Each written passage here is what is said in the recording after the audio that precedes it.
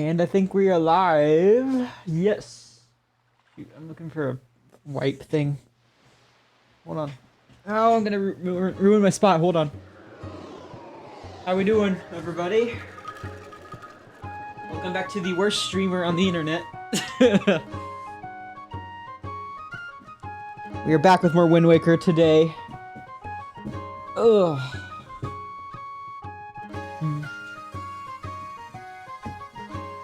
Oh yeah, of course. How you doing, Chief Freak? Hope you're doing good. I got some rest. I'm ready to go. I'm gonna be playing more Wind Waker today, so we're just be vibing. So, I mean, you'll probably be good to join whenever. So, come in whenever you're ready. It'll always be great to talk to you. I am typing something right now because I am currently commissioning a new layout as we speak. So that's cool.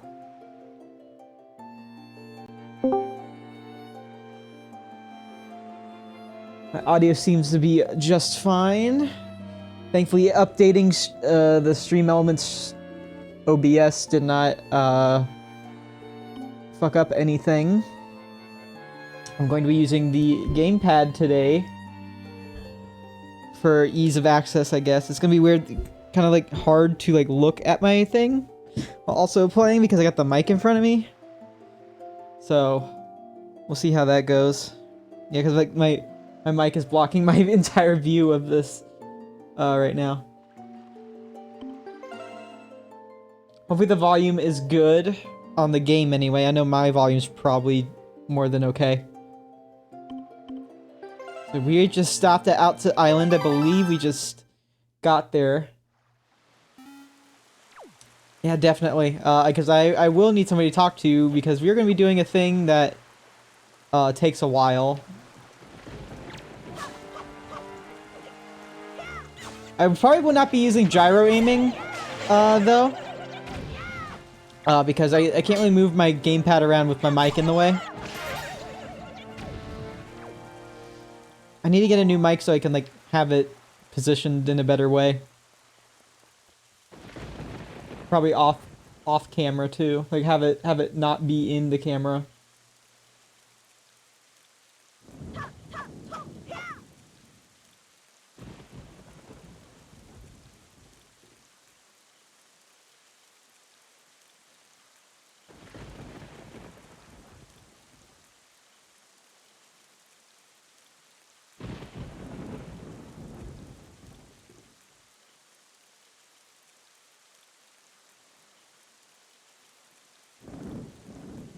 Sorry, I'm just checking things. Okay, we're good. We are good. Hopefully my mic's coming through just fine. Again, I know, I'm worried. I'm too worried about that stuff. But anyway, we are back at Outset. And we got some things to do before we go see Jaboon at the back side of the island. Also, monsters have invaded. Since Ganon's curse seems to be in effect.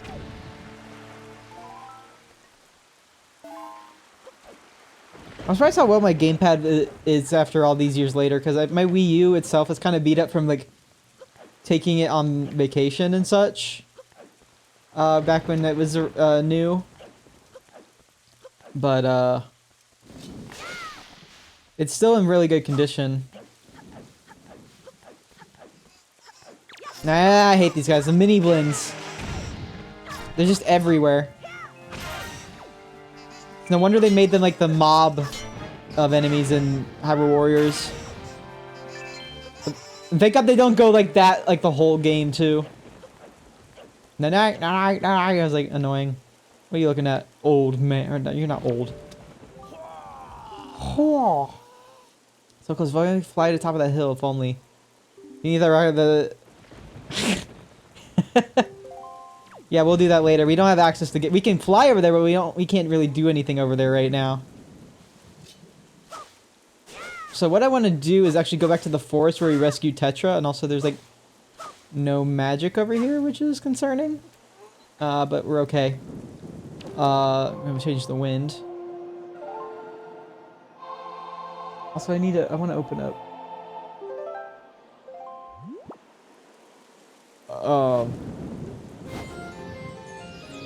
shoot. Sorry, before I keep going, I want to open up my game capture real quick. You might hear double audio for a second, but I'm going to turn it down.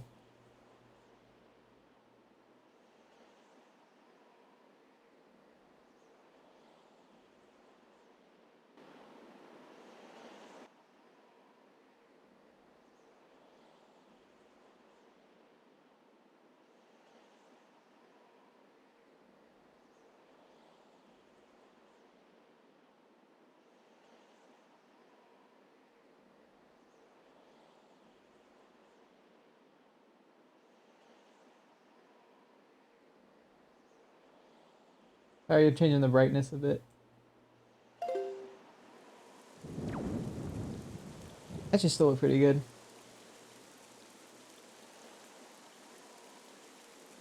Okay. We are all set. I don't think I set the wind in the right direction, did I? Yeah, due west is probably better. Alright, hopefully I have enough magic. I think I just have just enough.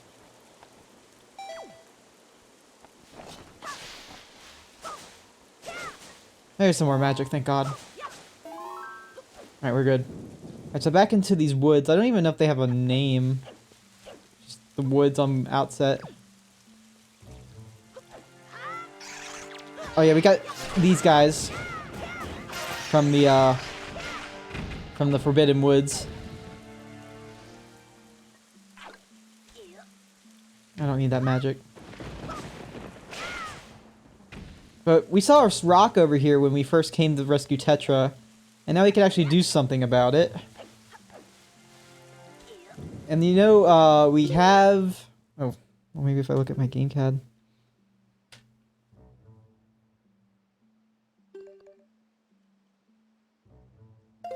Maybe it'd be better to play with the Pro Controller instead. Can I switch? Yeah, I can switch controllers, so... Hang on, I'm gonna do something. I feel like it's better to see what items I'm trying to get. And I'll just have the gamepad sit up over here.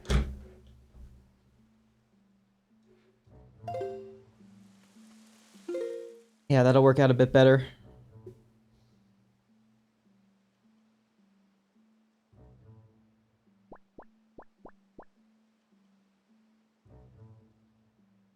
You know what? Sorry, I'm making like a bunch of changes right now. Hang on, is my camera lagging? It might be.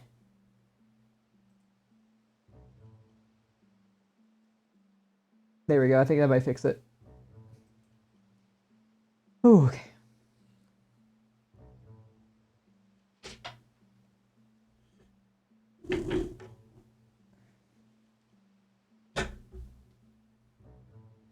Okay, perfect. Oh god, I keep making too many like little itsy bitsy changes that are really annoying and probably annoying some people. Anyway, we're gonna get the bombs out and blow up the rock. Oh no, pull up shield. There we go.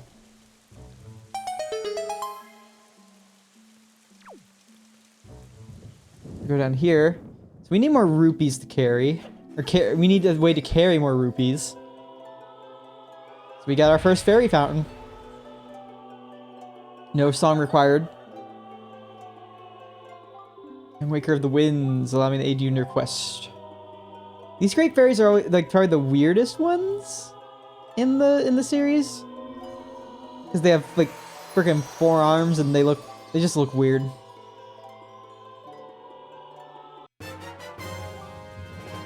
Got 1,000 rupees.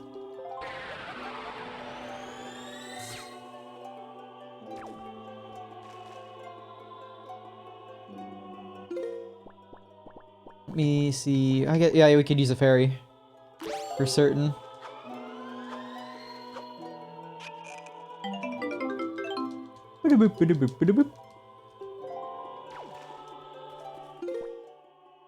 Alright. Oops.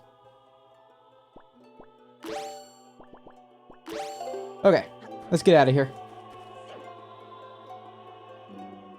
I I do like the fairy fountain theme in this game. Is very good. The rendition of it. What do we got? We got moblins. We can get some skull necklaces from them.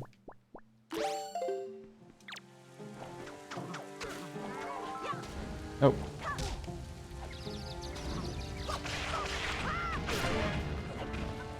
Be careful around here. Oh, no, I don't want to pull out my bombs. Oh my god, what am I doing? I mean, that hurt him, I guess. Oh, he hit him. He hit his friend.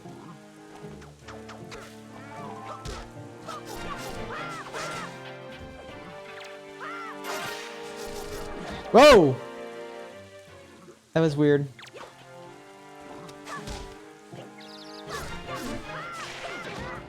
Shit.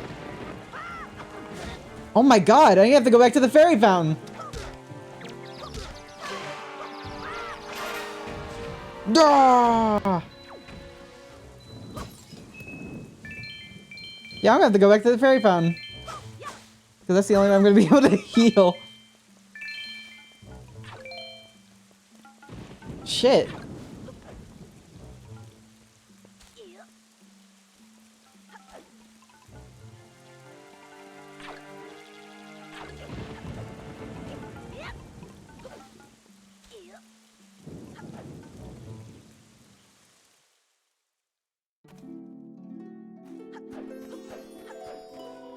Give me all the fairies!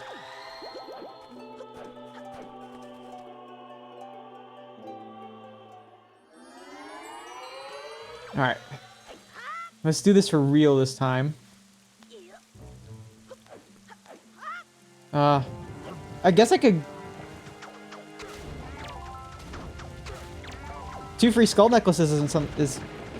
Can't complain about that. Can I lock off, please? Okay.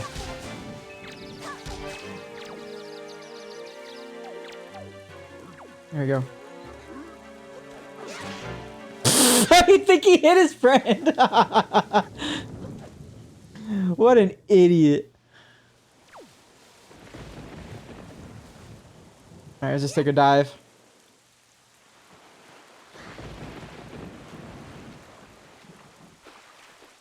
And now, since it seems like we have pretty much infinite amount of time before morning, I'm gonna go do something kind of boring, I guess. Oh, first mail. Mail time! This is for Big Man. Here's your letter. I'm sorry to disturb you with this unsolicited letter. If the following does not interest you, please throw this letter away without a second thought. But this is your big chance! Do you have need of an empty bottle, a piece of heart, or treasure chart? Yes. We have them at special bargain prices. We'll have one of each. If you're interested, go to the shop ship near Rockspire Isle. First come, first served. I can't wait to serve you.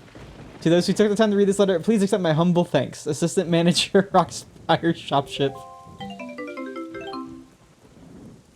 Oh, shoot. I need Nintendo Capri Sun's Green Rupee scream, man. I want it. I can't do it. But it's like, ah, Green Rupee.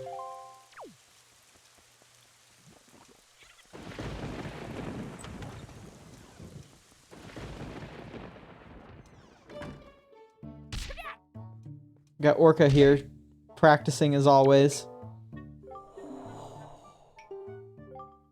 Didn't tell me about it. Yeah, that was thoughtless of me. Very good. Show me how much you improve your score. Prove to me how much you have improved your sword skills. Okay. So this is an optional thing, but you can get something good out of it. Your skills at the sword is still level of a page. What am I, a book? Try to hit me 100 times or more before I hit you 3 times. So you want to hit him 500 times or more to get a piece of heart. And that's what we're going to do. So just go ham until, you know, be careful. Parry every often. Don't forget to use your shield. Or that will happen. If you hit him too much in a short amount of time, he'll start doing that. So you gotta be careful. I'm gonna back up a bit. Also, remember, if you get him into a corner a bit, it might be wise to back up. I believe parrying him gets you 2 hits. Yeah, I think we went from 29 to 31. Yeah. Do not forget to shield often.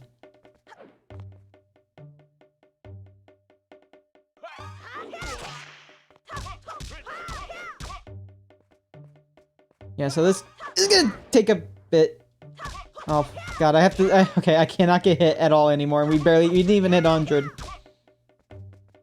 So, I mean, probably the safest way to do it is to hit him a few times, back off, hold your shield, and then go again. So that's just probably the method that's probably the safest to use.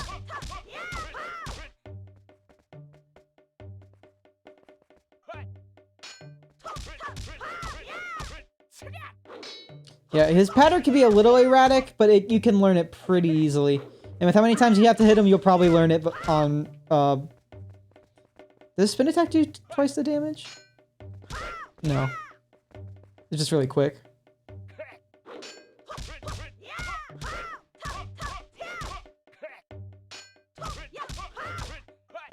Yeah, don't get back there with the wooden, like, shark thing, because that will interrupt your sword, and he gets an opening.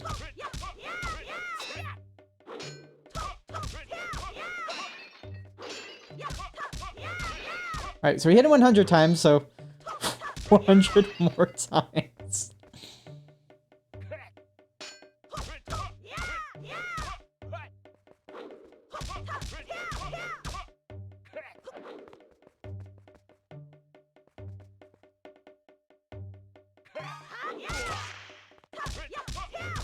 Camera angle could be a lot better, though.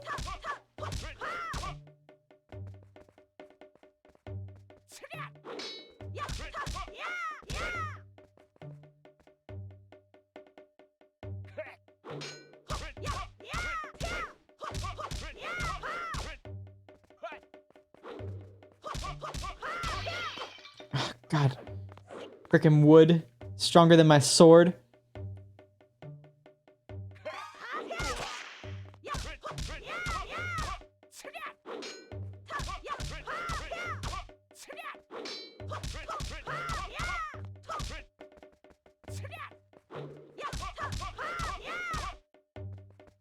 Back up.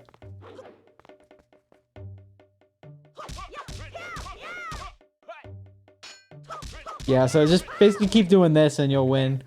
But don't underestimate him. He'll hit really fast.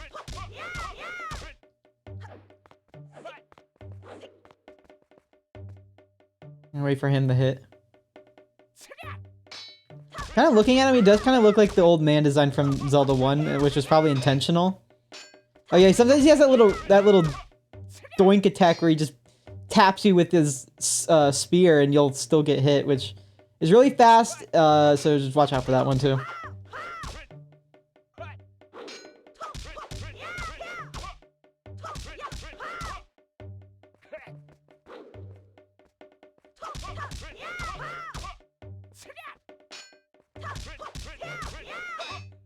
Nope.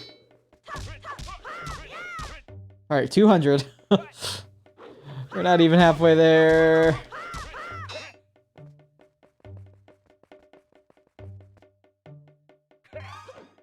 Roll. Well, did that give me, like, 6? Hang on, I want to try and do that again. I don't even know where I was before. No, that just gives me 2.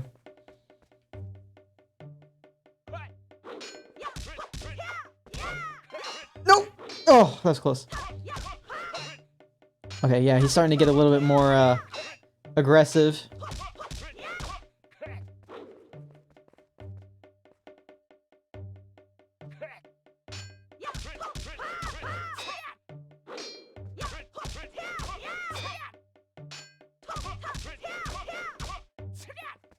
Yeah, he's getting really aggressive.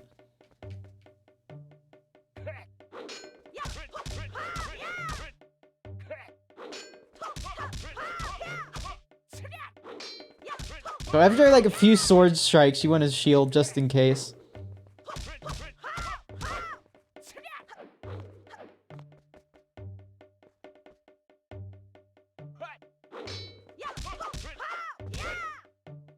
Come on.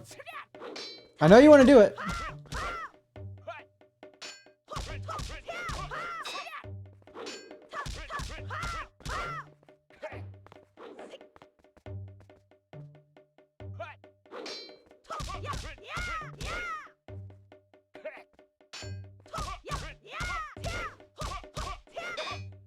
Yeah. Don't get too greedy. Basically. Be as methodical as possible and you'll win. I mean, I've already won technically, but I want the real prize.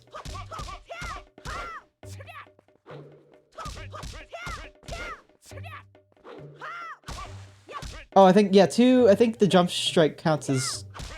No? Okay, never mind. I thought it counted as 2. Only parries count then.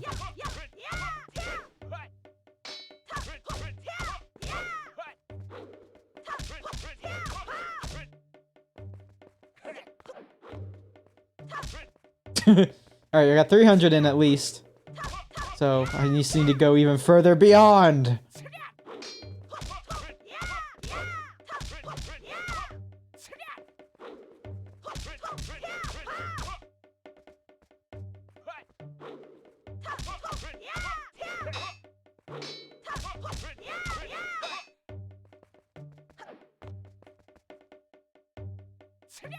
I really shouldn't have let myself get down the 1 heart.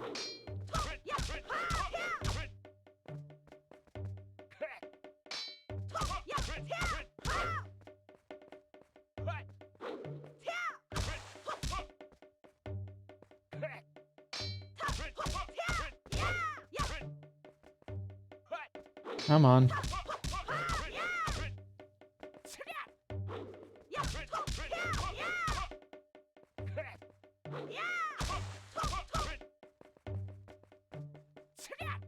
I'm not gonna do parries anymore, at least at this stage. I just want to be as careful as possible. Oh! Oh god, that was close.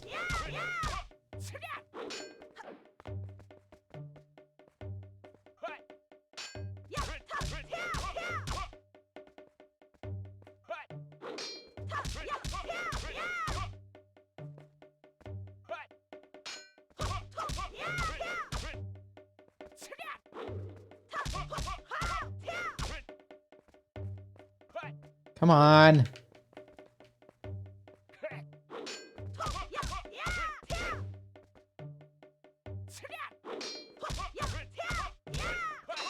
Ew, shit, that was close.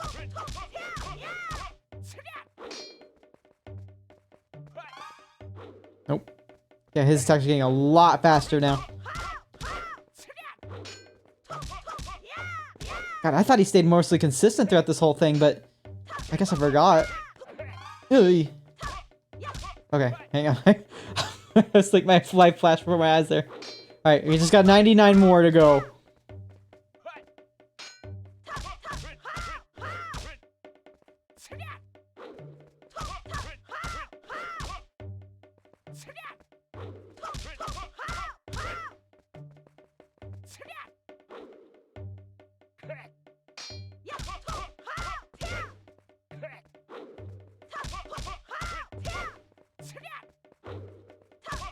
On.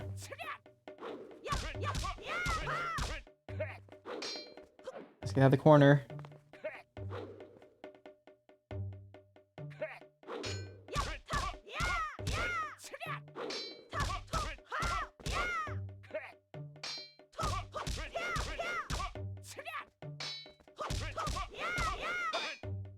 Nope.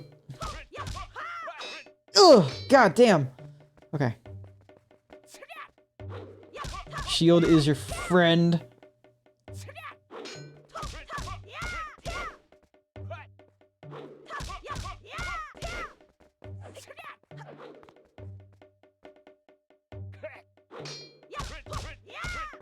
Oh, so close.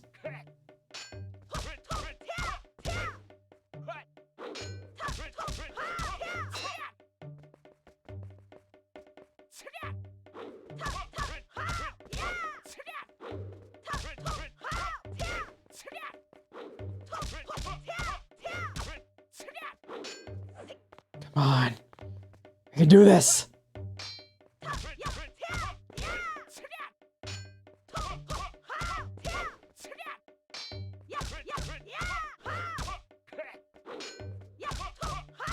We did it.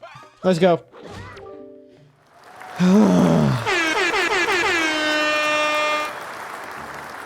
Okay. 501 blows. You have improved. You already become a fine swordsman. Hello. Hey. You're just in time. We just got 500 hits on Orca here. Yeah, I was waiting to join until after you got it so I didn't, like, distract you. No, yeah, you're fine. You probably would have been fine, but like I was doing it pretty methodically. So yeah. Hold on one sec. All right. Ah, yes. The Discord stream. Yes. How we doing today? Doing pretty good. I finished up the unique monsters, all of them, in Oh, nice. Xenoblade 3. And, So you get your soul hackers done. I'm certain. well, everything is unlocked, not upgraded, Yeah. necessarily. So how do you upgrade? Do you just have to use the move in Soul Hacker? It's like each move has its own, like, criteria that you have to meet. Do you have to like get like if yeah. it has a bonus effect, you have to like hit like all the bonus effects for it? It's more like use this move 100 times, or Oh yeah, deal that's what. Yeah. 1,000 damage with this move, or stuff like that. Okay.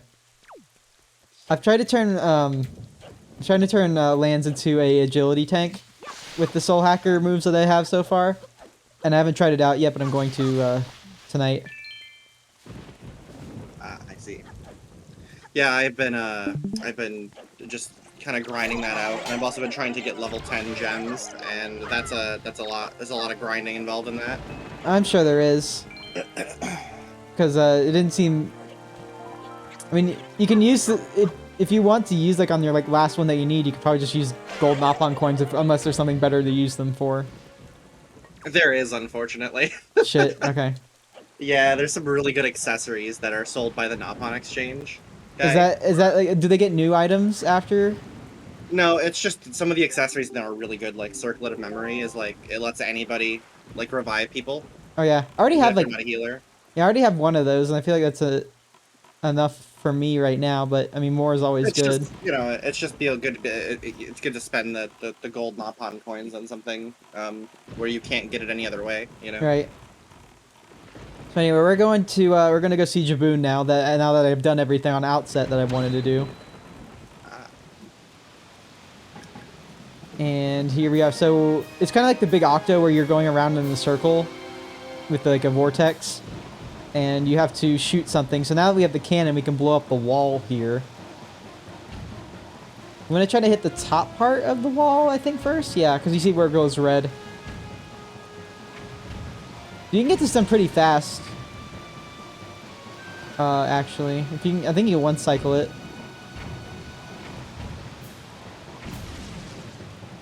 Let's see if I can do that. Yeah, holy crap. That was easy. Yeah. Jaboon is like, you got past my whirlpool and gigantic wall? Who the hell are you? Well, I mean, he's kind of like that in the dialogue if it's translated. Unfortunately, we are not in New Game Plus, so the dialogue is not translated.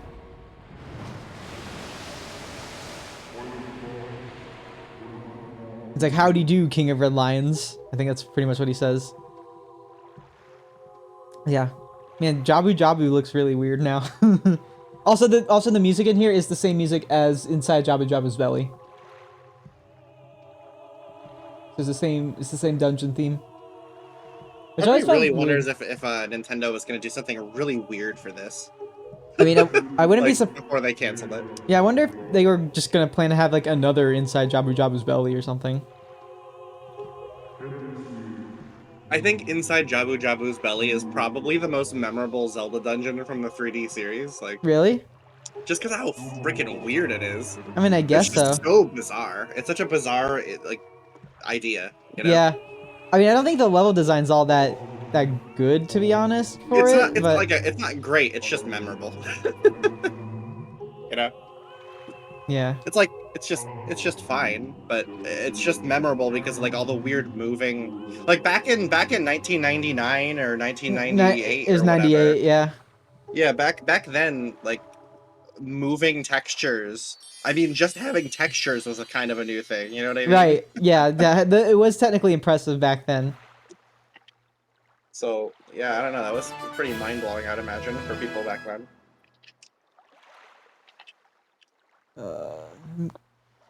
I gotta see if I gotta turn up the audio on the game.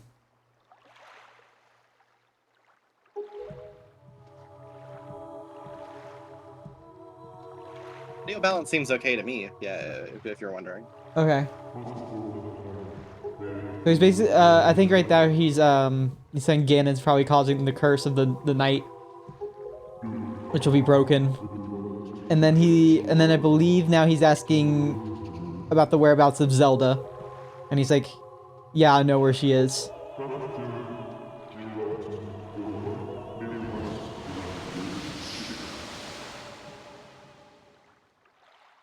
And that's the only time you see Jaboon. He never appears again. Alright, so now we have to go put the pearls in their place on the sea.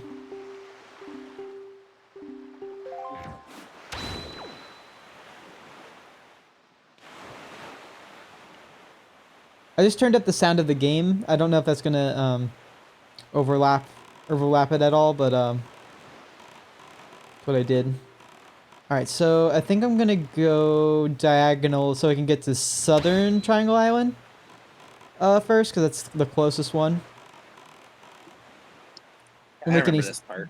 Yeah, won't make any stops along the way. Yeah, we have to go put them in the in their place.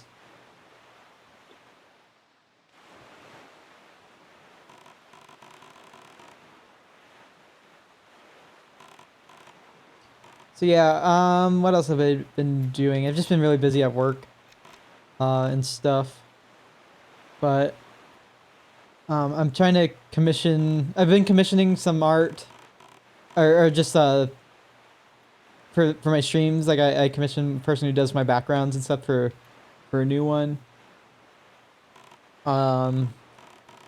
Just been playing Xenoblade 3. I don't think we have as much we can do at this island right now. I want to get out of the boat before that tornado comes by. Because if you get near that tornado, you're not gonna have a good time. Basically, you don't have any ways to deal with it right now.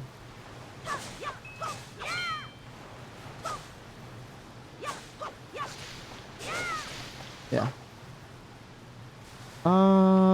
Yeah, I don't think there's anything we can do here for right now. There's Beetle. It'd be funny if Beetle could get caught up in the wind of the tornado. That'd be funny to see.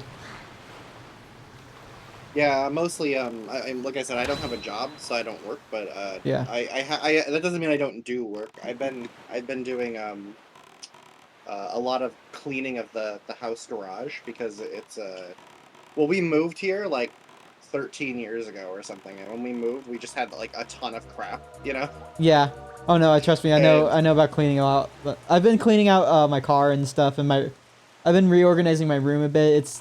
My room is very small, and I kind of regret moving to that part of this house when I wanted to when I was a kid. Because this is my parents' house still, but I moved to a smaller room for some reason. I don't know why. I can't remember, but I feel you. I picked the smallest room in this house too. yeah. Frankly, it's 70% of the floor space in my bedroom is taken up by my bed and my desk. So Right. That's pretty much exactly where I stand right now too. I think if I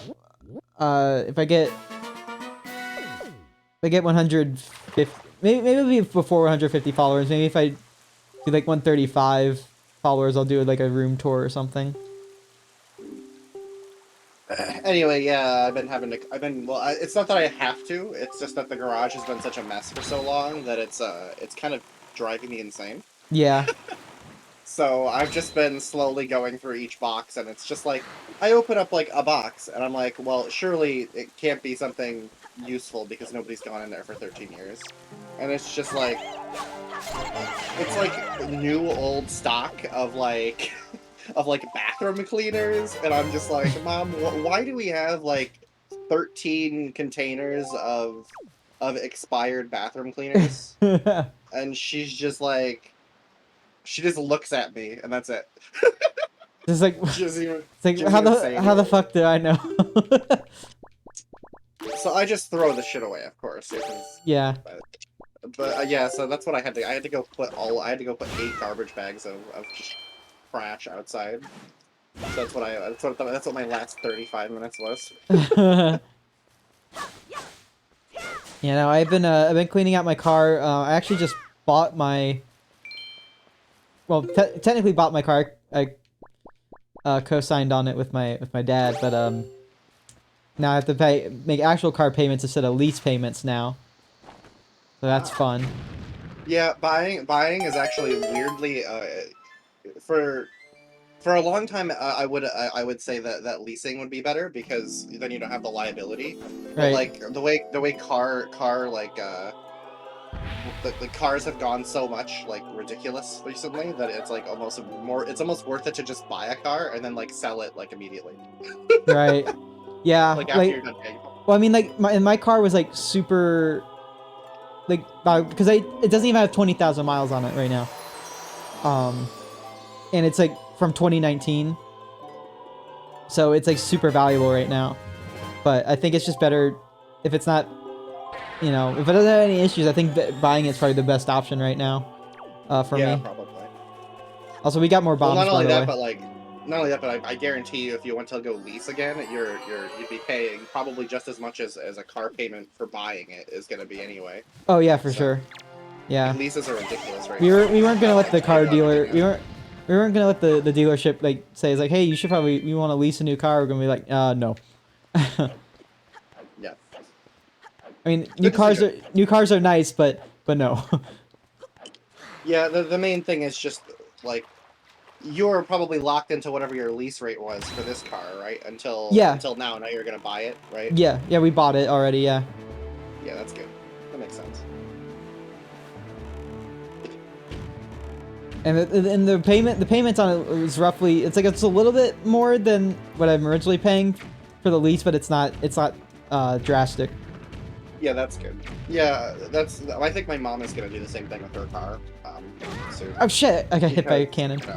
you know, same deal, really.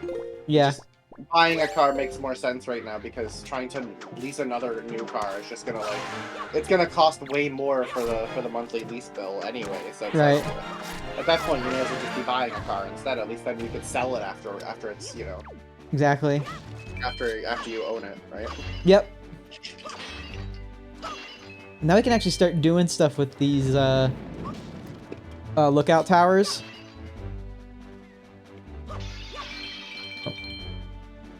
Because we got bombs now.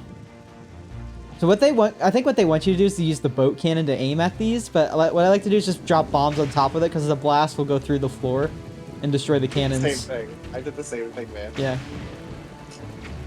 But you can sometimes get items for that. I don't think that was intended. Probably not, if I had to guess, but...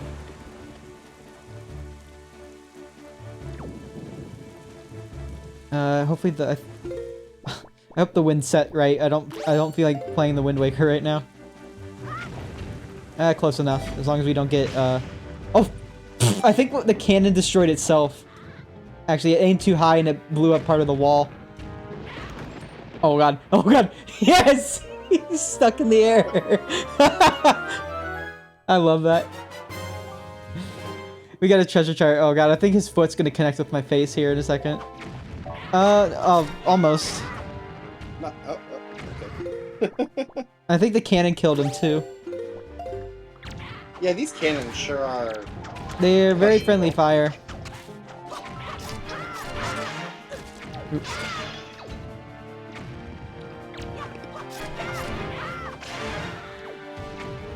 God, he's still firing at me. I guess you can't really really expect cannons operated by bokoblins to be very good. No, probably not. Shit. That one's a direct hit, though. It was a fairy, at least. I'm glad those aren't gone. You know, because that's like your only means of healing outside of potions. I think we destroyed all the cannons on this platform, but nothing came out of it, it seems so. You know what was really...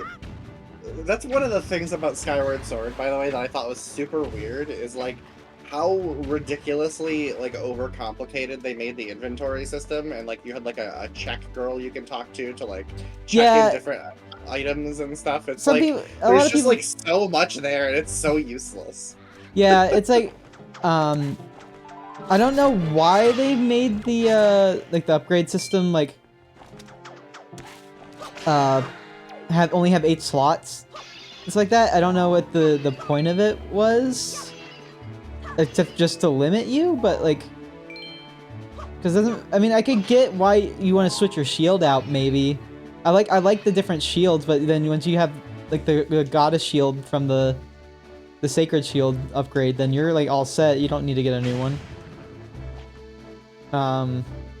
It's weird. I don't like the item check system, but like it's fine when I use it though. Well, there's nothing wrong with it. It's just like, why? Yeah. Yeah. I don't like having to choose between having more bombs and like the only thing you can really go without more of is the seeds, because once you get the bow and other ranged projectiles, you don't really need the slingshot anymore. Like I will admit that like it is like the area where everything is all there, like the bazaar or whatever, is pretty neat. That's a great idea. I like that idea where it's all there in one spot. The only real thing I think is quite strange about it is just it's just like there's like an unnecessary amount of depth there. You know what I mean? It's Yeah. like I don't know how to describe it. It's kind of like how in Xenoblade 2 there's like 8 bazillion different like. Oh items. yeah, all the shops and stuff. Yeah. Yeah, there's like like just like a metric like crap load of different options for what items you can like eat in that game. Yeah. And realistically, like there's really only like 7 possible effects that those things can actually have. Yeah, and some are just know? completely like worthless. Some are just carbon copies of another item, like quite literally. Except maybe it's like a difference of like 5 minutes. You know? Yeah. All right, where are we at? We are. All right, we just need to go north. Turn around. All right, so Southern Triangle Island is first. I've already been to Eastern, Eastern Triangle Island, and there's really not much to do there besides what you have to do. Oh, but I do like the kind of reference they have with the statues. Where is it? Oh yeah, we got these like pea hat bastards here.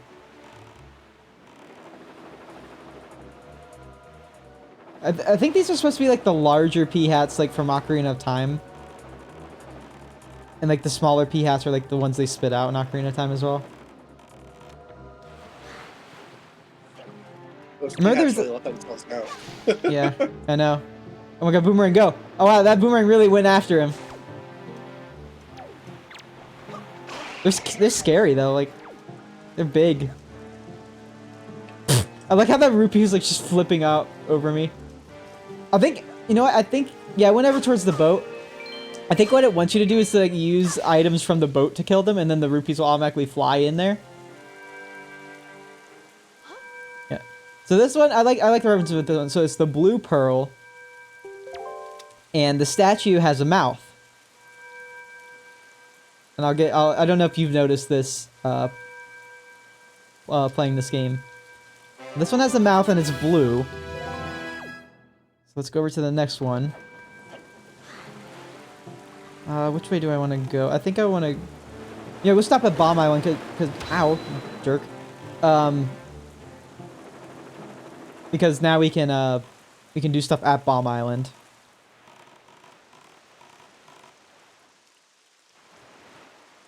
I forget which island. Oh, this was the island, the Cabana Island. We can't do anything there yet, unless we have 20 joy pendants. I wonder if you can actually, like, once you get the item you need to get in there, you can actually, like, get the thing you're supposed to get later in the game there. Might try doing that, if I can.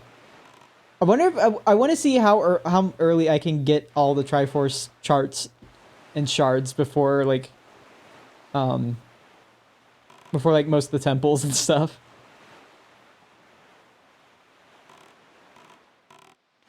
I know it's probably possible. And without Streamlight, they made how much better they made the stuff in this game. I'm pretty sure it's doable. But it's definitely more out of the way if you do it this way.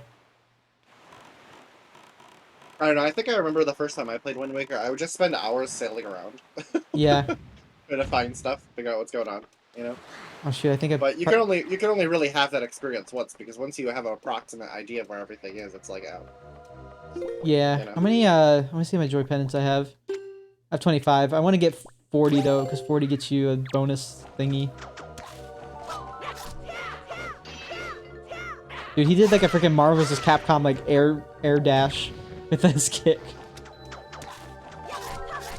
Cause he was like in midair and then he like rocketed forward with that kick.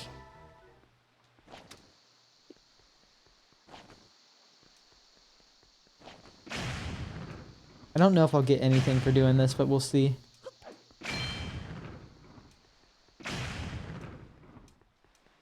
Doesn't look like it. Wait, is Oh, one well. of them not blown up? I mean, Oh, I guess it just stopped smoking. yeah. No, it's just nothing there. I mean, there's already like a kind of sort of ish reward there. Also, what am I doing? How am I doing on gold feathers? Oh, we're going away. Okay, perfect. Next P hat we see.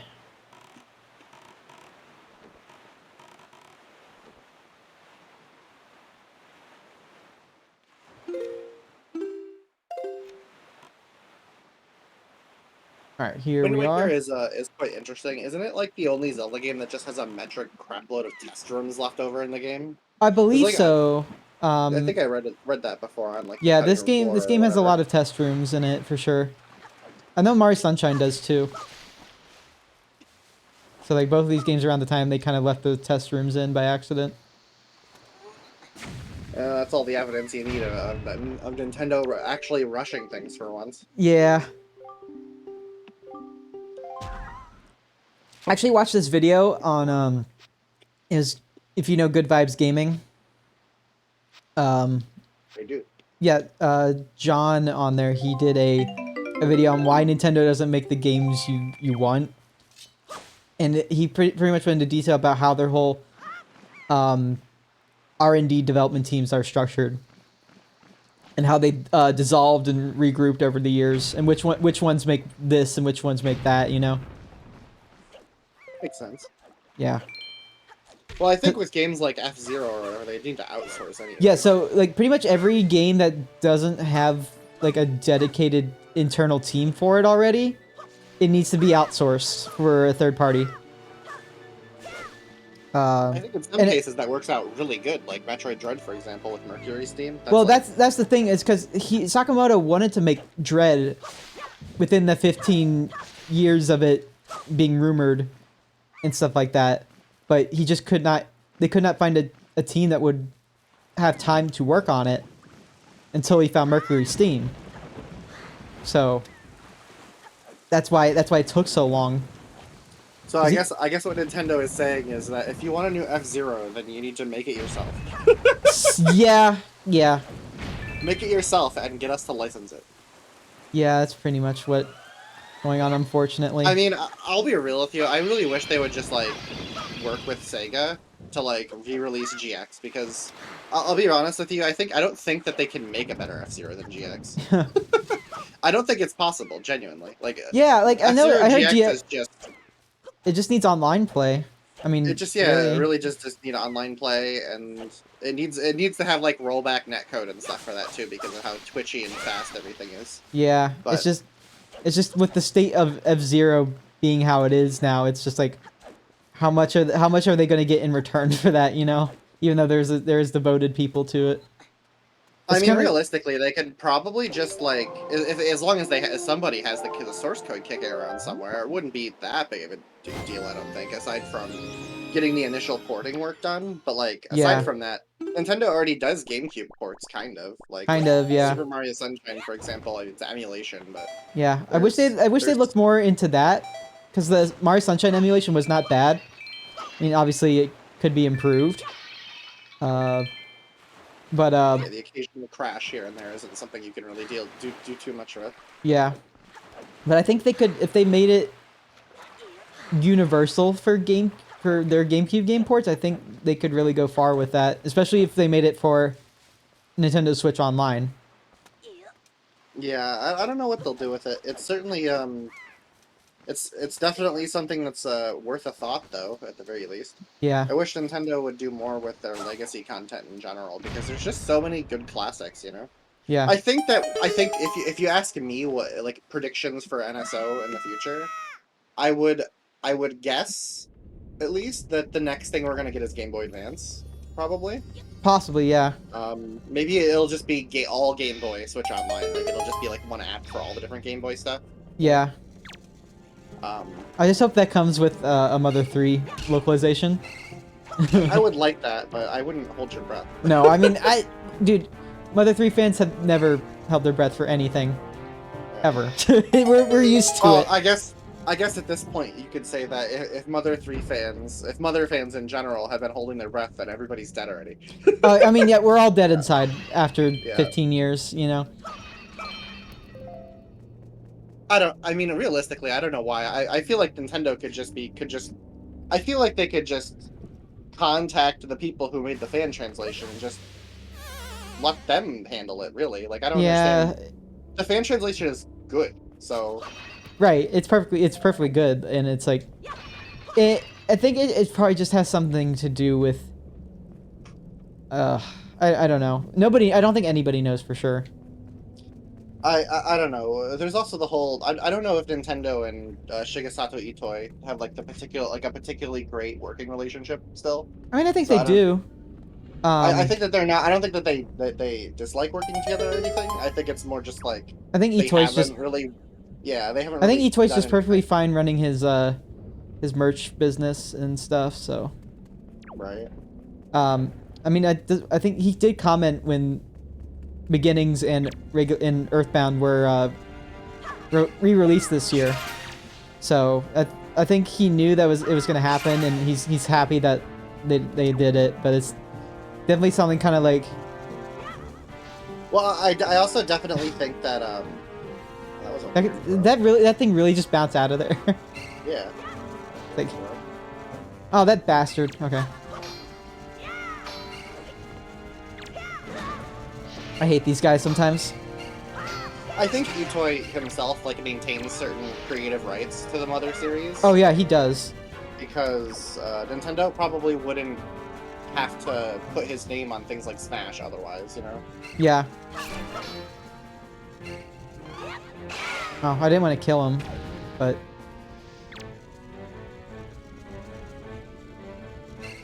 It's just with everything regarding things that aren't developed by Nintendo in-house, it's just complicated.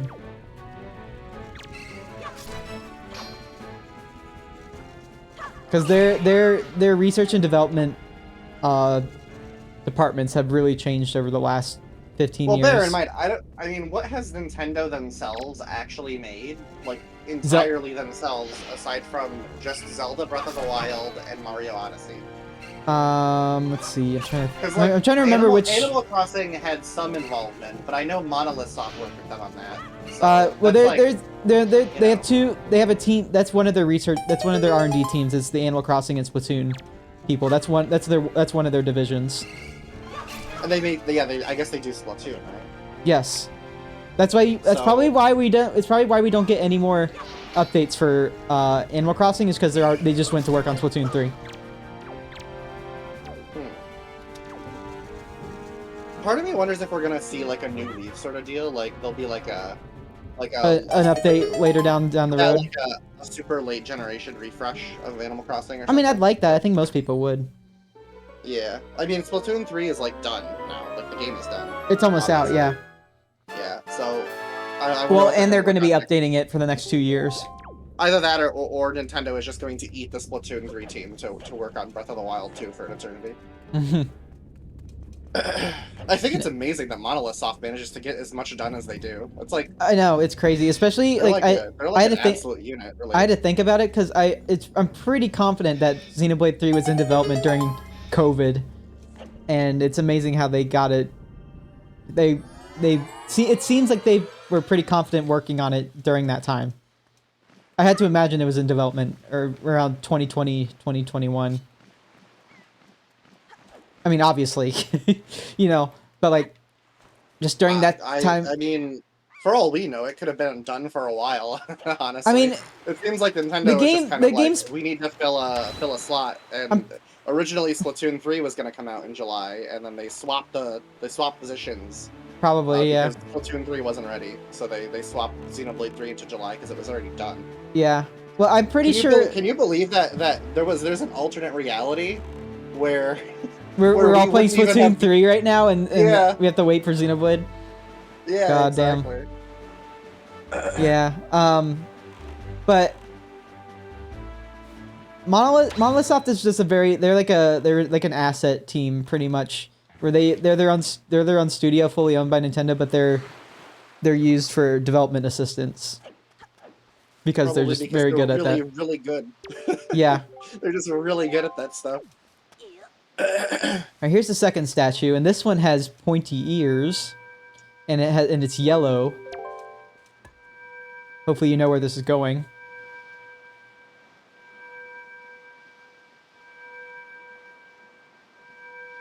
Because what game released before Wind Waker that is also a Miyamoto project?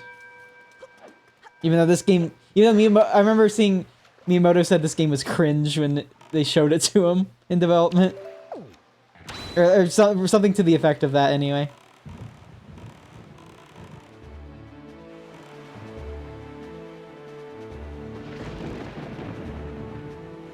But yeah, so we had the blue statue with the mouth and the yellow statue with the ears. I'm one of those people that's like, everybody always talks about how big the backlash was about the Wind Waker stuff, and I gotta be honest with you, I feel like that's like anybody who is losing their mind about cartoon Zelda game, like they have you gotta, like, how big of a man child do you have to be? Oh, dude, you need like, to go. You need to go look at the Metacritic review bombing from back in early 2000s, because it is the amount of shit you'd see on that for Wind Waker is insane. Because they absolutely destroyed they intentionally review bombed this game because of how it looked. Because but I think the sad part is that I feel like the same thing would probably happen today with how many children are on the internet these days. And very vocal. That you're right, but I feel like there would also be a very vocal opposition to that. Yeah. Which there was basically no vocal opposition back then. Yeah. It was basically just all of the children cried about Zelda, and then everybody else is just like, what is Zelda? Yeah. We want to. It was everybody else. We want a mature Zelda game. Go play Majora's Mask. Well, we don't like the 3-day time limit. Well, then what the hell? Get used to it. You're not gonna get your game for a while. Like, it just amazes me how everybody like kind of skipped Majora's Mask when it came out. And it's just like, I mean, you're absolutely right about that too. And I don't know why so many people skipped Majora's Mask. It's like literally Ocarina of Time, but like way more edgy. Yeah, I know multiple people who are like older than me. Like I'm friends with a Twitch streamer who's like, I don't know, he's like in his 40s. It's not Nintendo Capri Sun, is it? No.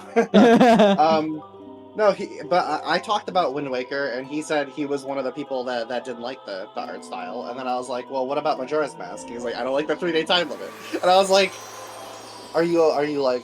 Are you okay? So you know. Well, Nintendo re-released Ocarina of Time for the Gamecube around this time too, with Master Quest. So, would you be more satisfied with just buying Ocarina of Time again? Because that's what it sounds like to me. Yeah, exactly. I don't get it. And then one of my mom's exes, ex now, but at the time he wasn't. Yeah. He lived with us for a while, and I was playing Ocarina of Time, and then I moved on to Majora's Mask, and I was just like fine with the time limit. But he was like, he couldn't believe I didn't care about the time limit. Like, he actually, like, he hated it so much that he never finished the game. And I'm just, like, over here, like, you know, collecting masks. Like, whatever. And I just, for the record, I'm like 12 at this point or something, right? So I'm like, I'm not like. I will say I feel like it is hard for younger kids who played Ocarina of Time then go into Majora's Mask. I feel like it'd be a bit hard for them to really get to grips with the whole premise and gameplay of Majora's Mask with the time limit and stuff. Like I get being alienated by that, but everything else I feel like should come naturally to people who liked Ocarina of Time. I mean, I played Ocarina of Time first, I think. But Yeah, I knew the about first Zelda, I the knew first about Zelda I Majora's played Mask though. was Twilight Princess, and then I went back to Ocarina of Time and Majora's Mask afterwards. Played it on a modded Wii with a, what was it, Wii 64, Yeah. the 64 emulator on there. I tried playing Mario Party 3 on there. Mario Party 3 is a bitch to emulate. Yeah, I think I remember most games didn't work well, so the Zelda ones were the only ones that I think worked pretty decently. Yeah. I think eventually I installed like a WAD of the virtual console version of Majora's Mask and like copied my save file over somehow. Yeah. That's what I actually did that to my original Wii, as I put WADs back on it, but I just wanted to do it just to make the menus look better because I feel like it's naked without all the games you buy on there after you like transfer them to your Wii U. You know? Yeah, It feels like the Wii menu feels like home to me, you know? the Wii menu is probably like, I would argue, is like the best like front end UI Nintendo has made for a console. Yeah. Followed closely by the 3DS, I think. Yeah, I think because the 3DS had a 3DS's menu similar thing. Yeah, I think the 3DS's menu is like, Well, that you can have it's customizable themes. Yeah, it's like decidedly more advanced than the Wii one, but I also feel like the simplicity of the Wii one kind of wins it a lot of favor. Yeah. So I helped. I'm sure you've probably heard of USB Loader GX. I helped bug test that back when I was like a teenager. Yeah, I helped bug test all the like the Wii menu theme for it, the one that like shows all the banners like the Wii menu. Yeah. I helped bug test that a lot. Nice. Because well, it was very hard getting the banners to render properly. Yeah. So what I had hundreds, you know, of course, me being the sailor of the seven seas I was as a 13-year-old boy. Just like this game. I would go, yeah, I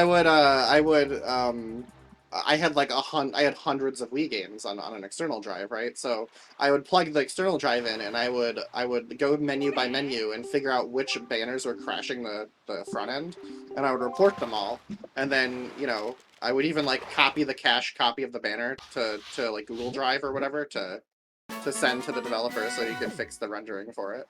Nice. So basically, you know, I just did a buttload of free bug testing because I wanted that to work good. So I have. And, Oh yeah, go ahead. Yeah. So basically, USB Loader GX is it was one of those things that I contributed loads of bug reports to, and it's like the most popular like USB loader for Wii games still. I think I had that. Maybe maybe I do. I don't know. It's compatible with the Wii U, right? Well, the banner code for everything, like the DMOX banner code was actually ported to other USB loaders as well. Yeah. So like WeFlow and things like that. So yeah, pretty much all of them use that banner code somewhere. Yeah. And then here's the last statue, and it's red and it has a nose. So this is just a big reference to Pikmin, because the red one has a nose, the yellow one has ears, and the blue one has a mouth, just like the red, yellow, and blue Pikmin. What happens if you let a Pikmin live for a really long time? I don't know. Because think about it, like all the Pikmin in Pikmin, they like die. They usually die pretty. They have pretty short lives, right? Well, I mean, when they're killed off, but like yeah, I don't think we've ever seen a Pikmin living like a life without being harmed. Yeah, exactly. So it's like, I wonder what are these like what adult Pikmin look like? Yeah. And on the inside, they're magical girls. So that's what happens. Yes. Oh, okay. So they grow up and they become magical girls. Right. Yes. Also, I like how I like this cutscene for how Link just got absolutely blasted. And he saw it coming, but it faked him out. I really like that.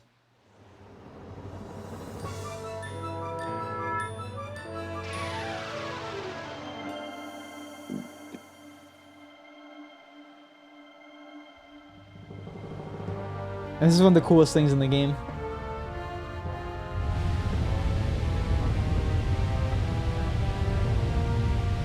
The Tower of the Gods.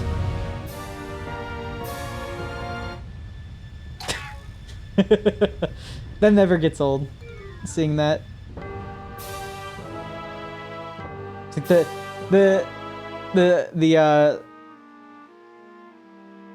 the things from the past are literally smacking you right in the face. The past has come back, and now it is you must, you know. But this is one of the coolest things in the game for me. I think this is probably the most memorable dungeon in Wind Waker for me. Probably. I like the Wind Temple a little bit too, or whatever it's called. I think it's like the right? Wind Temple too. Yeah. Yeah. I think that one's my favorite one. I like that one too, but I think this is the most memorable. Yeah. It's the only dungeon to actually have the boat incorporated into it in some way. Not for long though, but it's still there. I mean, we're gonna do it.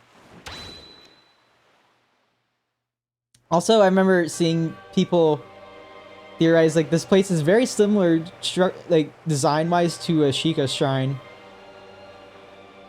So it kind of has a lot of vibes of like the, you know, like ancient, technologically advanced past. So I think I want to go over here first. I'd say like Tower of Gods is not a very long dungeon, in my opinion. Yeah. The puzzles in it might take a couple times, but actually getting through it is not, doesn't take too much time. The only thing, it's significantly shorter if you know what you're doing. Yeah, the only thing you have to worry about taking time is the rising and lowering of the water. Right. That can be kind of annoying. But I do love the atmosphere of this dungeon. I believe this is the map or the compass. I can't remember. But yeah, when I played Grand Coliseum the other day, I loaded that through Nintendo. And is there like I don't know if there's an updated version of Nintendo out, but I saw on somebody's video they had they had a screen where you can choose which game to load, but you can actually see the art of the box art for the game on the screen. And I don't know which. Nintendo is like usually supported by like USB loaders and stuff like that. So USB loader. Yeah, Okay. USB Loader GX supports Nintendo, and so does Wii Flow and a whole bunch of other ones. So I mean, you could just set up USB Loader GX to support Nintendo. Okay. And edit all the settings through that. And that's through like, you know, an actual like USB flash drive, right? Not like an SD card. Yeah, well, I mean, USB Loader GX actually works for GameCube games. It works for either SD card or whatever. It doesn't matter. But okay. Yeah, most of the USB loading front ends and stuff. Wii Flow is the one that has the most support for like random things, but it's also like in my opinion, the most buggy USB loader. Okay. But USB Loader GX is generally what I recommend because it's probably the easiest to actually use. Yeah. What I'm gonna do with my Grand Coliseum file is that this is how I like to play Pokemon when I can, is use like PK Hex to give me the EVs and IVs I want, because you know it's time consuming to do that. And also Coliseum really isn't like a game that supports like EV grinding or anything. Right. So it just helps keep the flow of the game up, so that I don't have to worry about that. Plus I can get moves on my Pokemon that I would have access to, but just can't get through normal means. So like egg moves and other things. Makes sense. So I'm gonna be doing that before next time, which will be tomorrow because I'm off tomorrow as well. But I just wanted to get like a nice UI thing for my GameCube loader, because I thought there was one that I saw in some video, but I can't remember what it was exactly. I mean, as far as I know, there was 3 like commonly used USB loaders that supported all at some point or another supported Nintendo, and there was something else before that called Dios Mios, and yeah, I think I remember seeing that one. And I think there was also Devolution, but Devolution was like convoluted to use, so nobody did. So there was like 3 like fan-made GameCube backwards compatibility, like over USB Yeah. or SD card things. SD card, yeah. Because I prefer to use an SD card because that's what I have everything loaded into right now. But Yeah, I can, have but I can my get my a, Wii U is a little more complicated than yours, I assume. yeah. I do. have I mean, I do have 2 access to an. 1 terabyte drives. So Oh, you have 2 1 TB drives, yeah. yeah, I think I one have. for Wii U and one for Wii and GameCube games, basically. Oh, really? Yeah. Do you just take one out whenever you want to put the Oh other no, in? I have them both plugged in at the same time. Oh, Always. okay. Yeah, and so I could just like boot up Wii mode and then go to USB loader and all my Okay. games are there. What if you want to use Oh. a GameCube controller for one of them if you have the adapter? I don't have the adapter. Oh, you don't? So Okay, never mind then. That's not a use case I have to run into. Yep. Typically, I just use a classic controller for GameCube games if I have to, but Yeah. I don't really. Or you know, what's interesting is Nintendo actually supports like Wiimote and Nunchuck and a whole bunch of other things. It's actually as well. it also supports my my Wii U Pro controller too, because that's what I was playing Coliseum on. Yeah, I think on the Wii U I usually use the Pro controller, but I haven't played GameCube games on my Wii U in quite a while. I have played on the gamepad though. I do play on the gamepad sometimes. So the issue oh, sorry, go ahead. I was just saying, GameCube games on the gamepad is really fun because you can actually just physically play with the gamepad controls. It's kind of neat. Oh yeah.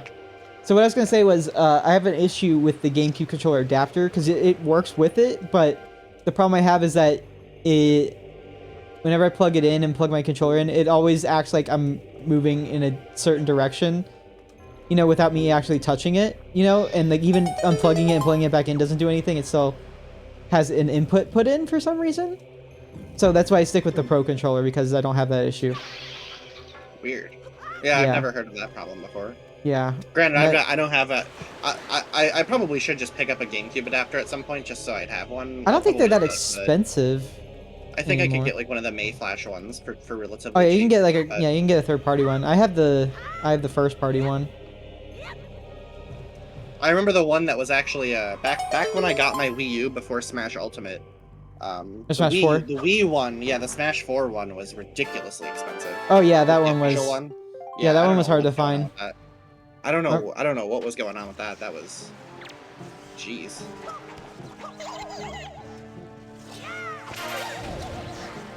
Good thing that they don't electrify the whole water by being in it. Because that would make sense and also probably be really more difficult than it should be. And we got the small key there, that's all we needed. I believe I have to backtrack at some point later on to get a treasure chart, but we'll do that later. Probably the best way to do is probably just to re-enter the dungeon after everything's all said and done. But that's only after I get the what we're here for. Where's my boat? I just went off with it's like walking down the street not realizing, oh yeah, my car's here. I could just use that. It's like if you left your car alone and then it decided to just go for a drive on its own. Yeah. Oh god. You go back to the King of Red Lions and you're like, "Where were you?" And he's like, "I was just going for a swim." I was hungry. God, that kind of makes me. There's like this story in the news a couple weeks ago about how these idiots were stealing people's cars for like a 10-minute joyride and like intentionally crashing them into other things, and then leaving, and it was all for like a freaking TikTok trend. It was really dumb, but the targeted cars that were, I mean, there was, yeah, I mean, I think it could have been any car, but like, the ones they were specifically targeting were like Kias and Hyundais, which I have a Kia, so I was like, oh god, I hope that doesn't happen to me, but I don't think I live in an area where that would happen too often, so, but it still kind of freaked me out a bit. Weird. I don't understand these trends that are like, hey, do something severely dangerous or illegal. Yeah. Like, vandalize public property, that's fun and safe and legal. It's like, no, it's not. I'll just go in this store first. I don't know. It reminds me of back in the day when there was like that meme where it was like after this iPhone update, it makes your iPhone waterproof, and like so many people fell for it. Also, why is the okay? The rupee was being really weird right there. If you saw. I did see that. Yeah, it was like going around. Usually, it would have just gotten to me, but I don't know. Anyway. Yeah, I know that thing with the iPhone thing. It was really weird. I just don't understand how anybody could like think that a firmware upgrade is going to make your phone waterproof. No, Like, I don't. No, that's like if I install this if I install it's like this download more RAM. yeah, it's like downloading more RAM exactly. Yes, I will download more hard drive space. .exe. If I install this firmware update, I can like bounce my computer like a basketball and it'll be perfectly fine. It's like where does the line No, okay, go? here's a better one. If I do this firmware update on my liquid cooler, I can just pour a cup of water on top of my PC and it will cool itself off. It's just like these things don't. This doesn't even make sense in the best state of mind. Yeah. Like even if you were to like lend like the most charitable interpretation, it's like how did this? You know, I don't understand.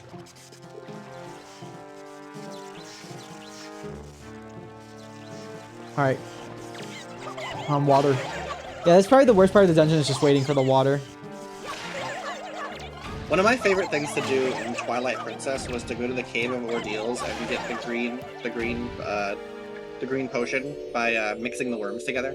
Oh yeah, oh yeah, getting the bugged out green potion that doesn't work because there's no magic meter, even though there was late in development.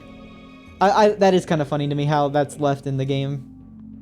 I mean, Twilight Princess was pretty rushed too at a point. I'm certain because they had to get it out for the Wii and GameCube. I think if I remember correctly, the Wii version actually came out first, and then the GameCube version came out later. Yeah, it was like a week difference or something. Yeah, which is like really odd because obviously we live in a time of guess Breath of the Wild Nintendo released on the same day. I'm guessing that Nintendo probably just figured that anybody who could get their hands on a Wii in the first week probably deserves to play Twilight Princess. Oh yeah. I remember. I think I do remember hearing the Wii that the Wii was hard to get within its first couple months. It was obtuse, to put it lightly. But still probably not as bad as the PS5, if I had to guess. Well, the PS5 is just like you go to the store and no stores ever had it to begin with. Yeah. Right? Or like they had like one or two of them. The Wii was like you go to the store and you get trampled by like 16 grandmas to get a Wii. You know what I mean? That was like yeah, because it was still at least my grandchildren. At least it was still in stock. You know, like they had like 20 Wiis. The problem was that there was everybody wanted one, and moms and every casual gamer, just everyone. Yeah, it's crazy to me that the Switch has outsold the Wii, but it makes sense when you think about it. It is, but did it? I don't know. Did it outsell the PS? I don't think it outsold the PS2 yet. Not yet, but I give it another year or two. Yeah. Oh come on. I have to wait. I don't know if it's entirely fair to count the Switch as like a home console though, just because it's like both a portable and a console. Like if we're talking purely like sales of consoles including handhelds, doesn't the Nintendo DS beat the whole DS line? Probably does. Probably does. If you're counting the whole DS line, probably even the first DS itself. Oh god, I hate the BMOS in this game so much. Because they're like super accurate. So yeah, where do we draw the line at for the Switch exactly? If Nintendo releases the Nintendo Switch Pro, is that suddenly a new system and no longer counts for the PS2 total? I don't know. It's like, do we count the? Here's another question. Do we count the Steam Deck even though that's just a PC? I don't know. I don't think so. I think that the Steam Deck is like, well, I mean, I'm sure it counts as its own thing. Certainly, I don't think we'll ever see numbers for it. Yeah. That are even close to Nintendo console levels though. It's not possible for them to have those kind of numbers. I think they could get closer, but than they are, but not by much. Nintendo has this broad appeal that yeah, it's just it's weird. It's unlikely. It's unlikely that we'll ever see anything quite on Nintendo's scale. Yeah. So now we're going upwards. And I say this as a PC guy, for the record. Yeah. Yeah, I play lots of PC games. And I think it's the best platform it is, but it's just it does have drawbacks. No Yeah. doubt. So, Like I feel like one of the drawbacks is probably storage space because there's like a bunch of AAA games that get released on PC that are just so yeah, big. they're just well. I mean, I don't know, man. I feel like if you're playing Call of Duty on PC in 2022, you probably deserve to have 200 gigabytes of your hard drive eaten. Yeah. Let's be real here. Right. Yeah. So I see people like buy SD cards for their Stream Deck and they tell me they have a Stream Deck and it's like they usually get like 512s or like 256 is like, dude, you're gonna need like a terabyte or two for PC games on a Stream Deck. Yeah, the Steam Deck. What's kind of neat is it sounds to me like there are SSD manufacturers that are going out of their way to follow the necessary spec and provide more storage. Yeah. Like I think WD Black or something said Yeah. that they made a new like small form factor SSD for the Steam Deck Oh, okay. that is much higher storage and still doesn't have like the electrolytic problem that you would run into with other ones that would fit physically but might cause interference with other components. Yeah. They went out of their way to make one that's like better for this specific use case. That's pretty cool, I think. Yeah, I think so too. I'd like to see more of more hardware manufacturing being done, but yeah. So now we got a part where we have to guide statues, and I can't remember where I've heard this or like where I even got the rumor from, but maybe I heard somewhere. I have to look online about this, but that in Majora's Mask development they were actually gonna have like a song for you to actually move the Elegy of Emptiness statues, maybe, and like you were able to like make them walk around or something. I don't know, but it would be exactly like the command melody and also like the Dominion Rod in Twilight Princess. Yeah. But I mean, they've clearly wanted to do something with moving statues around at the same time as your character moves for a while. So. Yeah, so I think the concept kind of started out with the Elegy of Emptiness, just being able to leave stuff on switches, and then it evolved into this, where you could actually carry and move the statues around, and then command them separately from Link, and then you had Twilight Princess, where you actually had an item that would control them. Yeah, the Temple of Time in Twilight Princess is man, that's the thing I like about Twilight Princess is like all of the dungeons are so memorable to me. I know. Like, they're just all so interesting and different. Well, I really like the Temple of Time just because you're finally actually going into the depths of the Temple of Time. You know, finding out the inner workings of it and like finding out like, you know. That's kind of one of the things I like the most about Twilight Princess in general is how it doesn't feel like every Zelda game you can tell kinda like that there were corners being cut in places. Yeah. I don't think like with Twilight Princess one can play through that game and feel like there were corners cut. You know what I mean? It kind of feels like they did everything they wanted to do. Like, except for the magic meter, but that's just like the lone exception, maybe. Well, that's probably I feel like that one was probably just cut because it wrecked flow. Probably there was probably a reason for it. Yeah. And I would imagine, like, I bet you here's an example of what I mean by the way. I would assume at least that the magic meter was probably cut because it only served to break up your use of items more. Yeah.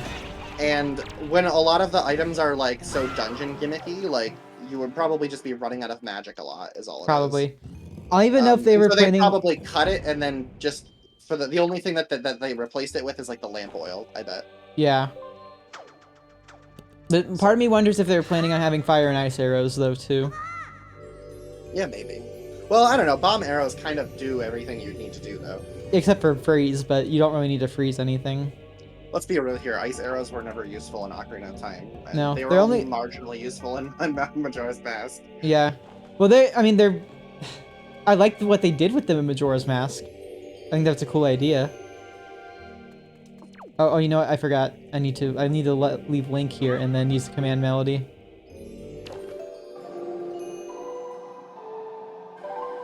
And thank you, Gamepad, for showing me the how to play the songs.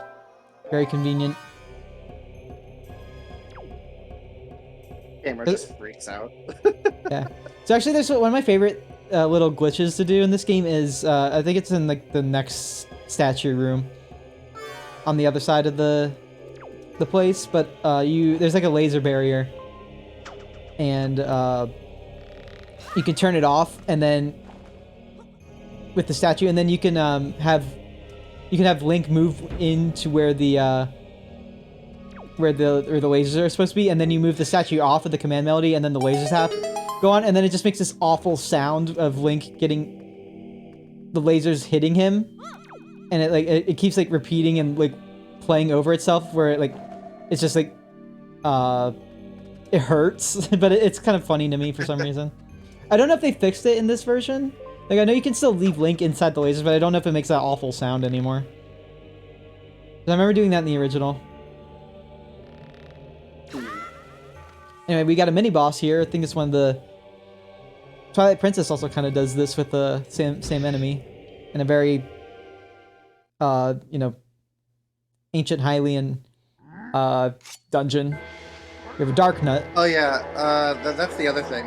The Iron Knuckle / Dark Nut, mostly Dark Nut, I guess, in Twilight Princess. Like, I just like I just love the Dark Nuts in that game. They're so good.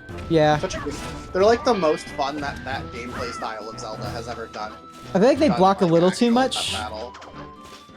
I feel like they block a little too much, but you could just work around the blocking though. Yeah. There's so many options for moves. There's a lot of options for them, yeah, but sometimes I feel like, I don't know. Sometimes even when I try to get around to the backside, they block it for no reason, but...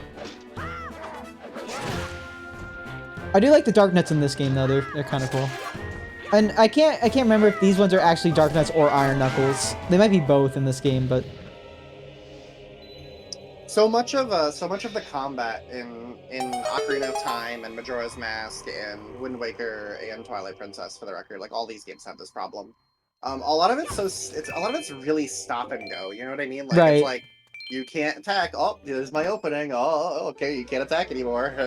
Right. You know? I mean, even Skyward's just like. I mean, Skyward Sword is kind of a. It's like that a bit. So. It's basically stop and go, but also you have to input a correct direction. You know, it's like, all right, well, yeah. Okay. And then sometimes the Wii Remote misreads your direction by 45 degrees. It's yeah. like, oh, great. Thanks, Nintendo. Also, I like breaking the pillars with the big sword. And I just like how Link isn't like slowed down at all by carrying it. I mean, he's only slowed down when swinging it, but like carrying it around is no problem for him. Anyway, we got the bow, so we the bow physics are really weird in this game, and you can kind of notice that in this game and also Smash Bros, because Toon Link's bow in that game is a bit floaty. And so try using the emotion controls to aim. Is that only with the gamepad? Yeah, it's only with the Wii U gamepad. Okay. I think you're using the gamepad though, right? I was, but I'd have to be continually looking down at it, and my mic's in a way where it'd be blocking my view of the gamepad. So I just have the gamepad set up like right where I'm pointing, and I can use that as. And also, I feel like it's better to see which items I'm actually picking on the screen, because when you pick your items with the gamepad, it's like, please look at the gamepad on the TV screen, and that's all you're seeing. Yeah, that makes sense. But it's just like this is true in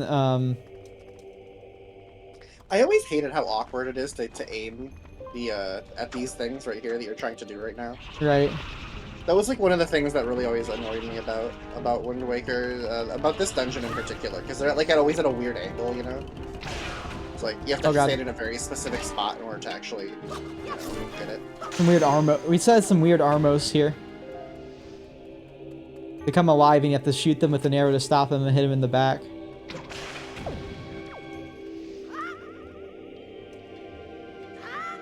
But like, what I mean by I guess the bow is more respondent to wind physics in this game, because like your shots will deviate a lot if you just shoot straight, and you have wind going too. I think because like, I mean, I don't want to waste my arrows because we're gonna need them for the boss.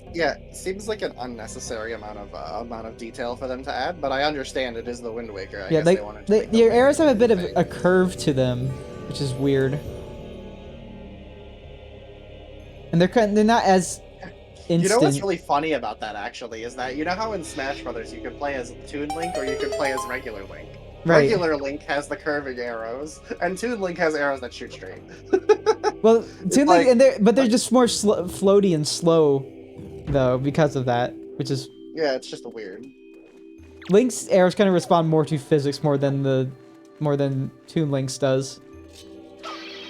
Which is Yeah, that's what I mean. It's like backwards. It's like it should yeah, be the other way around. yeah. This game I feel like should have a more cartoony feel of the arrows. But, Well, I agree. Actually, I agree with you. I feel like the arrows should just fly in a straight line super fast because it's like cartoons. and like cartoons and like if you shoot if you go rapid fire with the arrows too, like they'll like go like that where you're not even aiming at, you know? It's kind of weird. Like deviants. Yeah. Oh, go away. Ow. Hang on, I'm gonna try and blow up that wall. Soup or something soon. What's that? You're gonna need some soup or something soon if you're not Yeah. careful here. I'll be alright. I got a fairy too. Ah. And also I believe before the boss there will be a fairy, so. Also, before I go up to like the higher floors after I get the statue, I'll probably go back and get well, here we gotta be careful. So we actually got well, actually no, we got the treasure chart here, but the statues will come to life after we do that. Makes sense. So this is a treasure chart. Yeah, here we go. And then we just throw bombs into them. The armors are really weird in this game.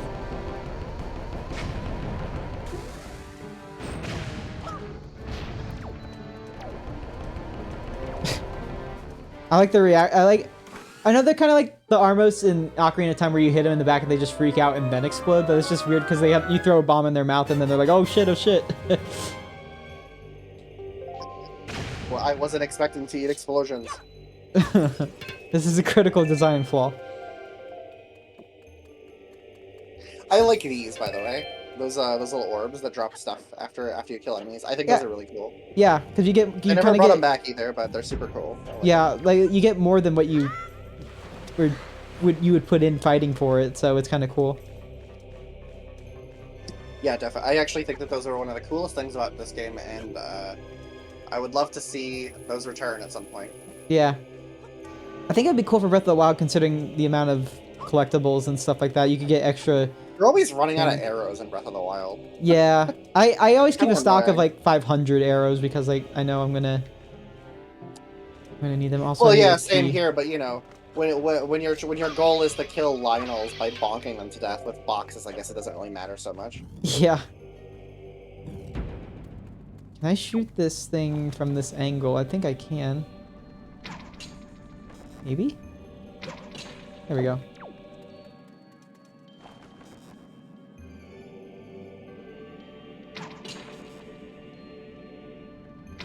Oh, nice shot. I am on target today. Oh, but not with my platforming. I can shoot too soon there, didn't you? Yeah, I can shoot arrows perfectly fine, but platforming, nah.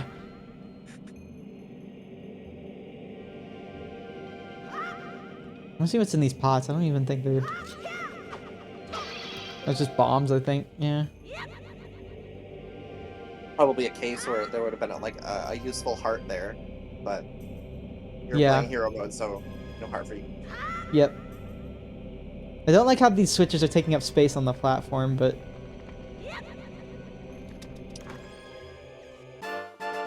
Blah, blah, blah, blah.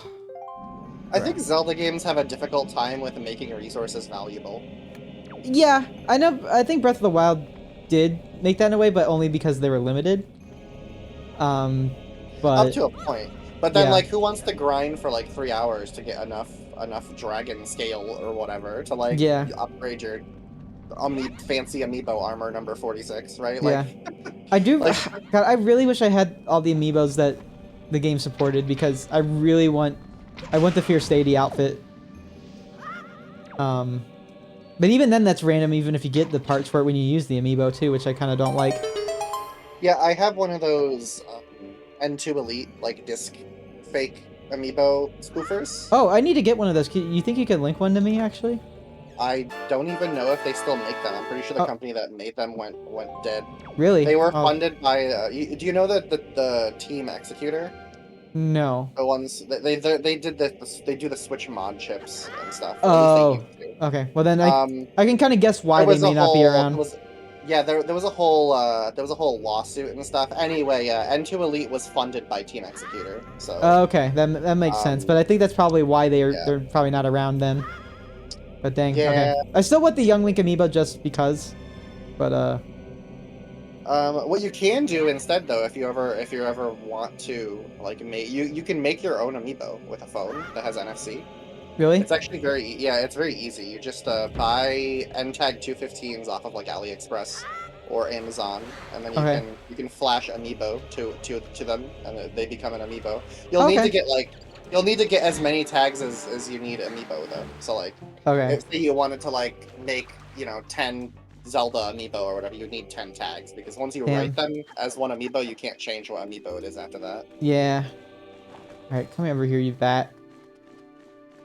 You know what? You can also find like pre-made ones, like on Etsy, stuff like Oh, that. okay. Cool.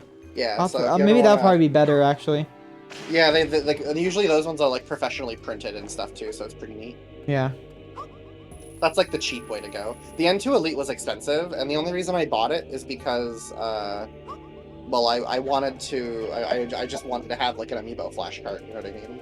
Yeah. I remember Toon Link was actually one of my Still works, first by the way. amiibos. Still Yeah. works like, even on the Switch and everything. So like Toon Link was one of my first amiibos that I bought. I still have it. But I think the one I wanted the most when they were out was Shulk, and I remember asking like my parents every year for Christmas, "Can I want a Shulk amiibo?" And I think they actually did import me one from Japan, because that was like the only where you could By get the way, it. apparently after you beat Xenoblade 3, you actually get the Monado skin. Oh, okay, so you just get it early, pretty much. Yeah, With the amiibo. yeah, so that's kind of cool. I'm glad That's that cool. they still give it to you if you don't have it. Now people can't complain about locking stuff behind amiibo. Yeah, that's what I think that's what I heard. I read that on the wiki at least. I don't know how true if that's actually true or not because I unlocked it immediately with my N2 thing. I have not done it yet, so maybe I'll just keep it that way until I beat the game to just see if it's true. I only have 2 real amiibo. The 2 amiibo I have are Palutena, Smash Brothers. Yeah. And I have Rover from Animal Crossing. Oh, okay. Yeah, I have a bunch of amiibos. I would like to get a few more. Namely, I'd like to get Rosalina, the Smash Brothers amiibo, and Yeah. I would like to get the Princess Zelda and Loftwing amiibo at some point. I have that one. Actually, so I can have them on my desk, you know. You know how people are having a hard time finding that one? Oh god, we got Wizrobes. I see them. No, I see them all the time. I just it's like now they're super easy to get. So were the Metroid and so were the Samus and Emmy amiibos. They were easy to get after like a couple months. Which I hope is they're everywhere now. Which I hope is the case like, for the Xenoblade Special Edition or something, but I don't know. Yeah, who knows? I don't know if Nintendo will ever make those widely available. They wouldn't even send those out to stores this time. At least with Xenoblade 2, you could go to a store and buy it. Like, it's gonna be weird. It's gonna be weird one day when I just get all the rest of the Special Edition in my mail because like, oh yeah, I forgot I ordered that because it didn't come with everything right away.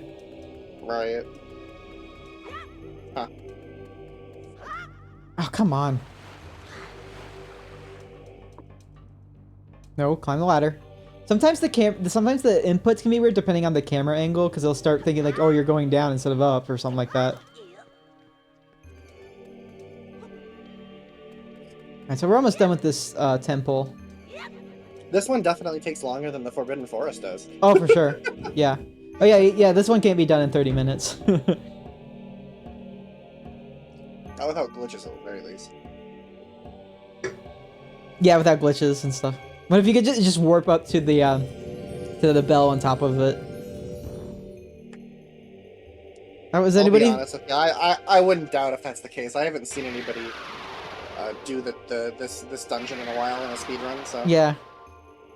You can do We can do we can do it, whatever, if they call it, if you can get to Hyrule without summoning the Tower of the Gods, or at least without having to go inside the dungeon, we just call that submarine skip, because you just turn the boat into a submarine. I don't know. Goddamn Wizrobes. Usually whoever discovers the skip is who gets to name it. So if you discover submarine skip, you can name it that. Yeah. Wizrobes in this game are pretty annoying. The Breath of the Wild Wizrobes are actually not too bad if you have the right elemental arrow, except for the Thunder Wizrobes. Those guys can be kind of annoying. Oh, also, those doofy prancing things. Yeah. Yeah, I remember those. Yeah. They're more annoying. They're more annoying in honestly, like, Wizrobes are one of those things in Breath of the Wild that I forget exist because there's so few of them. Yeah. They did make them a lot more challenging in Age of Calamity, but mostly because they're kind of treated as like the elite enemies in that game. And I went into the wrong room. I wanted to go back down to get a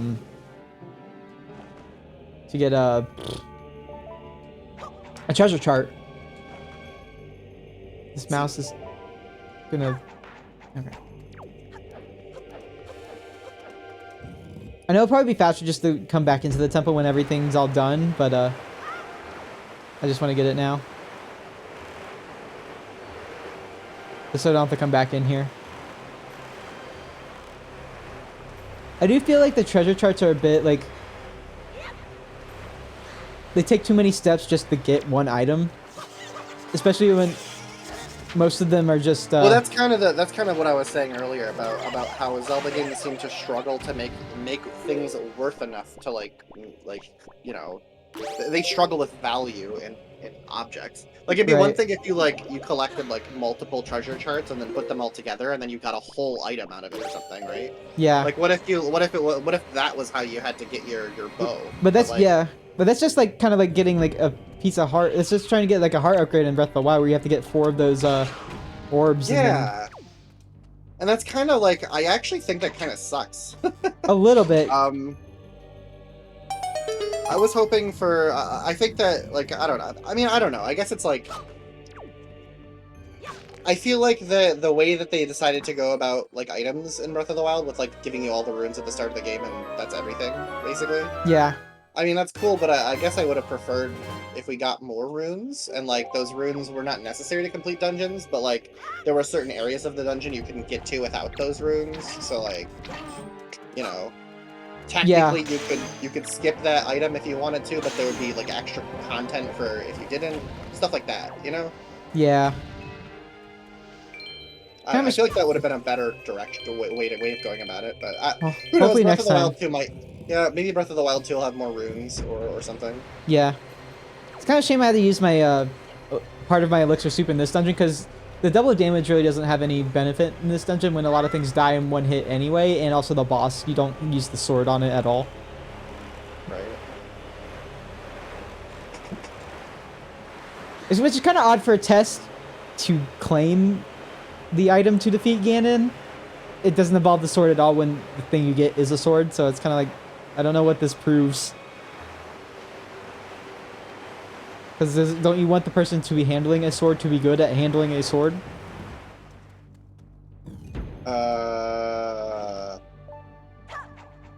Good question.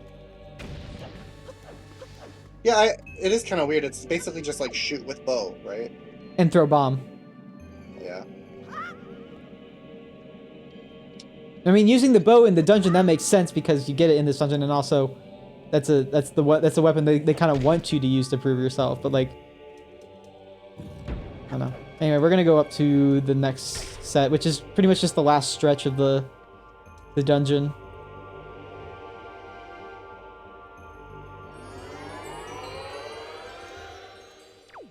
I think I can. I don't know if I can just. Can I throw bombs at those?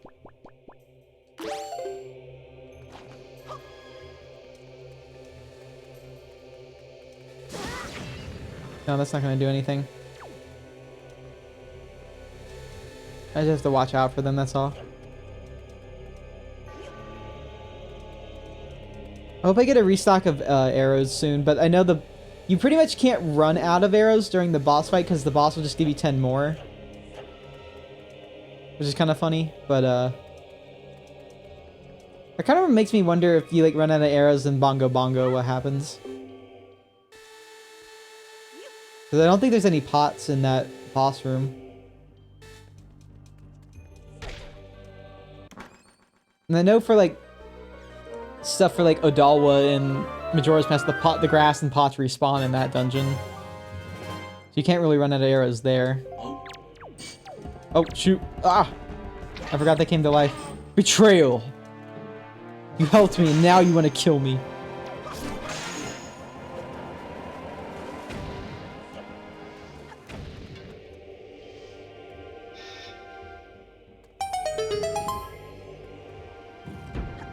Oh, I can get a gold feather from these guys, and then we can actually go turn those in after we're done, too.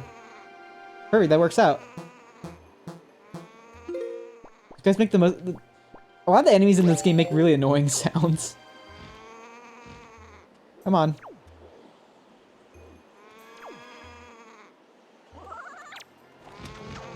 There we go. That's our last gold feather that we need.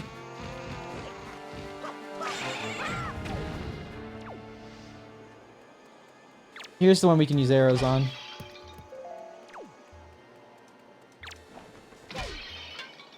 Thank you for dropping more arrows.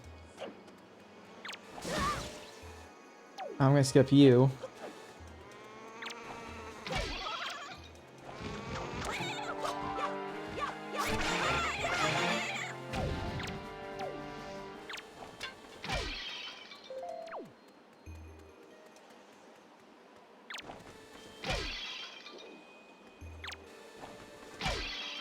Oh, that one dropped a fairy. Cool. It's kind of weird for a Beamos to drop a fairy. Especially when there's another fairy right there. Alright, we are good. We're ready.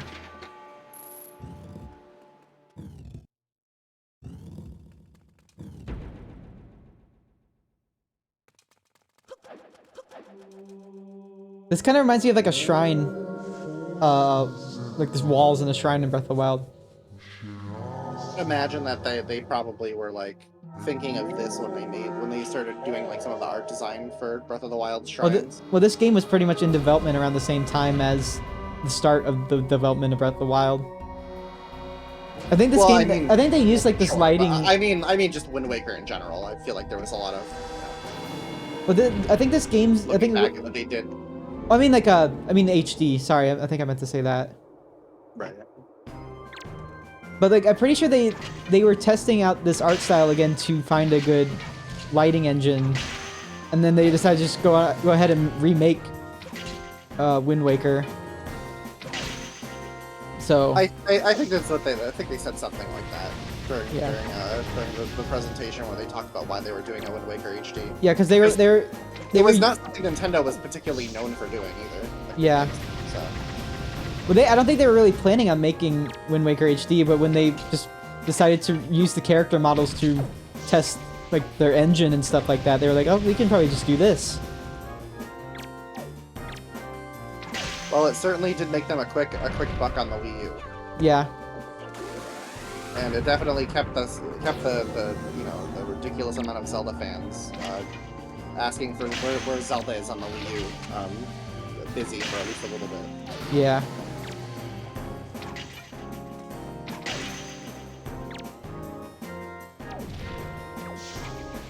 I believe this boss's name is Godon. I can't remember exactly, but I believe so. But it's kind of close to God Hand, which is kind of weird. Reminds me of a less interesting Bongo Bongo.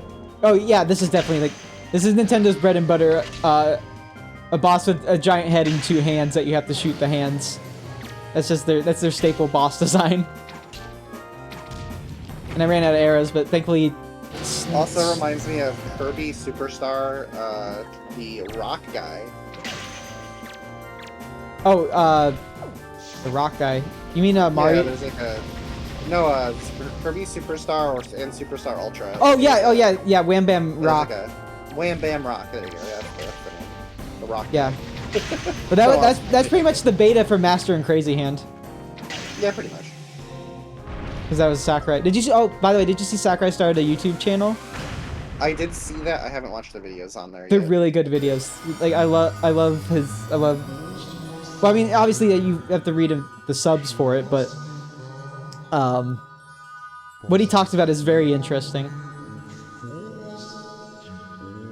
And I saw one of them mentioned Fantasy Zone, so that was... Yeah, oh yeah, he talked about, like, any kind of game, it doesn't matter. He showed freaking footage of Halo.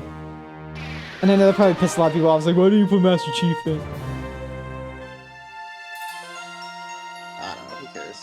Yeah. Smash Brothers is like one of those things where it's like... The hype is definitely overblown, but like in like a funny way. You know what I mean? Yes, it is. Like, I don't think anybody in their right mind could ever suggest that Breath of the Wild, or not Breath of the Wild, Smash Brothers isn't like ridiculously overhyped to a fault. Yeah, it's overhyped now, especially since development is over, but yeah. Well, I mean, I swear, like, if we get another Smash game, like, the only way it could get more hype is if people literally, like, start having panic attacks and, like, heart attacks on stream. Like, it literally can't, you have to, that's, like, where it has to go. Yeah. In order for it to escalate anymore.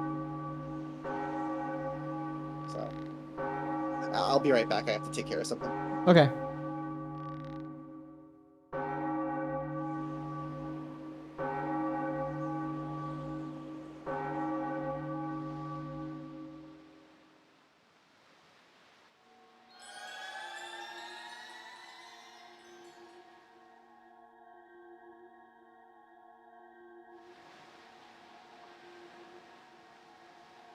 You've done well, big man.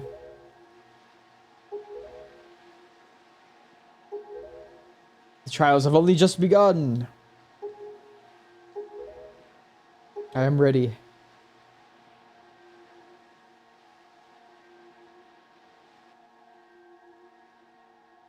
Wait, what are we doing? Oh my god, no! I didn't sign up for this. This cutscene's really awesome. I love the face, too.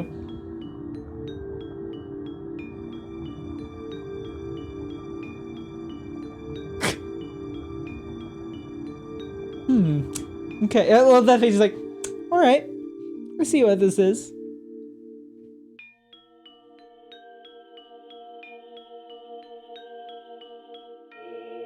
Oh, God. This part is so awesome.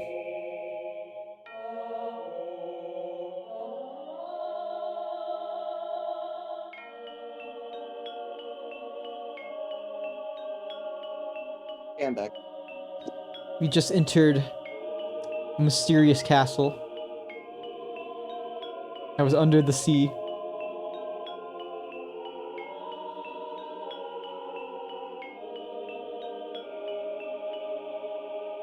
God, this is like... God. It's the most cartoonish Zelda game, but it's also one of the most epic Zelda games. There's definitely some cool stuff going on here, without a doubt. Yeah. I just kind of wish they went into the whole... what happened in between besides the flood, you know? I think that this is really cool, but when I played the game the first time, I kind of expected this to be that second world moment, and it wasn't.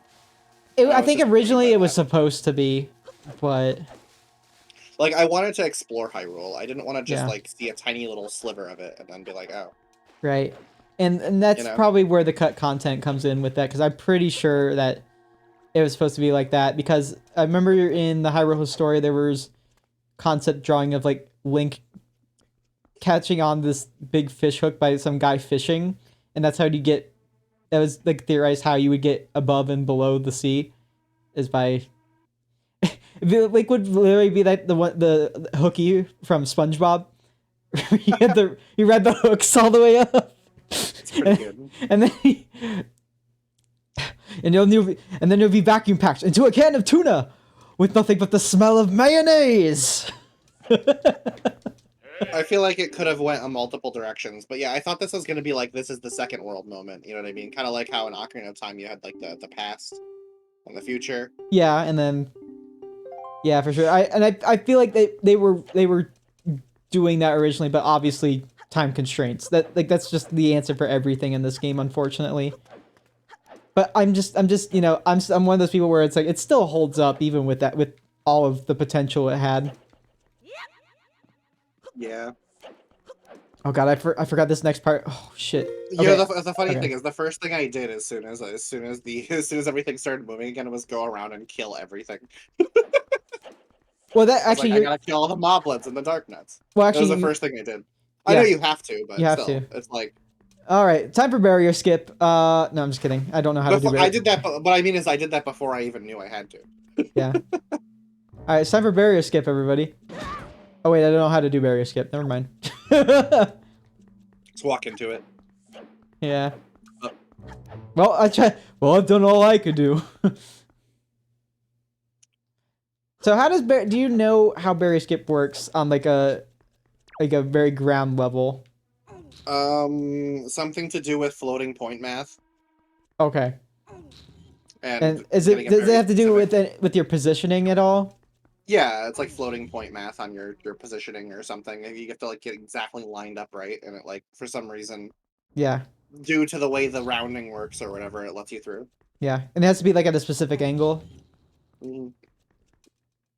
God, I hate. There's a very particular setup for it. Yeah. And I think I had like the right idea with the grappling hook because I think going in the first person kind of helps with that. Yeah, there's like a lots of like align this thing to this thing and then do this action and then do this other action. Like there was a lot of that in Ocarina of Time too. You had to like come up with setups for things Yeah. to. But then you can just beat the game by making a bottle out of thin air, so it doesn't matter at that point. Yeah, yeah, that game is a little. Yeah, that I one's a. That Ocarina of Time is broken when I was fundamentally. when I had my friend Justice from work on Mario Sunshine with me the other day. He doesn't really know too much about Nintendo games, and I was telling him we were talking about speedrunning and stuff, and I was telling him about like Ocarina of Time speedruns and how so bizarre they are with how you pretty much just make up something and then the game ends. And he was just baffled by like this doesn't make any sense at all. And I was like, yes, it doesn't, but it works for some reason. Did you see the Triforce percent? I think I mentioned that before, but that was insane. Um, I forget what that was. It's a it's like a task that was done Oh, the for task. Okay. GDQ, Oh, the okay. Triforce percent GDQ thing. Okay. And they had to get Yeah, the Triforce. yeah, they got the Triforce, and then, like a whole bunch of other crazy stuff happens. Like you beat the Running Man, and Oh yeah, you beat the all the Running Man. things you, yeah, all the things that you'd expect to happen if you could have them happen. I think there's like a mod where like they made the Running Man into a boss fight. Oh yeah, that was part of it. Oh, that's part of it. Okay, good.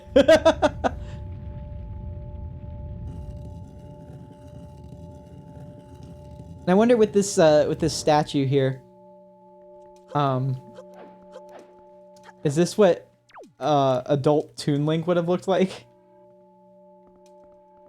Yeah, I mean that was also one of the concepts of Link yep, gradually growing up over the course of the game. yeah, pretty much.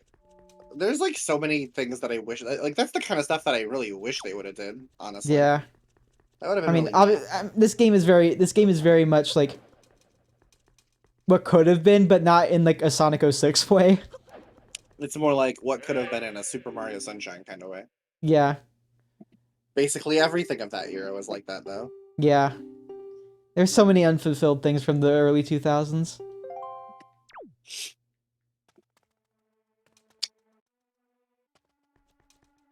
All right, here we go. Still pretty good, though. Still pretty good. Yes. So even after this, like obviously the Master Sword's in a different state because of story reasons, but even when it's fully powered up, the Master Sword is a bit differently designed in this game. And it even still keeps that design even in Smash Bros. And you can tell the differences between the two Master Swords in that game very well. It's cartoony. Oh yeah, but like it has the way the hilt is a bit of a different design too.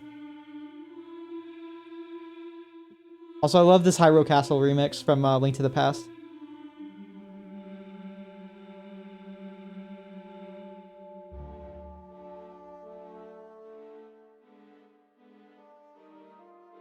And every time I see the king, I just can't help but make the CDI jokes. That's all I've thought about. I'll be honest with you. Half of the time I've been watching this, I just keep saying in my head, I can't wait to bomb some Dodongos. Yes. like the entire time.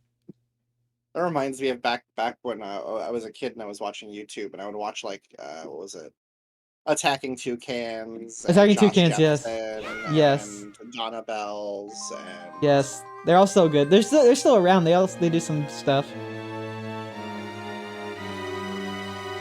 Master Sword. I don't think Donna Bells does anything anymore. She used to. I think the last thing she did was like. I think she did some Animal Crossing New Horizons videos, and then like I think she stopped making videos like over a year ago now. Yeah. She's known to take massive long breaks though, so I don't know, whatever. That's fine. She does stuff for the Runaway Guys, Coliseums and stuff. So. Yeah. Also, I really love the lore paintings in here. We have all the sages from Ocarina of Time. He also had a depiction of Ganon from Ocarina of Time, the final boss. Which is weird to have an effigy, like a picture of Ganon on the Hyrule Castle walls. You think he'd be banished from all kinds of art form. There's Saria, and Rauru, and Ruto. I want Zelda to do more lore connections. Like, they don't have to, like, make each game connect to each other, but just, like, explain the ancestry of people a bit more. I know having it, like, loose connections is probably better just to keep ambiguity, you know, but, ambiguity fosters discussion. Right. Okay, here we have a Super Hyrule Castle Massacre here. Because I remember Nintendo Capri Sun called that the episode where he just went through this whole place and killed everybody. But basically have to destroy all the enemies. But this is a very good place to farm. Very good place to farm skull necklaces and Knight's Crests. You do need to, and I believe you got one Knight's Crest at the beginning of the game in Dragon Roost Cavern. And I think this place will get you up to 10 more of those, so... you can go get you can go get the Hurricane Spin after you beat this area pretty much. Which is cool. Although I don't really use the Hurricane Spin except for one boss. Isn't it like basically useless 90% of the time? There's like very little use for it. There's only one boss I use it on.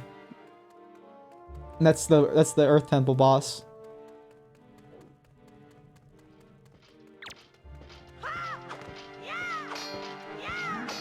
Oh, come on. He knocked you behind himself, and then he got confused about where you were. It's like in Smash Bros. Where you hit one and you don't expect the hit to actually make them closer to you. Oh,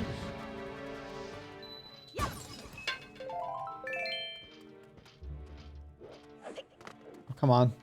I mean, I have 99 bombs, but I want to prove a point. No, I can't get it. Oh well.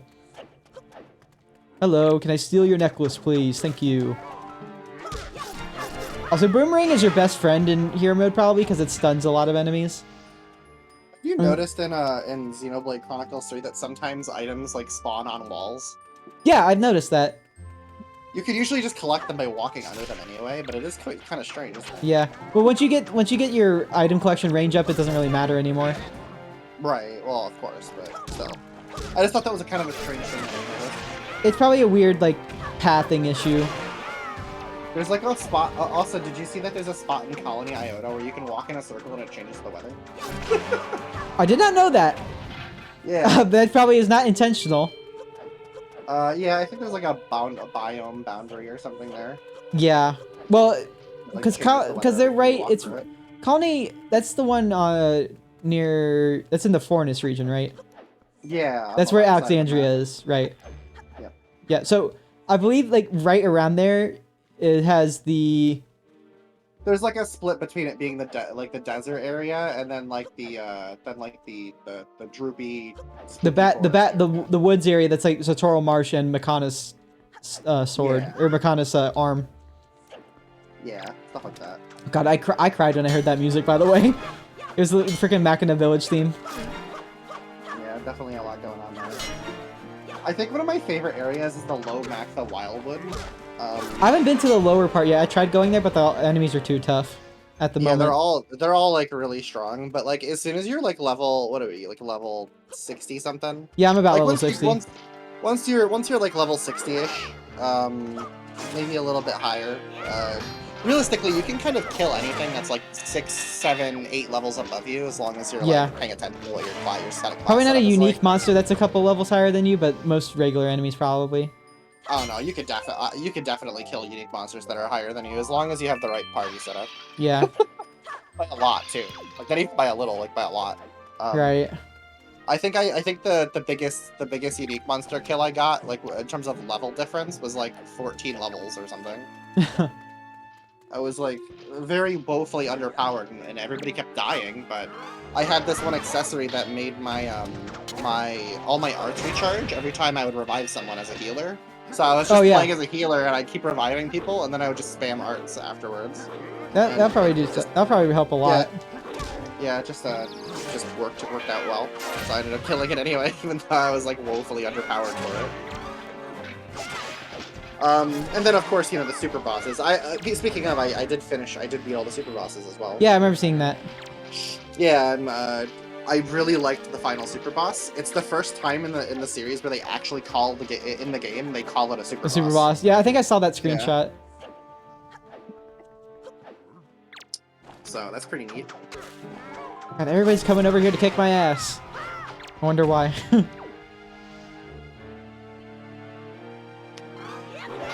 Oh, come on. The super bosses are really cool in that they have this thing called a challenge mechanic. What's where that? after you defeat it, you can choose to challenge the super boss again. Oh, so it's a hard mode for the super boss. Yeah, it's like, well, it's actually like not just a hard mode for the super boss. It's like 10 hard modes per super boss. It's like every time you defeat it, every time you defeat it, you can challenge an even more stronger form of it. Oh shit! It's basically like increase in level. Yeah, it does. Okay. I think that the final super boss maxes out at level 200. God damn. I haven't done that yet, but that's because I don't think my party is optimized enough for that. To be honest with you, I kind of like was just like, you know what, fuck it, I'm just gonna go. I'm gonna go do the super bosses, and then I just did. And I defeated all of them like first try. Nice. I don't know, it's not, put it this way, it's never gonna be Avalanche Abyssy again. You know what I mean? I think thankfully they learned their lesson from that for being a little too weighed against you, but... Yeah, well, I mean, those are just like, you have to use a very specific setup, you know what I mean? It's like, oh yeah, you know, this enemy just has, like, damage spikes that kill you if you attack it 5 times, so you just need to 100% spike resist, right? And also you need that accuracy up to actually hit it at all. Yeah, right, because it's like 20 levels above you, so, you know, you gotta... And it's at night during, like, a snowstorm. Right, so, you know, you need night vision and all that, so it's like, okay. Which you have to grind another super boss to get, like, come on. Yeah.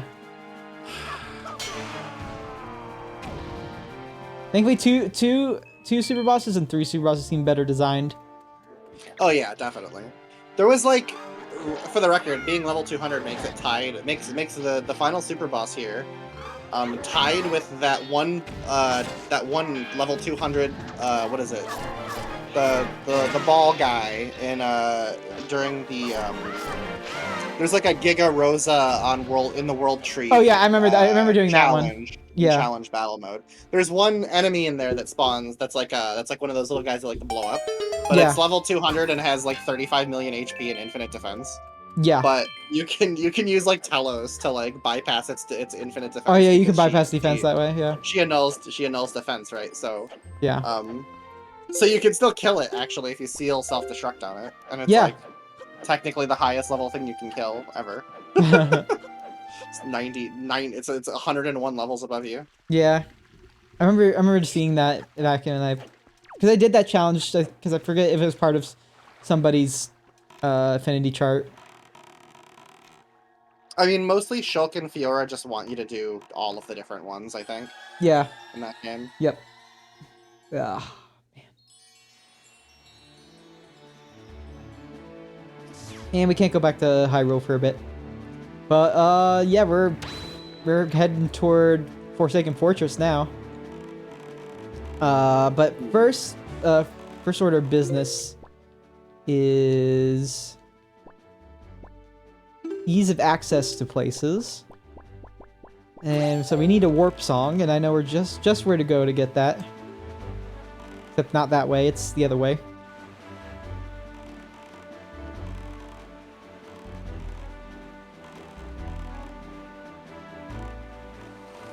I might drink the rest of my... Because I'm going to be going back to Outset here, actually, in a second. Once I get the thing I want. I'll probably drink the rest of my soup and then get more soup from Grandma there. Good idea. Seems tactically smart. Yep.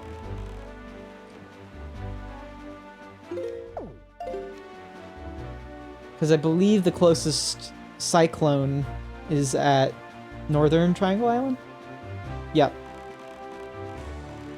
What I think is cool about Breath of the Wild over this gameplay format that they used to use is that Breath of the Wild does offer like a lot of variability in actual like genuine difficulty. You know what I Yeah. mean? I'd say so. Because like if you want to do like something, if you wanted the game to be hard, you could just not wear certain armors or whatever, and like sure there's like some options like, oh, don't pick up heart pieces, but like that's like a different kind of challenge, you know what I mean? Right. Holy crap, he's Breath huge. of the Wild, it's like, oh yeah, you know,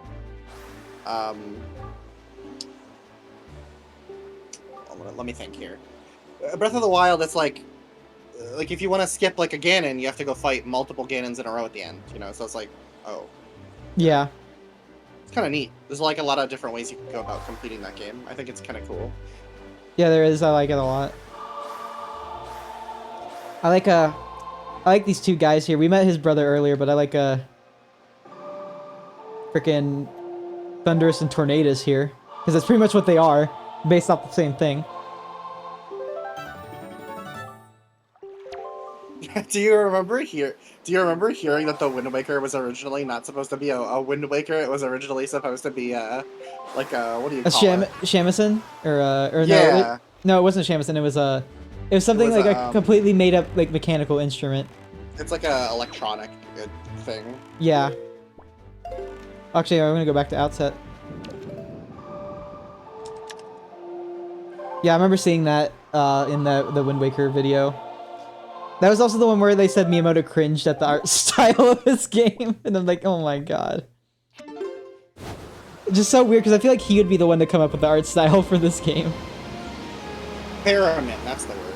Yeah, Theremin. It was The Legend of Zelda, Theremin of the Wind. And then was gonna... I mean, ocarinas were like very, like... They're a real instrument, but like not, like... I think they're a real instrument anyway. Oh yeah, they definitely are, and so is a theremin. But like, could you? Yeah, imagine? but like they're so obscure. It's like Zelda, the most obscure instrument possible. Theremin of the Wind. You play like a spooky melody on your theremin with Link's hands waving around above it. Oh my god. That's silly.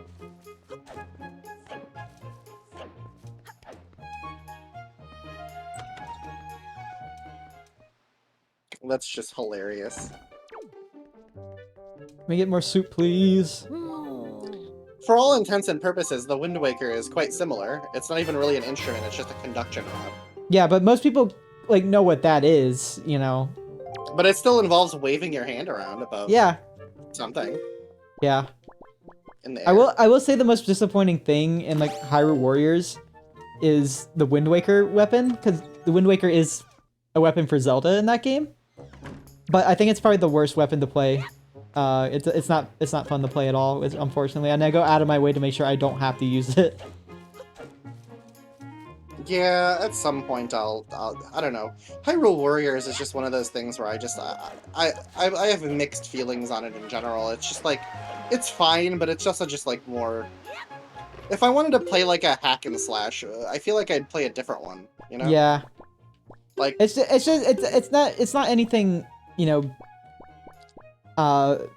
big. It's just It's like it's just hack a and fun. slash with mild strategy elements. It's Yeah, very it's just simple, it's just a fun little thing to do to kill time, and also just a lot of Zelda fan service, which I really appreciate. Yeah, see, that's kind of my problem. Is I have so many video games to play that I don't need games like Hyrule Yeah, Warriors to kill time. I could easily pour another 300 hours into Xenoblade Chronicles 3 without even starting a new game. Like, exactly. I have like a whole bunch of Steam games. I mean, a friend of mine sent me Dragon Ball Z Kakarot recently. I could Oh probably play shit, that. nice. Yeah, I could probably play that soon, but I don't know. That one's like, I'm gonna need like a JRPG break after Oh, after a little absolutely. bit. Like, Absolutely. I'm not going to be playing. I don't know if I'm going to be playing. Like, maybe the. I mean, I'll probably be playing some Pokemon and stuff, but that's. I mean, I know it's like a JRPG, but it's its own thing a lot, so I don't have to worry about. You know, I get burnt yeah, out on Pokemon than just playing an RPG. I just, you know, Xenoblade Chronicles is cool and all, but it's just like I've spent the last. You've played it like the whole entire year. I've been playing since March, like on and off, Xenoblade Chronicles every month. You know what I mean? Yeah. The only like I did take a couple of breaks. Like I took a break to play Kirby and the Forgotten Land. I took a break to play, what was it? Super Mario. I actually like finished Super Mario Odyssey finally. Yeah. I think there was a brief period where I was playing other games with like friends on the internet. Like I was playing Witch It, I think, with some friends for Oh, a okay. while. And a few other weird games. So I'm But gonna like go... other than that, you know, I've gone through 6 Xenoblade experiences. Like, Yeah. geez. Oh my god. Like I've poured through 6 of them already. That's a lot. Yeah.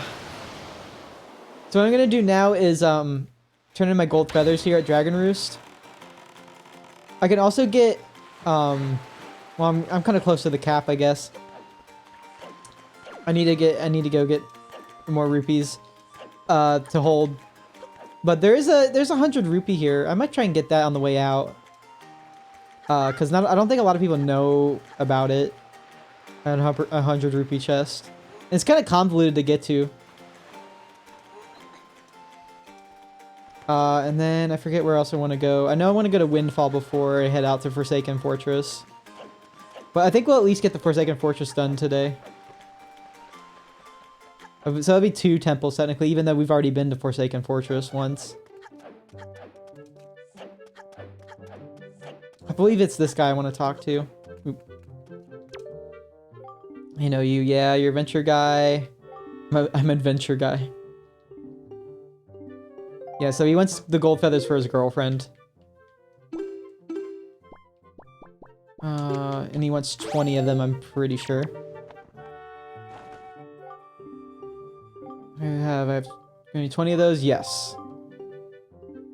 And then you have to wait like a in-game day.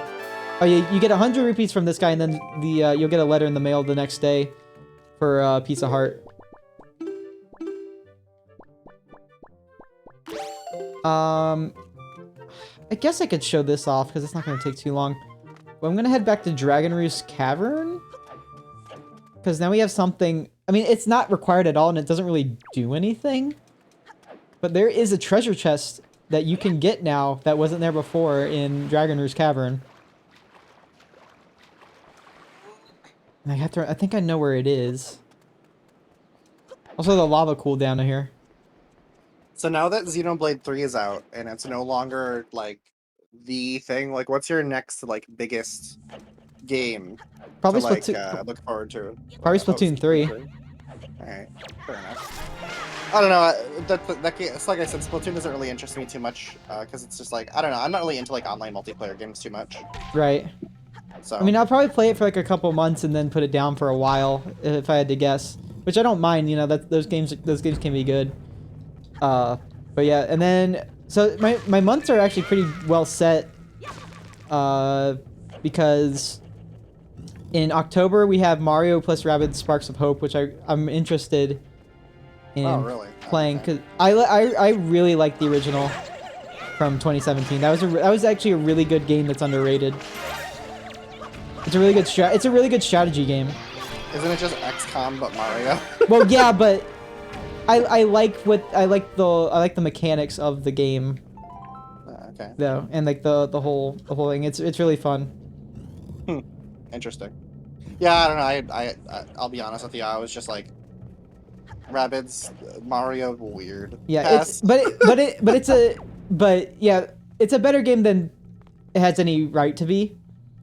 So I think at some point, if it goes down any cheaper on the eShop, maybe I'll consider it. it, It has to go. I've seen it go down to 20 or $10 I without think it's the DLC lowest anyway. I think the lowest I've seen it is $14.99, and I'm like, that's still too steep. Yeah. All right, Nintendo, your weird crossover game those annoying little weird characters from Rayman, from some Rayman Wii game. You're gonna need to drop it down to about $10 for me to consider it. And I think you'll get to that at some point. Yeah, it helps that it's a third-party game technically. Yeah. So. And I haven't shoot, I need to play it. But they have a Donkey Kong DLC event, like a story mode. And that one's like a big love letter to Donkey Kong 64, especially in the music. Because obviously Grant Kirkhope did the soundtrack for Mario plus Rabbids.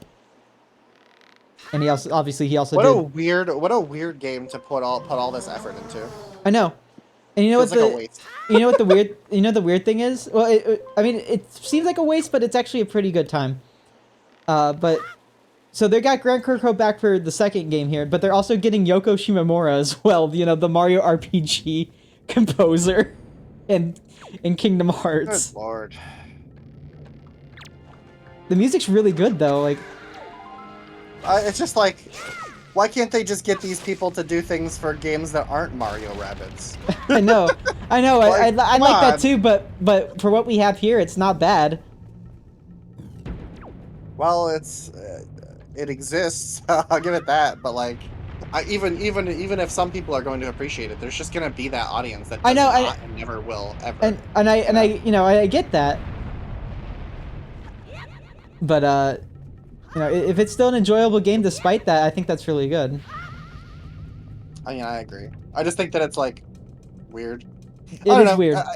I don't think, for the record, XCOM isn't really my type of game anyway. So Yeah.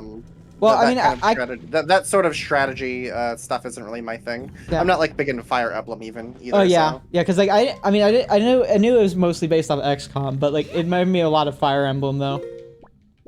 So anyway, this is something that was like a Tingle Tuner thing, but they brought it back in this game. But there's like no reason for you to know about this. But if you bomb this certain spot right here, it's not going to blow open a wall. It's just going to make a treasure chest appear for no reason. And I didn't know about this for the longest time. What does it give you? Well, let's see.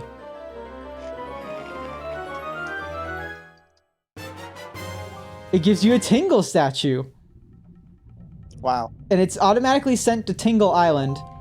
So you can decorate Tingle Island with these statues, and they're in every main dungeon.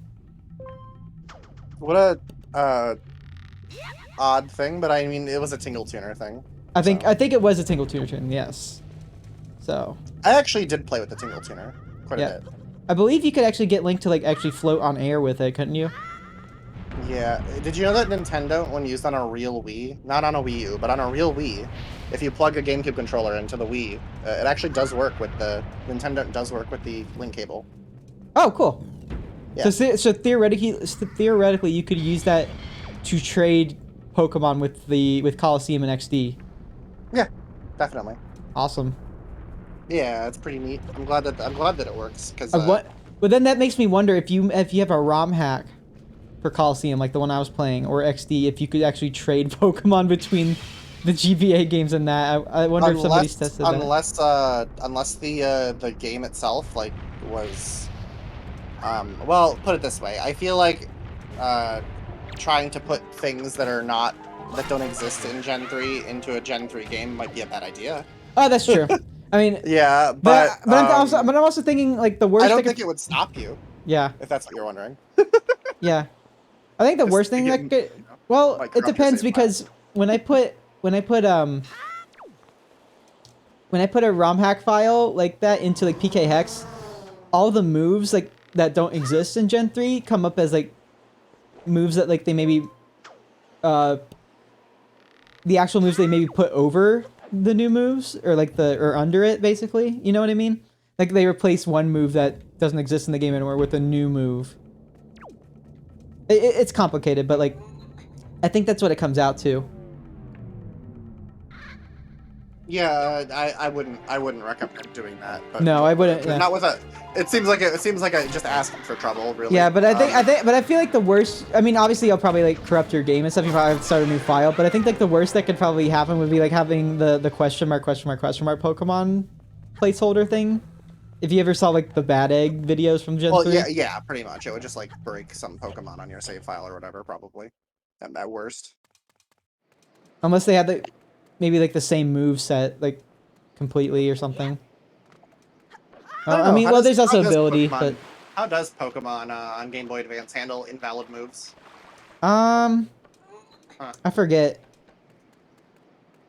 Maybe it just erases them. It might just be like this move doesn't exist, so possibly. No either that or if it doesn't have any PP and you struggle or something. Yeah, it might just be like a simple error handling like that. All right. I'm going to hopefully quickly show off this orange rupee, but I don't even know if that's worth it. I haven't opened my 3DS in like a year. I should. It's not been that long. It's been like, I don't know, three or 4 months since I last touched it though. It's been sitting on my desk for a while. Yeah. I'm gonna open it. Let's see. I've been playing Donkey Kong Country Returns 3D on it occasionally, but I've also been playing Pokemon Sacred Gold on there. My 3DS was left in sleep mode for like the last few months, and I opened it and it did not wake up. It is blue light. Oh. Lovely. Let me turn it back off and then on again. I'm surprised it just didn't run out of battery. Well, I did have it plugged in. Oh, okay. Yeah. Yeah, my desk has like 600 cables behind it. I have like everything so does mine. Available. It's ridiculous. Okay, now what do I do? I mean, works fine. I don't know what I expected. Oh no, it's not there. That's just for some reason you can use like maybe that was just like a reward after you get the grappling hook or something. It was just a red rupee there. I thought I had to do that to get to where I wanted to go, but no, you have to. I think you have to go into the volcano with the Rito up on that platform over there. Because you need the Deku Leaf for this. I think the last game I played seriously on my 3DS was Fantasy Life. Fantasy Life, wow. Wasn't that like one of the last 3DS games? I don't think so. I just played it really late because I didn't have any interest in that kind of game for a while. Yeah. And then I was like, I need something to play. And then my friend was like, I will play this game with you. And I was like, okay. And then we did, and it was really good. Fantasy Life is great. It's actually like really, really good. Awesome. Yeah, if you ever get the chance to try it out, I'd heavily recommend it. I think the wind was already blowing this direction anyway. It's got a lot of like really cute characters in it. Oh, I think I saw a bit of it. Looks cool. You know what I need to play? I need to play Bravely Default because a lot of my friends in our friend group, they're really into Bravely Default, and I bought it because they all liked it, but I barely played it. Like I've just played the opening and like that's it.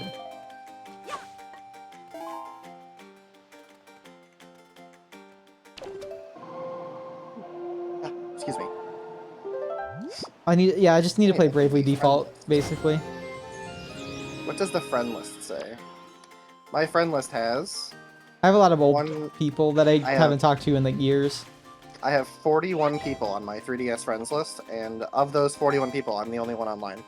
Yeah, that makes sense. I miss Street Pass.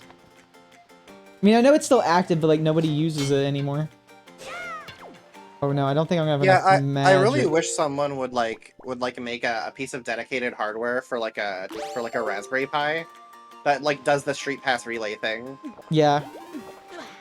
Because I feel like it would be pretty neat if everybody in the world who has a 3DS who like wanted to do that, they could just like put together like a Pi Zero or something that does it.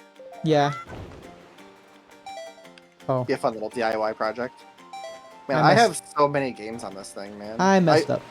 Okay. I don't know if I mentioned it, but my 3DS has a 128 gig card, and it's basically full. There's like 20 I megabytes think of free space on I here. think I think mine has 128 as well. Like, isn't that the maximum it can hold?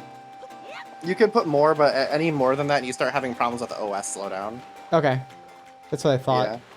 Anyway, I'm not gonna bother with that orange river now. We'll be back to Dragon Roost plenty of other times, especially in the main story. But I'm just wasting time at this point.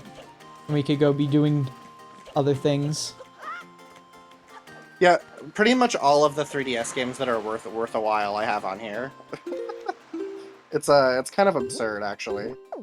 Let's see, what else can I do now? How many joy pendants do I have? You know what I should try at some point? I should Just need try 3 more. Ever Oasis.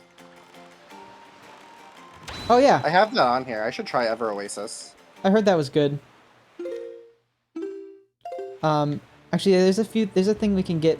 I think there's some stuff we can get back at Paw Print Isle over here, and I'll do that, and then I'll stop back at Windfall, and hopefully I should have like 40 joy pendants by then.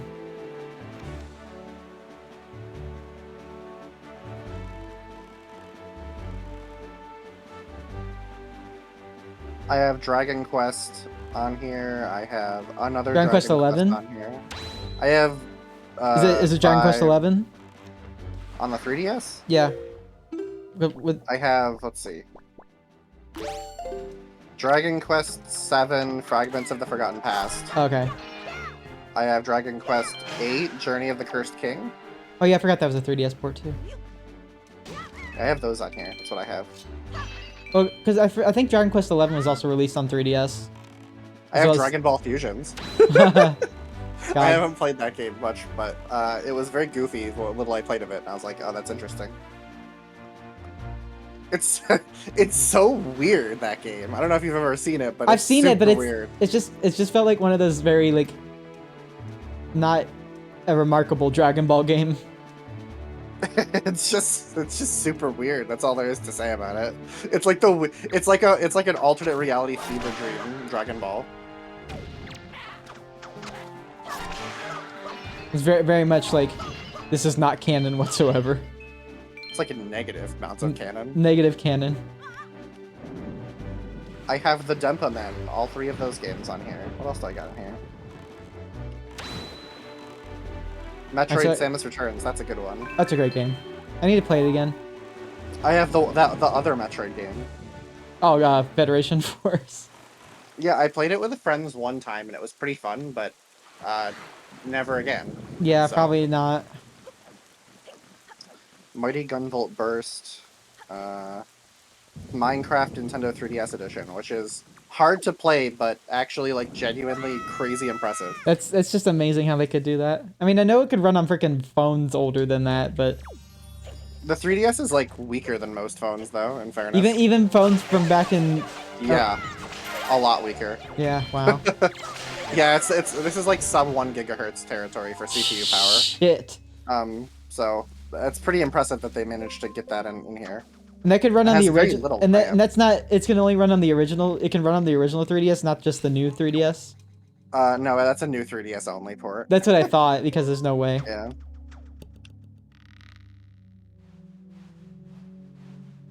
Of course, I have Smash. I have Mario, Super Mario Maker, Mario 3D Land, Tetris Axis. Oh, that was such a good Tetris. Wasn't that the one you could like rotate it like? There was like some 3D stuff in there, but it really didn't matter. It was just a good Tetris. It, like, oh, okay. Yeah. Then there was the bad Tetris on the 3DS, Tetris Ultimate. I have that on here too because I wanted to try it, and I did, and it was bad. Oh, and then in addition to the 128 gig card in there, I also have a R4i Gold 3DS with I have one of those. With an SD card that's 32 gigabytes, so it's just like it's like 290 DS ROMs on there or something. For some reason, I've had a hard time getting that cartridge to be read by my new 2DS XL.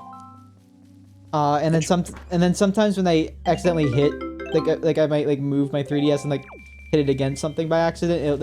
It's very prone to freezing. You probably just need to clean the contacts inside your 3DS. Is probably all you need to do. Okay. How do I do that? Is like just to get cleaning solution or? Uh, I would recommend like the highest percentage isopropyl alcohol you have, and then Okay. like um, well, your toothbrush won't really work. Do you have like a pipe cleaner? Pipe clean. Maybe I don't know. I can probably find some stuff at my store, at Micro Center or something. Or like, because like a toothbrush would be ideal, but you can't get in there with a toothbrush. It's too No. big. Well, So what about a like a ear cleaner or something? You know? cotton swabs I wouldn't necessarily recommend because cotton swabs will get caught on the pins, and then you'll end up with bits of cotton in there. Yeah, that's not good. So I don't know about cotton swabs. That's why I was like, maybe a pipe cleaner would be good because pipe cleaners are not like fuzzy; they're just like pointy and Yeah. like prickly, you know. So like a pipe cleaner, you could just like make a little square shape and then wet it with some isopropyl and then clean the contacts in there with that. Yeah. Um, Personally, this 3DS that I have, my new 3DS XL, I bought after my old 3DS was already hacked and everything, and I had stuff on it back then. So like, this was like back in I don't know. Uh,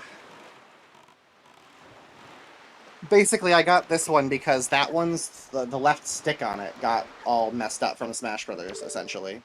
So I bought this and modded it right out of the box and did the system transfer and everything. Okay. And then immediately stuck the flash cart in, and I basically only ever take it out if it like has a problem reading, which DS games from time to time have that, no matter what. You know what I mean? Yeah.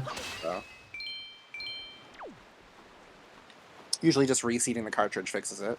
So I haven't really had to clean in the cartridge slot ever. So That's good. yeah.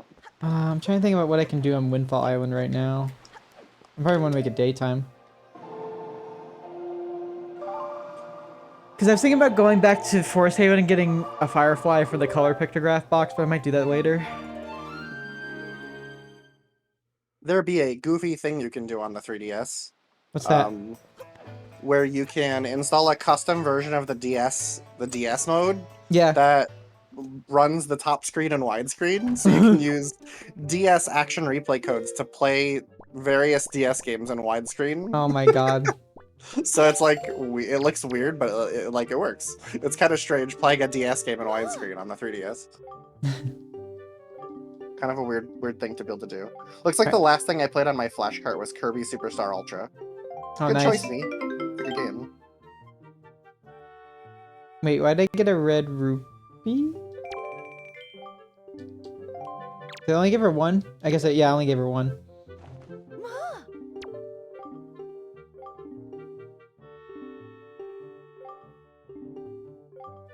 There's like so many DS games that I could play, and there's like a lot of them. Like there's so many that I'd like to go back to, but I just never like think to use my 3DS anymore, you know? Yeah.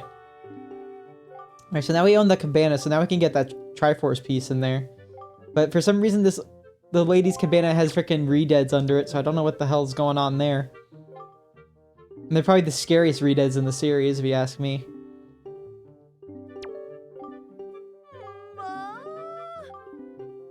Alright, and now, well, this is different. They changed this for the HD version. So now we get a treasure chart. But we were originally supposed to get the hero's charm, which would let us see the enemy health bars. But we don't get that until much later now. And I don't know why they did that, because I feel like by the time you get it, you really don't need it anymore. Hmm. I don't know, I don't get it. What else can we do? I'm gonna hit the rupee cap very soon. Oh no, I think we'll be getting the next upgrade for that. I think Northern Fairy Island's close to here.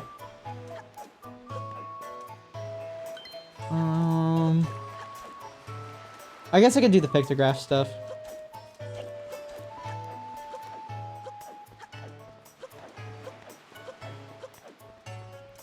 That's why I like New Game Plus, because you've technically already done all that stuff.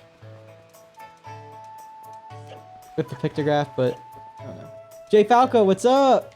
With the Toon Link emote, too. Perfect. Welcome. I haven't seen you in a while, man. I hope you've been doing well.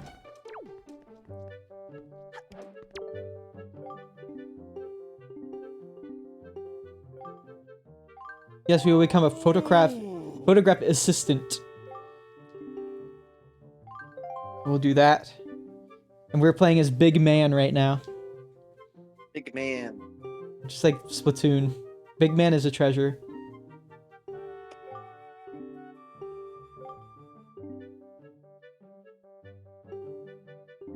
Okay, so I know what this is. So we have to like, so this is to complete our assignment. We have to stalk people with the camera, which is like, are you sure that's like being photogenic or just being creepy?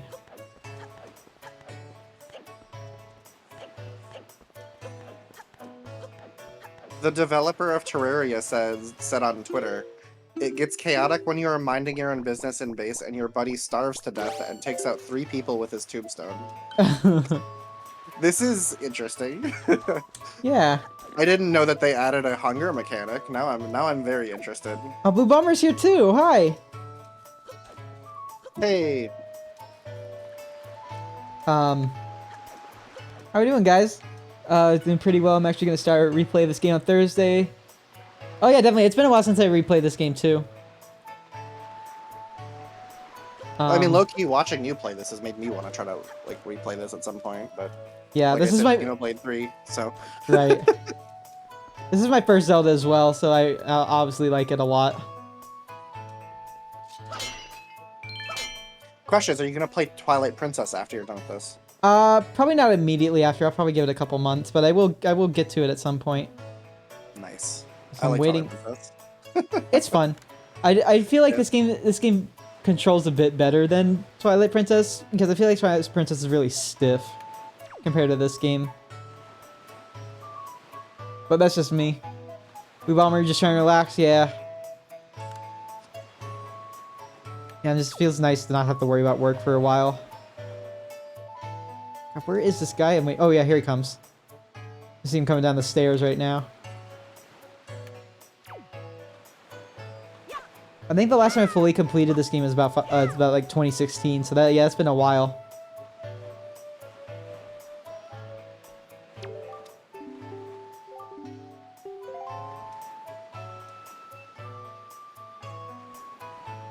Are you supposed to play this tomorrow? Okay, cool. Awesome. I'm gonna be playing Pokemon Grand Coliseum tomorrow, which is a ROM hack of Pokemon Coliseum. So we already played a bit of it on Monday, but we'll be playing more of it tomorrow. Still always kind of wonder what that Kirby game on the GameCube would have been like if they just finished it for the GameCube instead of putting it in development hell for like 11 years. And it turned into Return to Dreamland. Yeah. I feel like But like what they showed was so different, you know? What they showed was more like it looked like 3D Amazing Mirror almost what they showed. So it's like But I think Return to Dreamland and Kirby and the Forgotten Land pretty much were the leftovers of both of those games. Of all the canceled GameCube projects, yeah. Yeah. Oh shit, I think I missed it. Oh well. I hope we'll still take that. Because this guy can be kind of picky about your camera shots.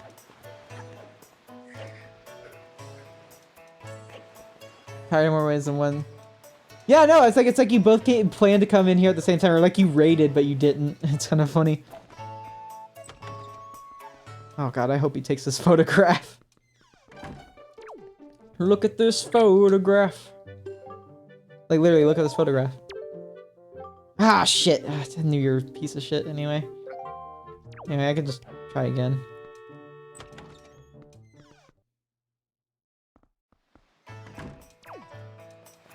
He's not a fan of Nickelback, which I don't blame him. Gotta get the photograph so that you can get the color upgrade and then do the 10 million hour take yeah, a picture get all of the every model in the take game. a picture of every character model in the game. Yeah, it's like no, I'm not doing that. Well, There's only there's some treasure charts and some pieces of heart you can only get with the color pictograph. Because like if you take a picture of You take a picture of this lady with the color pictograph, she'll give you a treasure chart. Right. There's just like so. Why would they do that? I don't know. It's such a ridiculous It's quest. like I think we talked about this last time, but like, why make a whole side quest about that when you could have used that time in development to make the rest of the game? I have to imagine it was probably not that hard to make programmatically, so that's why they Probably, did it. yeah, Like, exactly. Yeah, that's probably it. But it's just, you know, even though I haven't waste streamed in of a while, effort. it's likely to stay that way for some time being. For that way for why is that? Is something come up for you that made it not a thing for you to do, or what's going on, Blue Bomber? I know, because I know you haven't streamed in a long time.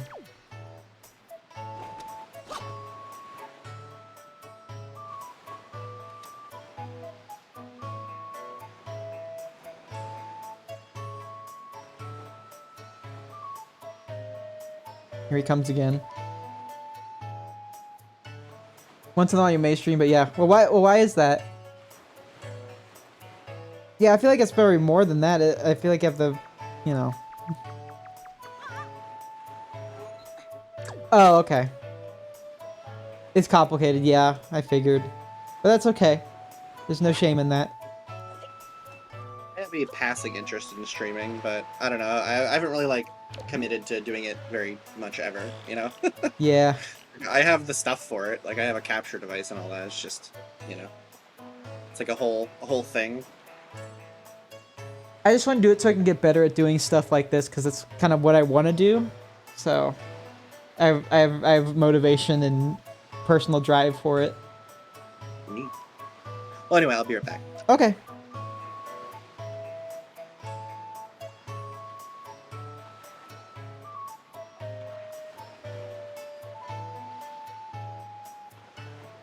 I need to be ready for the shot here.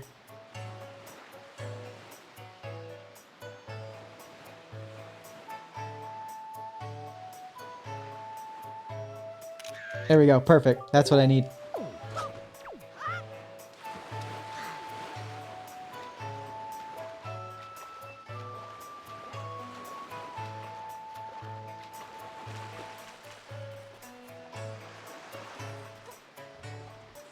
Yeah, I'm sorry, you know, you feel that way, man. I still wish the best for you, of course. And you're always, you know, great to have either way.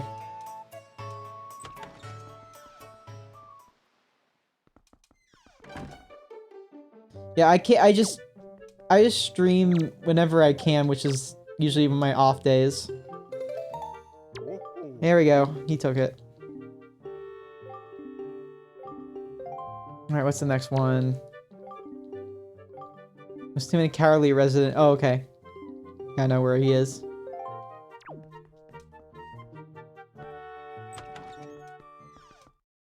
Yeah. Probably life stuff sucks, because I'm going through some life stuff right now. But this is how I'm kind of keeping my mind off of it, honestly, so I know how you feel.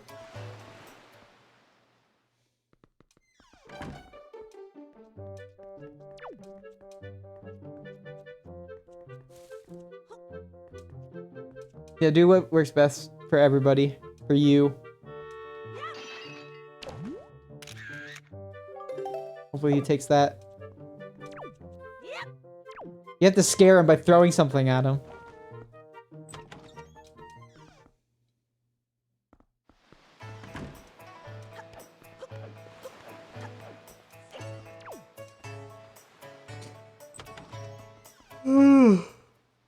Sleepy.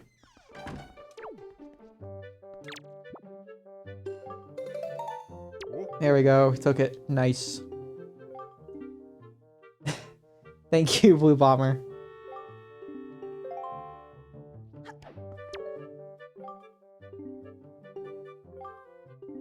Ah, okay. So we gotta find a guy and a girl that look at each other. I know exactly where they are. You're one of my best supporters for real, so I thank you. You too, J Falco.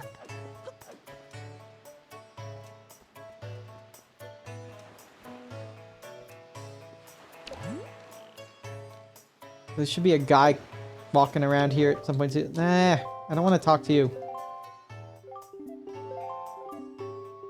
Yeah, I gave her joy pendants.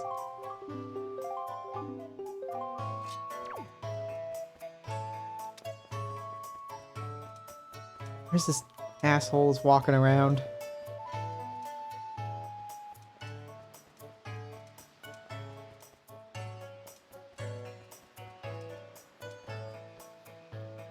You think of the yeah, I already did that mini game. Unfortunately.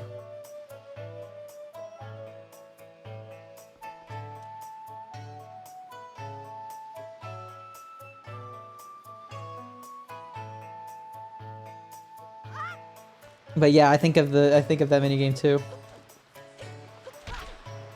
Watching that guy walk around pretty much, waiting for him to come by.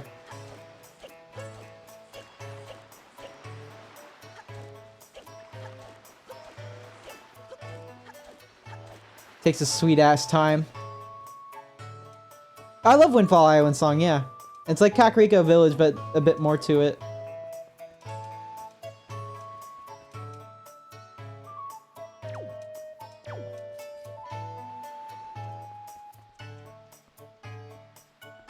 Some people even think it used to be Kakariko Village, but I don't know if that is. Cat Jam, yeah. Dude, where is he going? Just meandering. Meandering.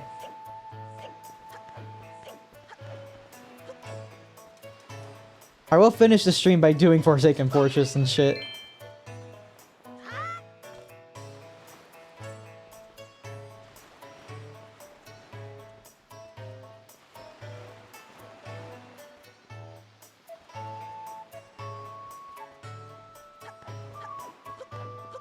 God, do we need to play the Song of Passing or something?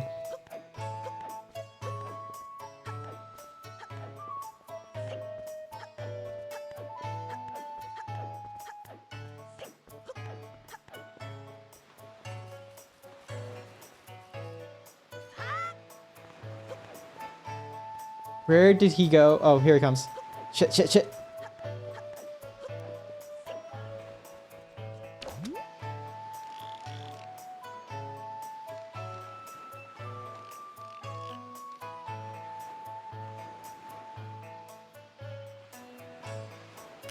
There we go. Got it. We got him, boys.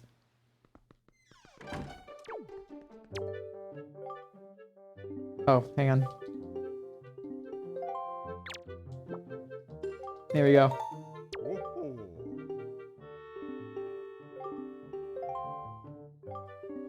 Yes, I have completed all the tasks. Oh! Okay, so I guess you don't need to get the Firefly anymore.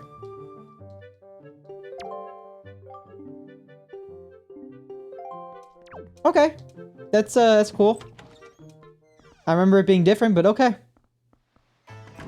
I'll take it. It means I don't have to use an empty bottle, so.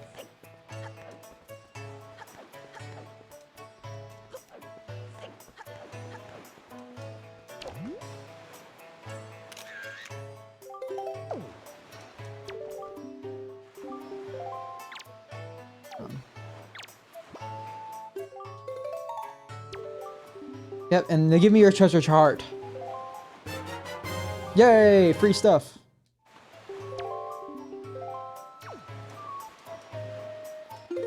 My items looking like, okay. Let me buy this town flower so I can get rid of some of my rupees because I'm gonna hit the cap here. Oh.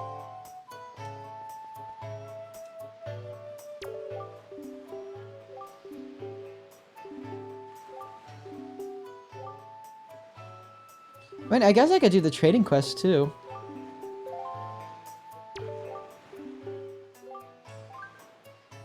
Beat Majora's Mask the other night. I was trying to get everything, but still need 3 more pieces. Yeah, you probably need to do some of the other side quests again, and also just some other things you might have forgotten about.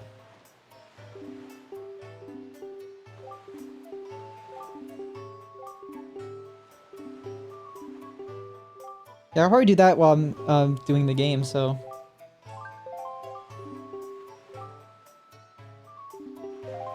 Bum, bum, bum, blah.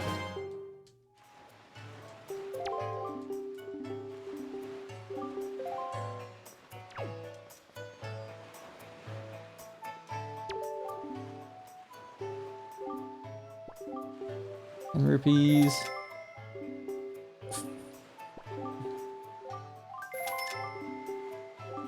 Okay. Side quests in this game are a bit easier, yeah, but Majora's Mask is just side quest central, but I like it for that. I'll start putting these around, but I'm not going to do this quite yet.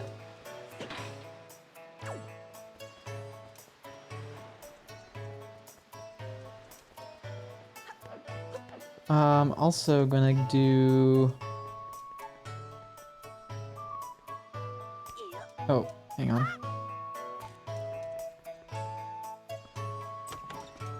As a kid, I made just to make sure this... Yeah, doing all the side content in Zelda games is just... I really like doing that. That's what I'm gonna be doing. I'm just gonna be getting all the heart pieces and most of the treasure charts. Not all of the treasure charts, but all the ones that give you pieces of heart and stuff.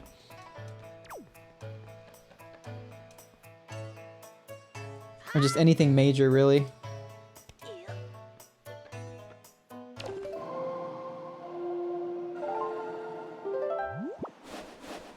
Alright, it's already blowing that way. Never mind.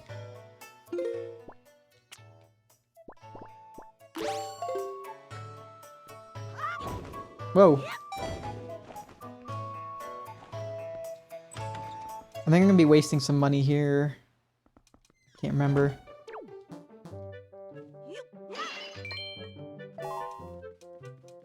Because this is like a purple rupee, I think. Yeah.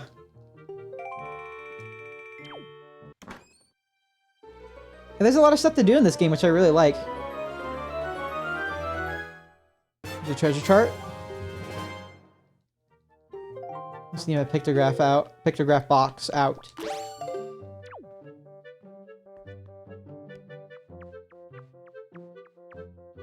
There's a lot of cryptic stuff in this game. Like, I feel like Majora's Mask had better designed side quests for, like, knowing what to do. This one, it's like really weird side quests that don't really feel like it.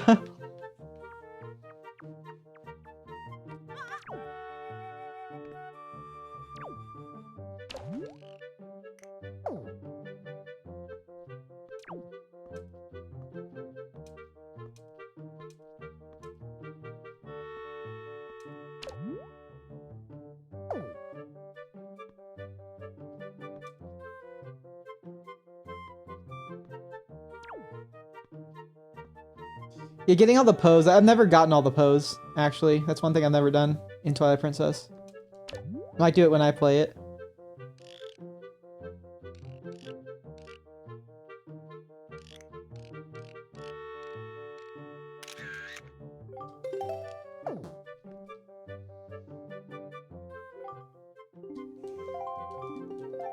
Pose just feel like a really not...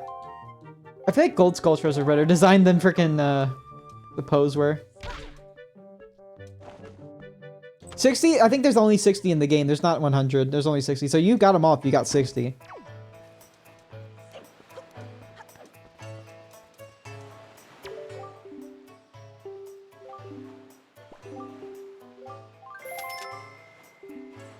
No, I think it's 60.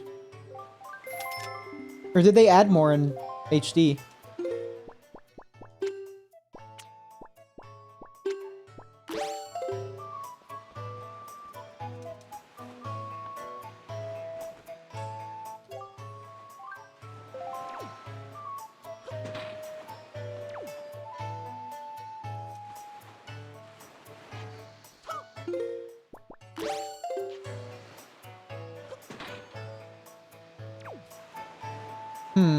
I thought there was 60 pose in total.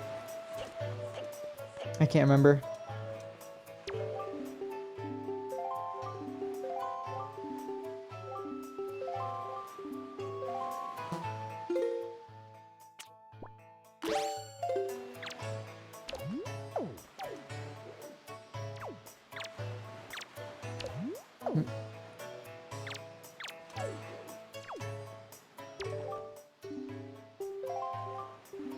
Alright, here we go.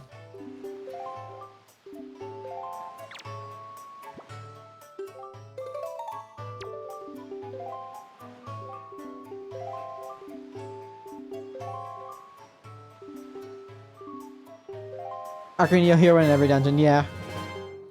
And the dungeon map and area maps will tell you when you've gotten them all as well. I don't think Twilight Princess does that. Except for the Poe Lantern in the HD version. But that wasn't in the original. Alright, got those treasure charts.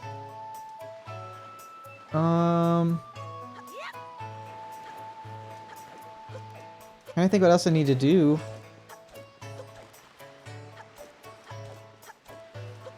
I think that's everything, so I'm just gonna go ahead to the Forsaken Fortress.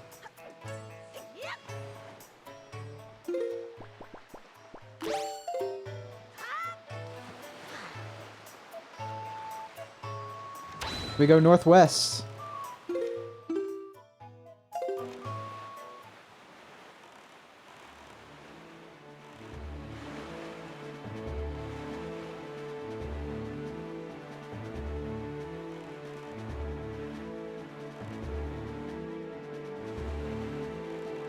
Ba-ba-da. Ba-da-ba-da-ba. I love this song.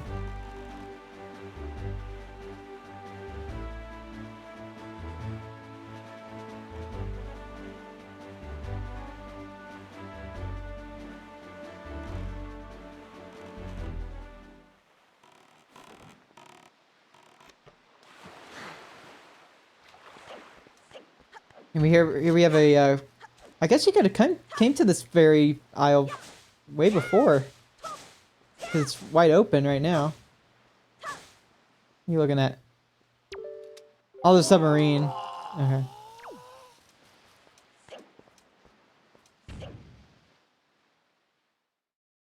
This will let us hold more rupees, thank God.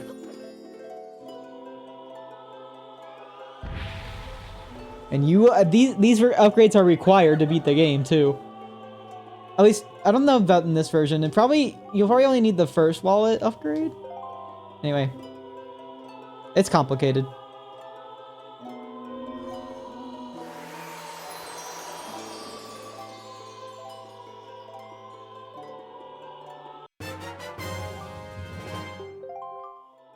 $5,000 rupees. And I'm good. Okay. So that is the max amount of rupees we can hold. Is 5,000. I think there's a blue chew jelly somewhere. Yep.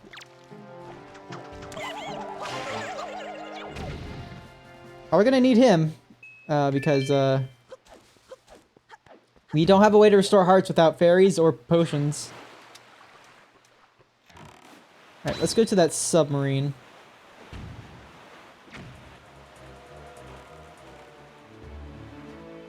Oh, I also want to get the map fish too.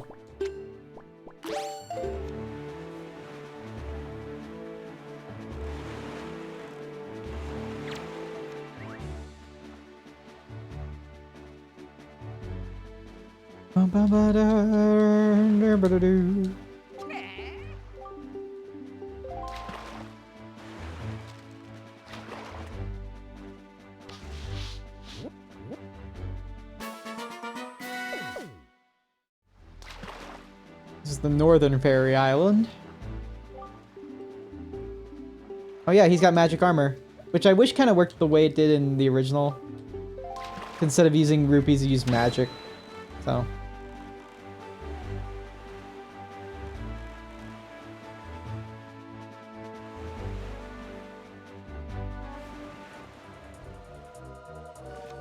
I already got all the joy pendants I need for the game, so I'm just gonna skip these guys.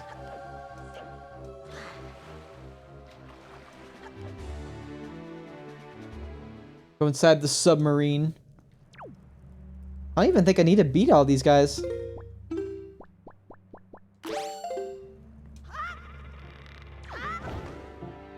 Yeah. But I want their skull necklaces, so I'll just do it anyway.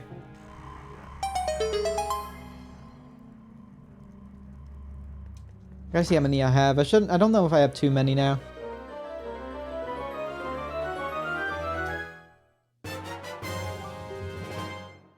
Oh shoot, I wanted to go back to see Orca.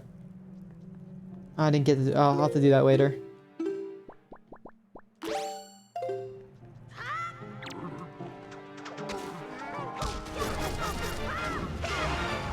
Whoa! I love the death scream.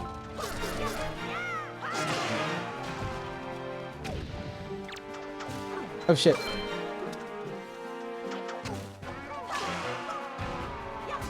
Whoa! He's a fire in his laser. How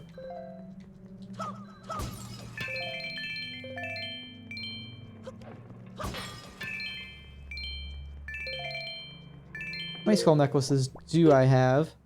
21, yeah. I think about 30 or so is how many you need to get something.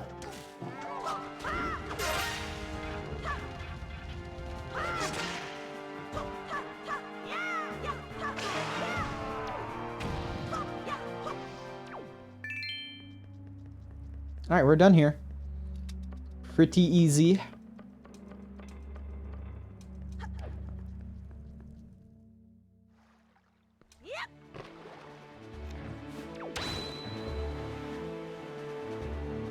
Alright, where to next? Due west. So I think there's another island on the way. Yep. And also a lookout point. We'll do both.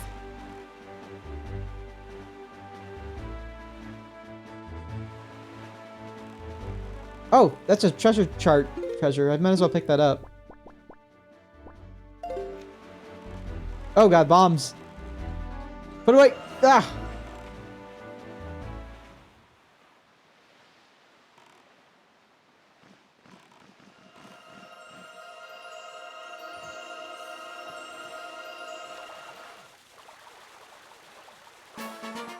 It might be a piece of heart or it might be rupees. We'll see.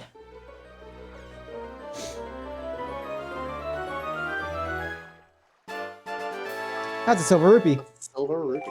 Yep. Hey, Whoa. what's up?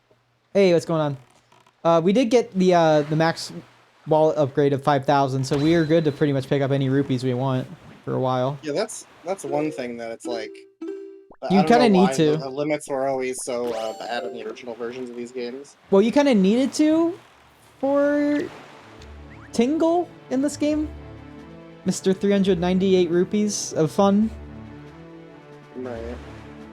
Even so, though, I still think it would have been like they should have had these limits be looser to begin with. Yeah.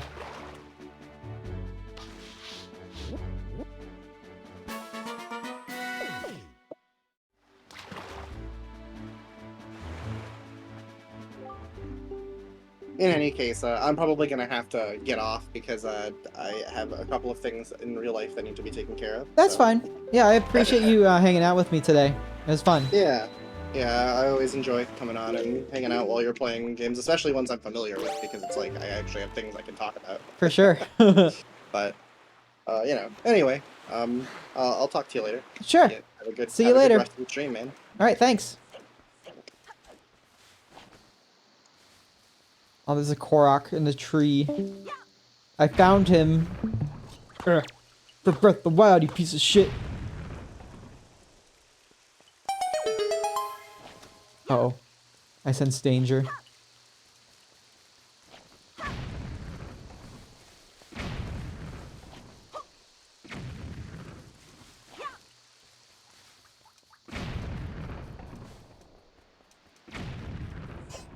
Yes! The danger is here. But I will get away.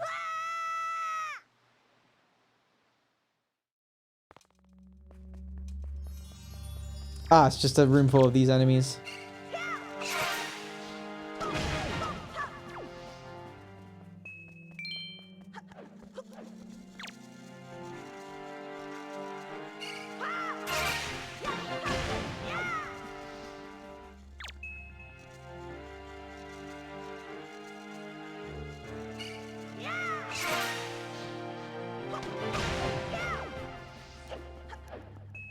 Oh, it's an enemy gauntlet. I forgot.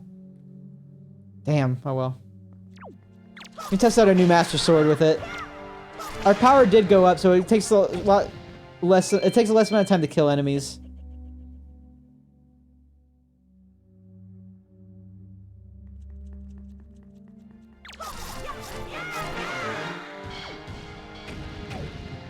Double kill. Uh-oh.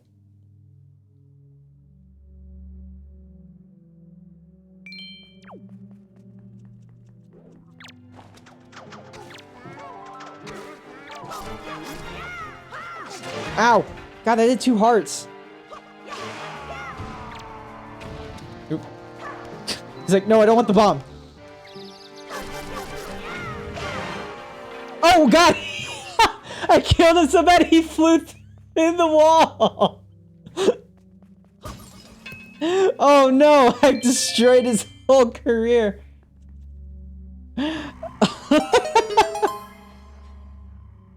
Okay, I've never seen that happen, but that's awesome.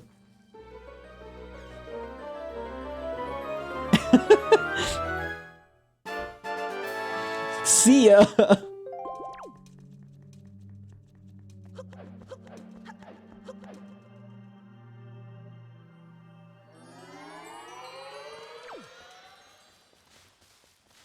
Oh, that was funny. Alright, where's my boat? Where's my bow at?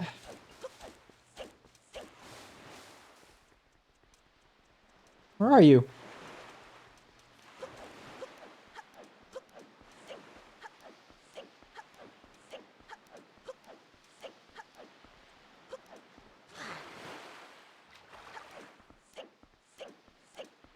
Hello? Boat? Boat!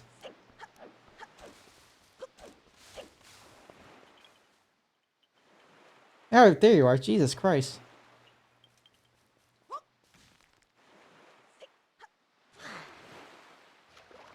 Alright, let's go over to that lookout platform and then we're going to Forsaken Fortress.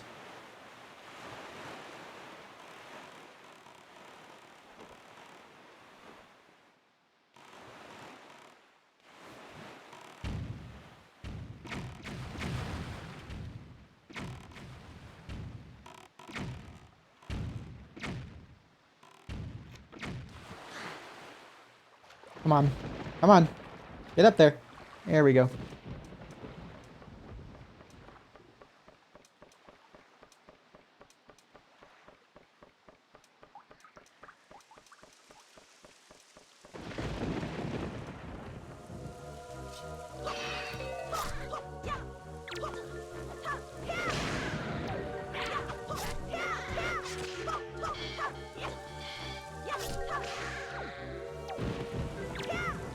Oh, pfft, that was a weird hitbox. Golden Feather, they're useless now.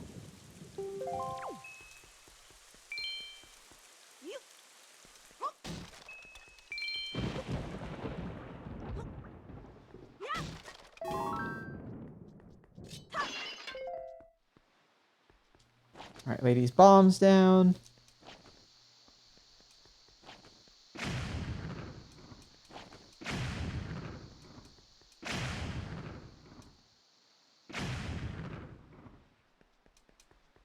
Nothing? Did I miss one? I thought there's supposed to be something here. Huh, I guess it's just a stupid golden feather. Oh well. That's so lame.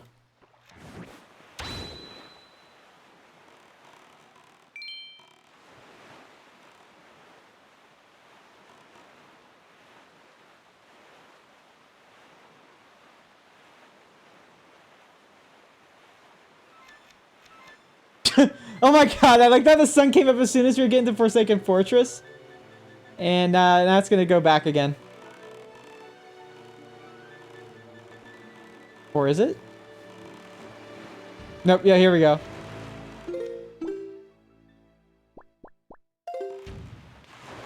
Yeah, now it's nighttime.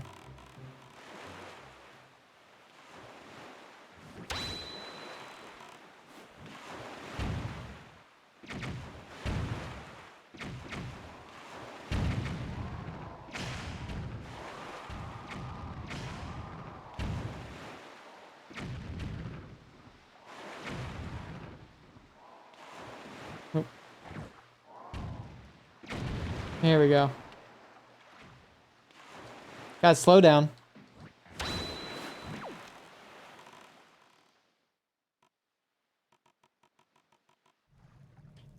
I don't have an empty bottle on me, unfortunately. But if you do have one, feel free to use it coming up here.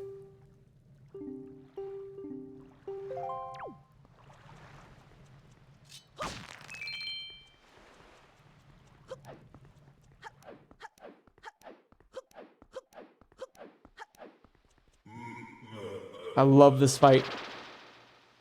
Phantom Ganon returns.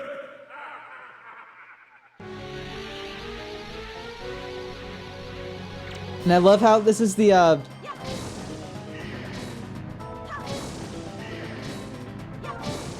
think it's the Link to the Past Ganon fight music.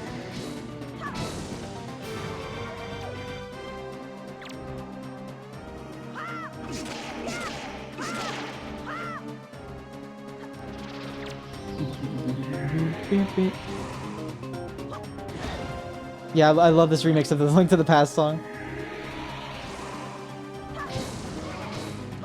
Tennis! Shit!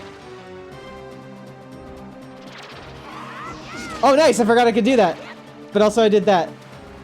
And that's not good. That was funny, though. I've never done that.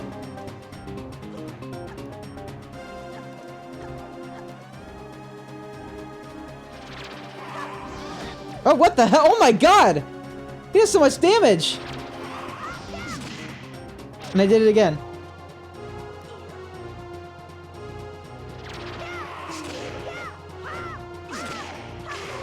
That was kind of epic. I'm not gonna lie. That's probably the most epic fight I've had with Phantom Ganon.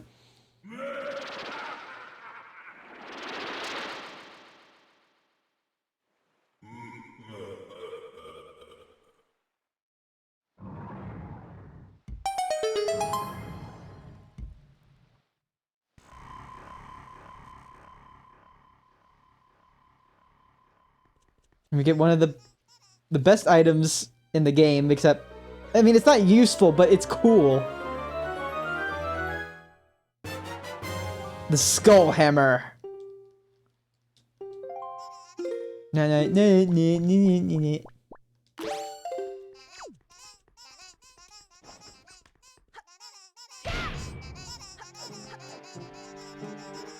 Piece of shit. You can swing the hammer horizontally or vertically.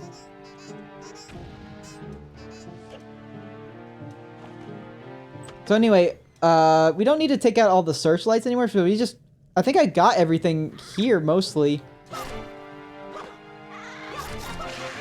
So all I really need to do is go to the boss.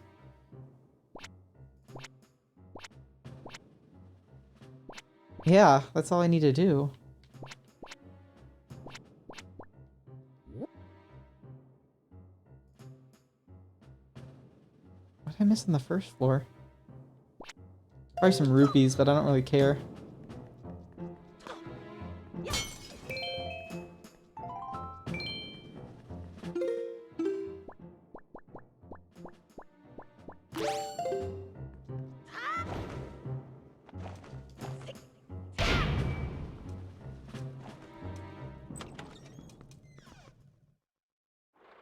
I'm just heading straight for the boss.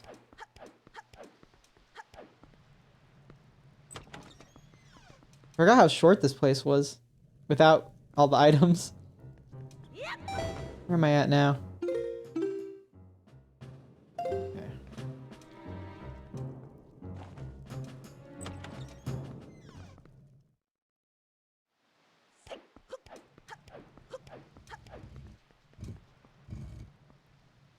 He's gonna start shooting lasers at me.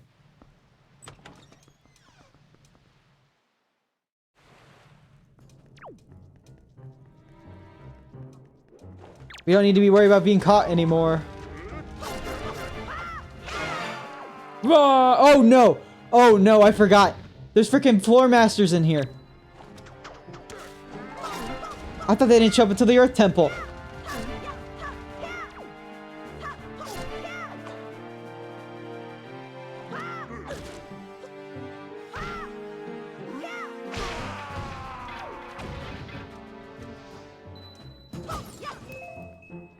Those guys scare me. Oh my god. The floor masters used to scare me as a kid. Where is he at? There he is. God, I'm not messing with him to the Earth Temple.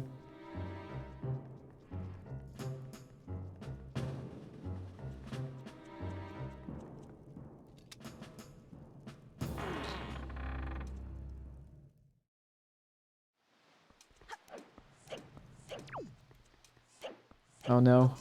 I hear them coming. The zombies are coming.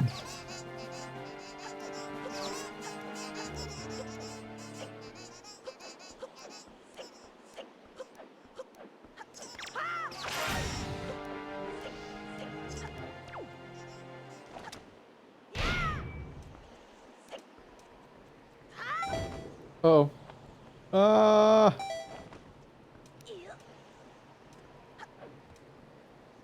Get up there. Oh, bleep, burp, burp, burp, burp. Alright, come on. Come on, Link, let's go.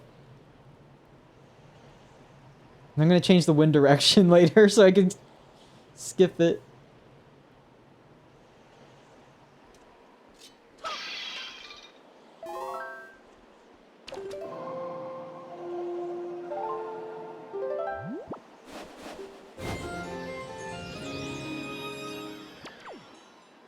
Oh, I think they're gonna start shooting at me. Yeah. Shit.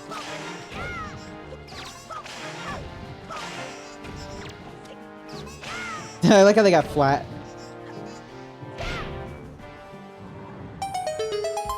Alright. It's boss time. Oh, my gamepad's about to die. Gotta plug it in. I like Link's face in here.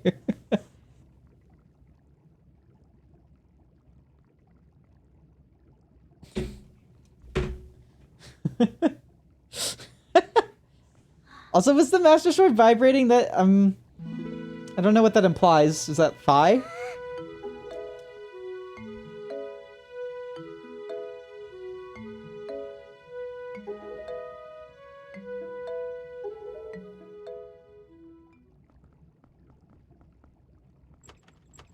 Reunited and it feels so good. Also Tetra, yeah! Acting breathing is, yeah, it's like, I like how what she points out here, it's funny. They had to draw the bird off because it's like, yeah, of course it was not around here because somebody had to distract it.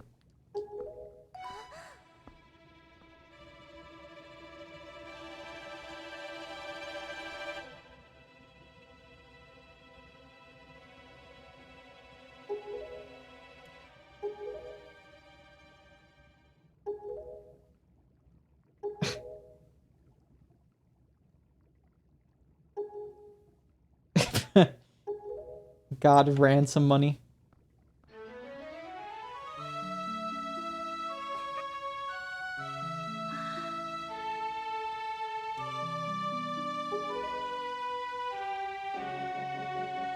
Yeah, we need to kick some ass.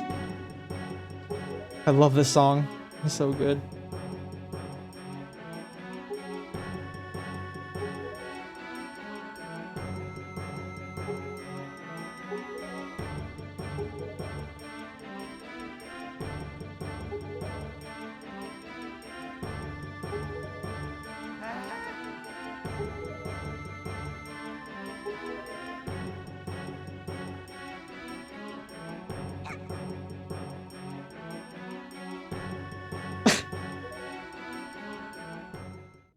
This part is really hype and it's really satisfying.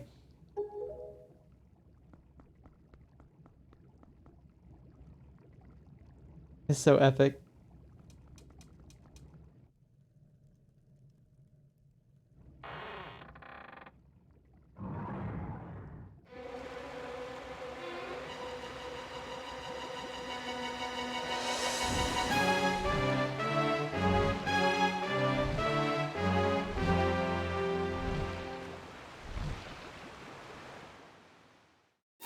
All right, let's go. Time to go. Just keep running. Don't stop.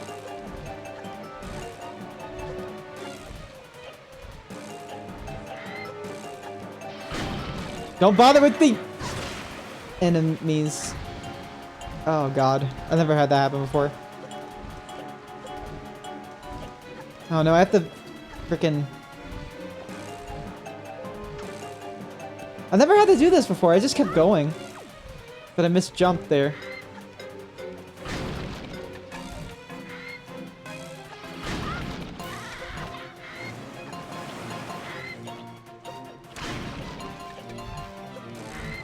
Come on. Camera's not the best here, but it's fine.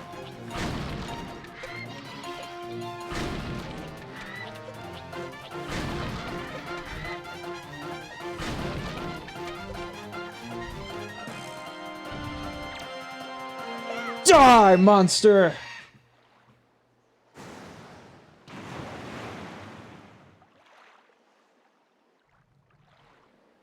Is this still rising?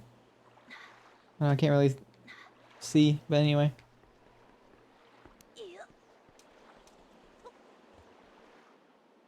We're ready to go.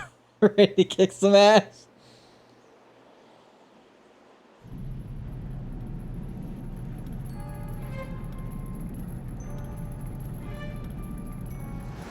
This is one of the best boss fights in the game.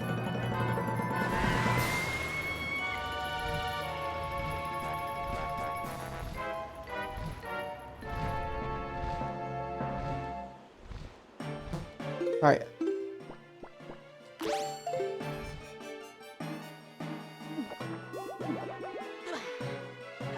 Let's go.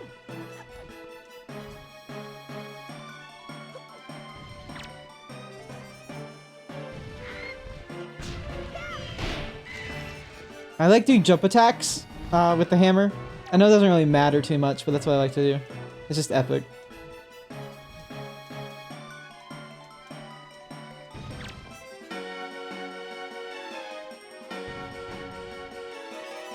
What are you doing? Ugh.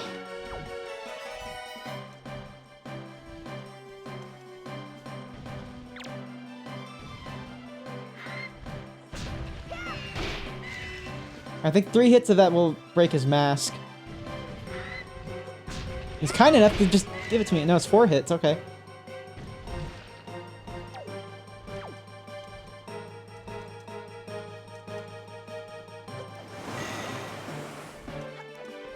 Wait, whoa, whoa, whoa. Where'd he go?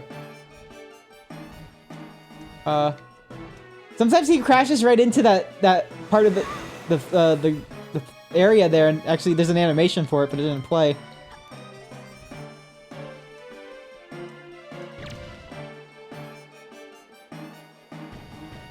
Come on. Come on. The hell are you doing?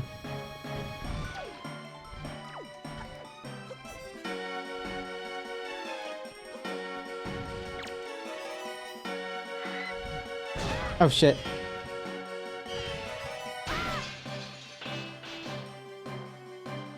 Alright, now we can go on the offensive.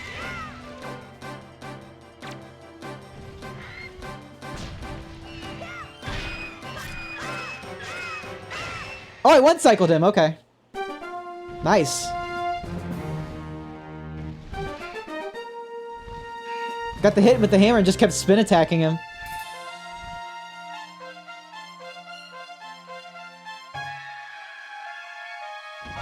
Well, I don't think it was technically one cycle, but it was a very quick kill.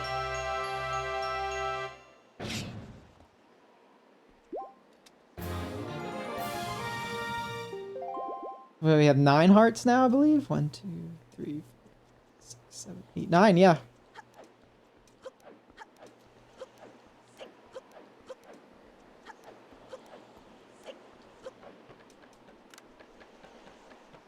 Whoa.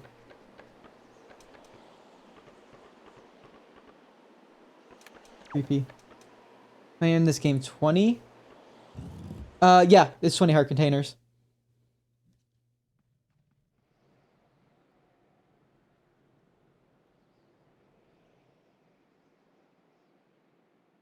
It's been a while, boy.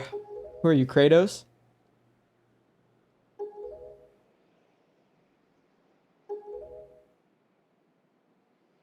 My name is Gandalf. What?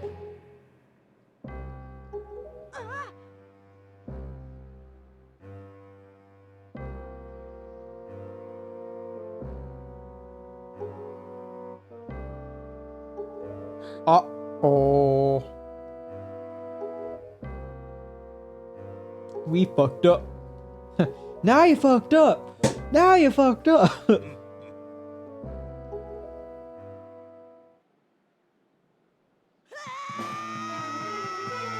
Yeah, Tower of the Gods is really good. I like Wind Temple as well. Earth Temple's not too bad either.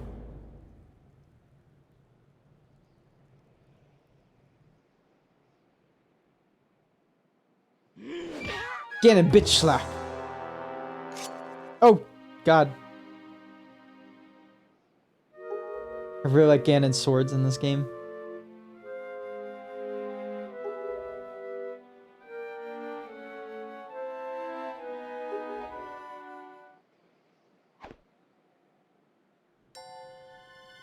How did you get up here? Did they toss her through the catapult?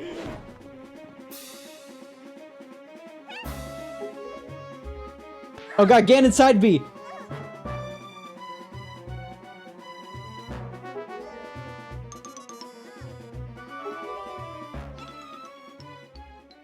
Uh-oh.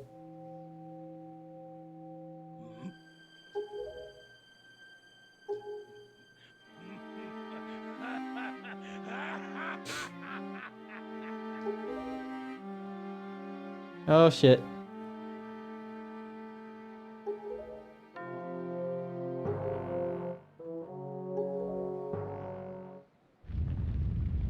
Well, guess what, Ganon? Snooze, you lose. Because now it's time for your retribution. I love this moment.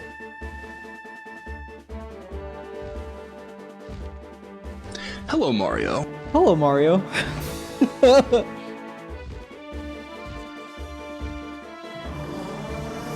Get fucked! I love that. He just absolutely toasts him.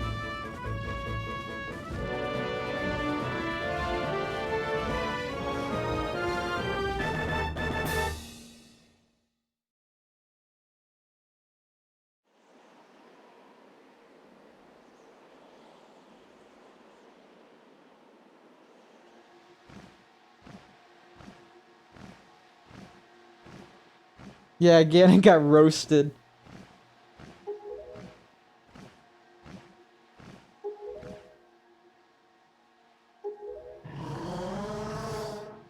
I forget what he says there.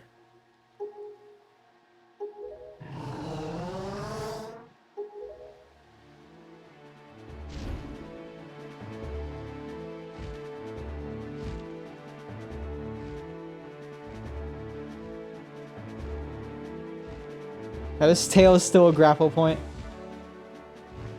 Also, that's not the way to Dragon Roost.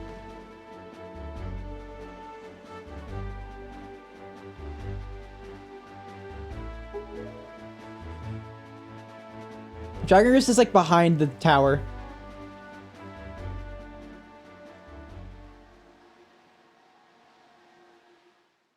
And we're going to the underworld. So happy. Great Sea is a classic bop, yeah.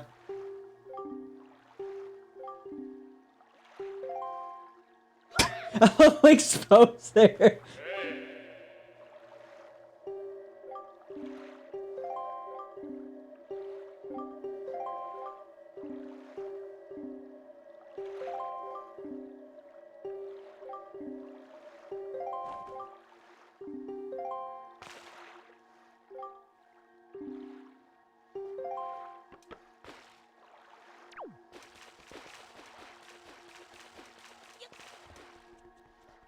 Oh yeah, I like getting Tetris stuck down there for some reason. I think it's really funny. Like, oh well.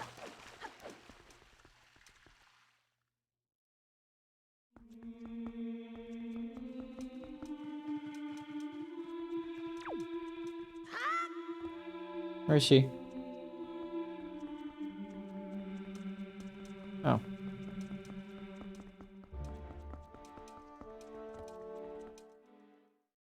And here comes an epic cutscene.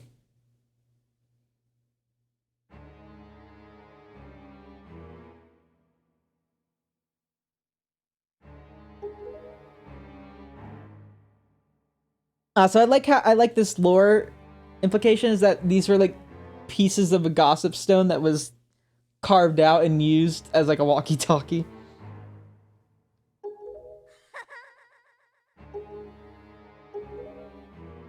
For the tales of Symphonia. God, I'm ripping off Chaka Connor's LP.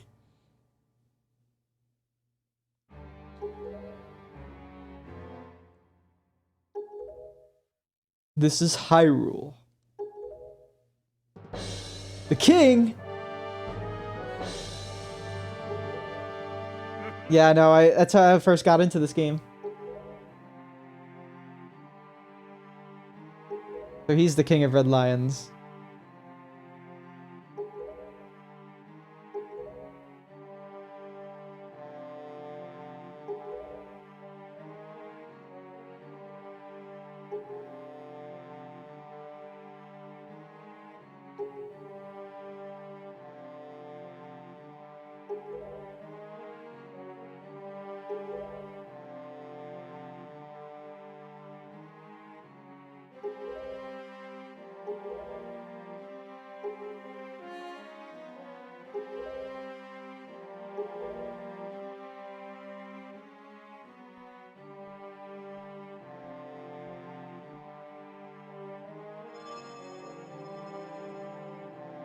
The Triforce of Wisdom.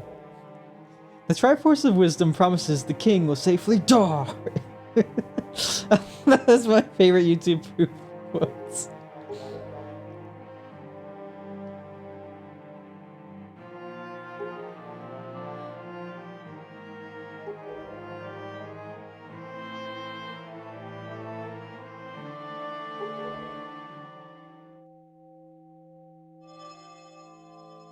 Also, Link to the Past intro!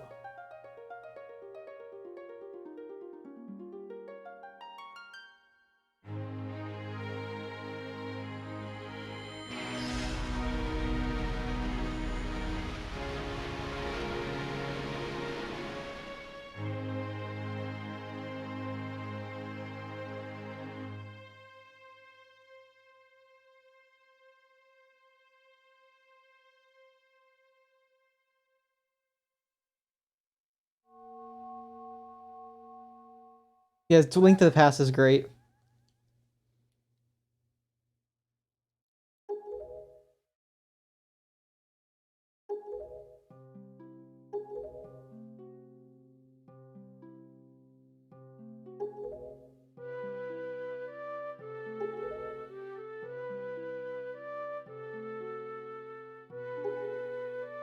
Big.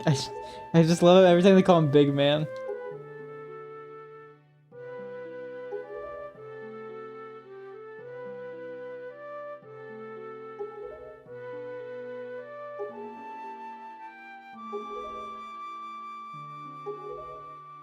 They repel evil in the Master Sword.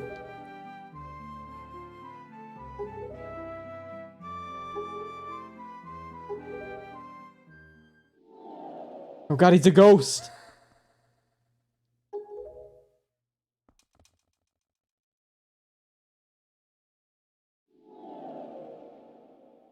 It's really creepy, actually.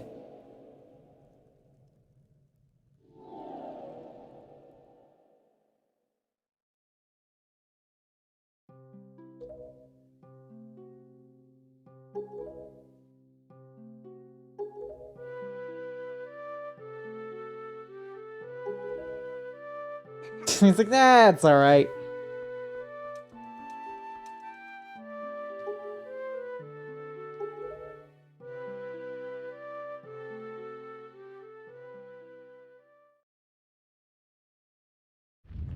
And that's all Tetra's gonna do for the rest of the game. Pretty much. Big man. Unfortunately, he will not be a big man in this game. He was planned to be, but not really.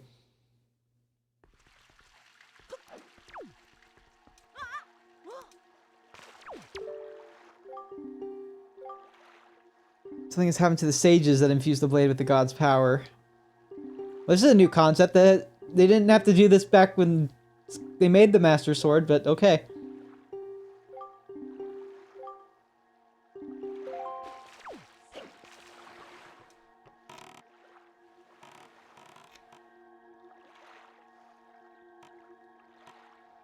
Oh, so there's a lot to do now. Ugh.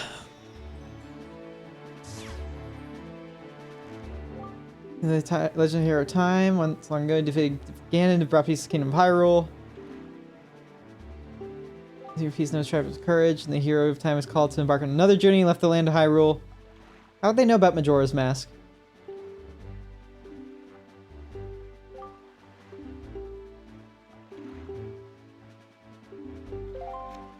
Alright, well, we will gather those as we go as well. So what I'm going to do first...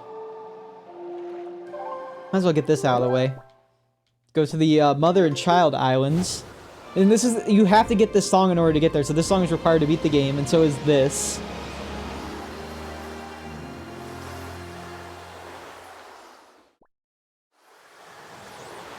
And this can only be gotten after you've... going back to Hyrule with Tetra and finding out she's Zelda.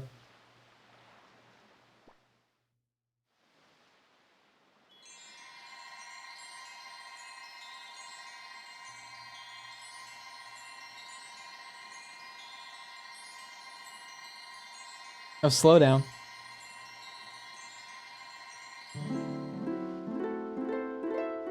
Also, she looks a lot like Fi.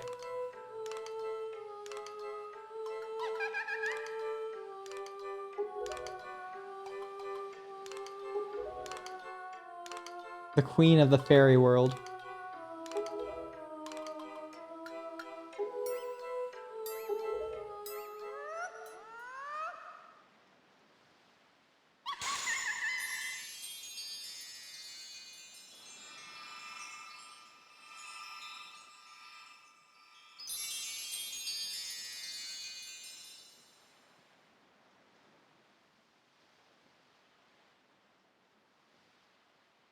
Ow.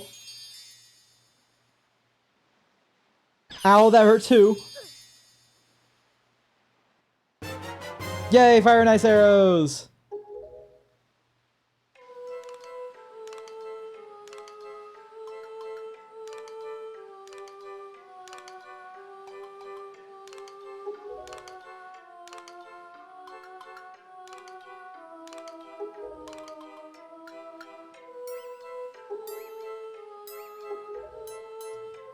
Link, you got no bitches. That's what King of Red Lions is like.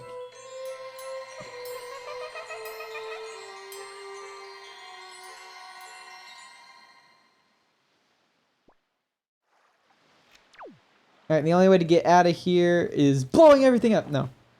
Is, just warping.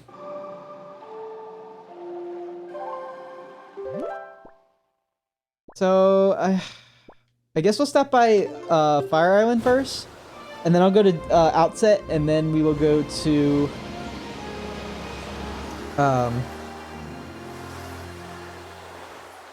we'll go to the temple, I guess.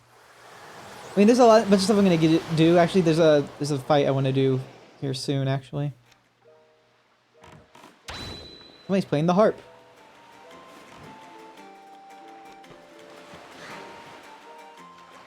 Can I get this mail first, just because it's bugging me?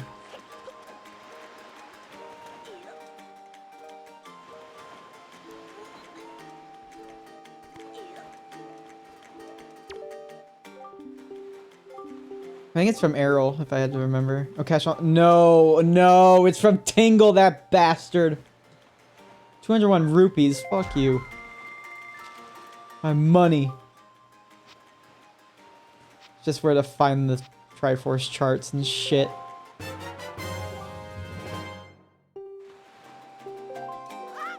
Bastard's already stealing my money.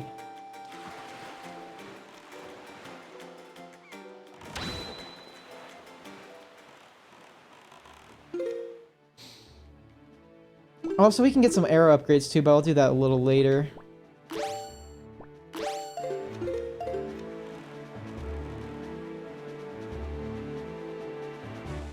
But I kind of want to end off getting the upgraded magic meter. But that's over near the Earth Temple. Or, yeah, the Earth Temple. But first, in order to enter the Earth Temple, we need to go here.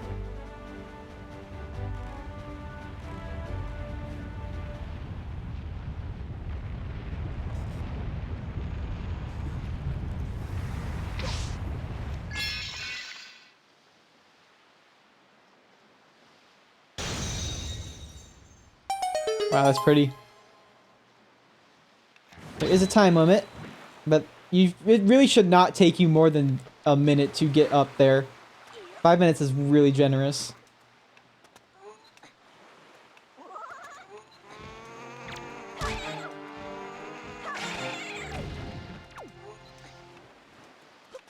Ah! I don't need golden feathers anymore. I already got what I needed from them.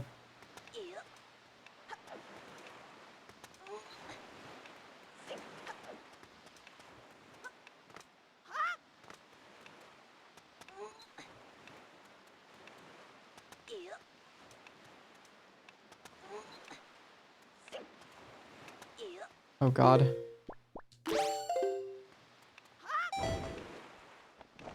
Nice.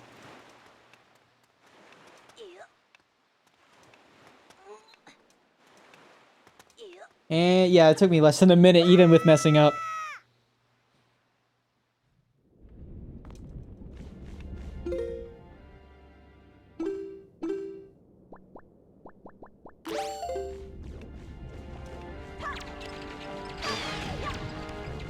Ow, bastard.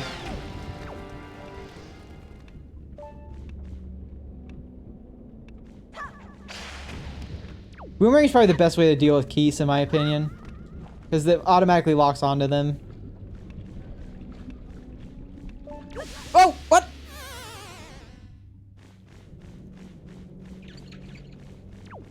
I don't think the timer matters if you're in here or not. Maybe it does. You know what? Maybe it does. I don't know.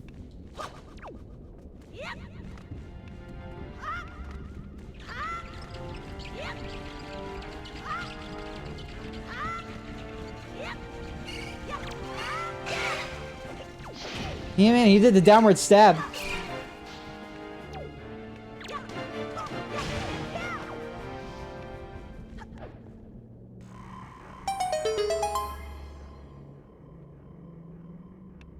So many of the sides of the crypt, some of it kind of is, but not really.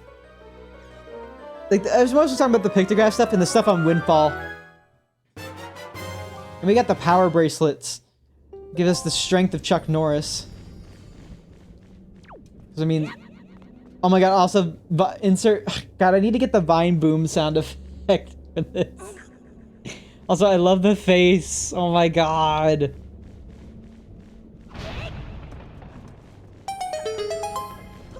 The stone needed the vine boom sound effect.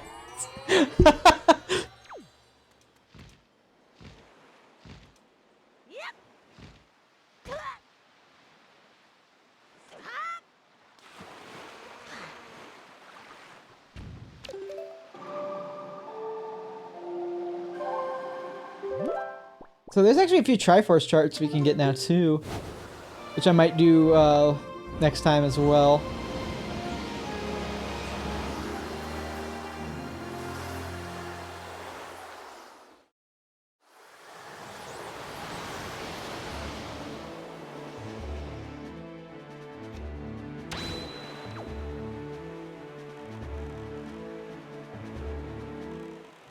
I want to come over and see Orca. Also, we have to get more soup.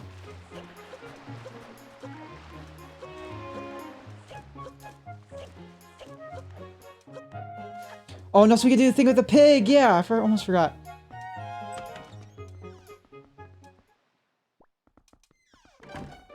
I guess that thing with the pig is kind of cryptic too, so I'll explain that here in a moment.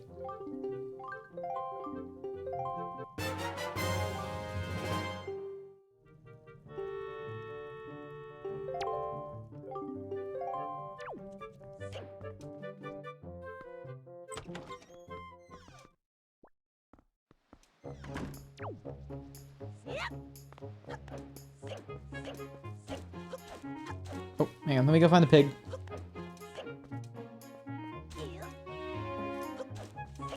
Also, I'm a jerk for doing this. I'm going to hell. Also, we got Mr. Pig here. Don't attack him because he does 3 hearts of damage to you when he retaliates, so, Yeah. Also, you do need the power bracelet in order to carry him. Can I just do this? Boosh!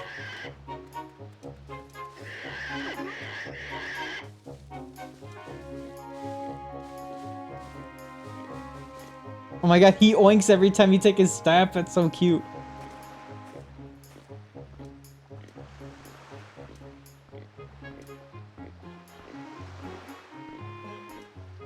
Yeah, so this is cryptic. The game doesn't really tell you this, but the pig can actually dig into muddy ground.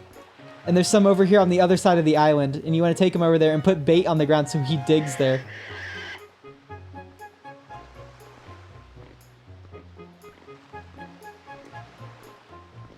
I need to get my bait out. Can't just pick up a pig, no big deal, yeah.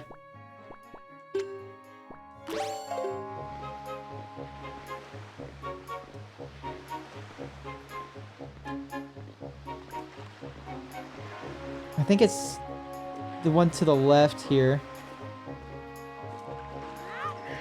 And this can be a bit finicky. Oh, no, no, no, no. Come on. Can you dig, please? No, seagulls, go away! Oh. Fuck. Here, I think he's doing it. Yes! Here's a piece of heart. Actually, I want to see if I want to demonstrate this. Oh. Okay, maybe not. Okay, but he does 3 hearts of damage when he gets mad at you, so don't piss him off. Where's Beetle? I know he's around here somewhere.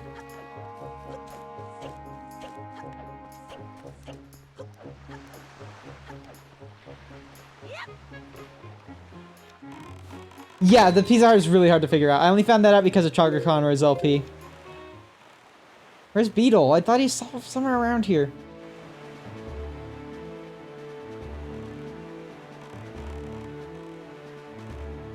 There he is.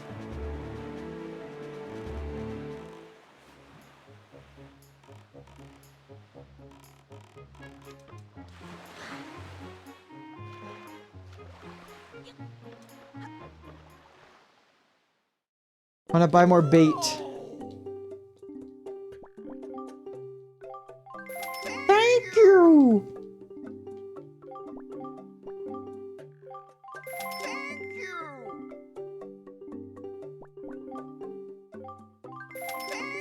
Thank you! Oh my god. Thank you! I love... That's just a classic sound clip. And we're all back here. I mean, I could technically... No, I need the mirror shield. I can't... Yeah. I was gonna say, I can technically do the Savage Labyrinth, but not every floor. I need the mirror shield for that.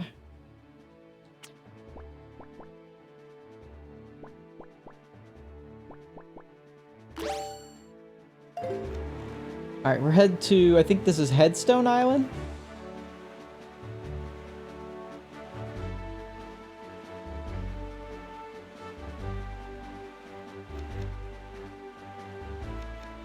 We will get something here, and then we'll probably warp back to Outset and then end the stream there, because we've been going for about 4 hours.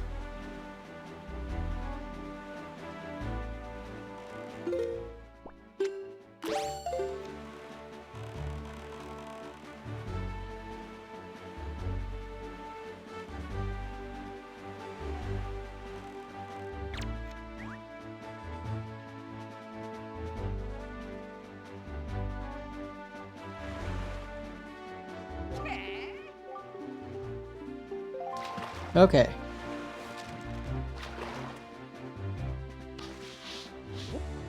Whoop. Headstone Island.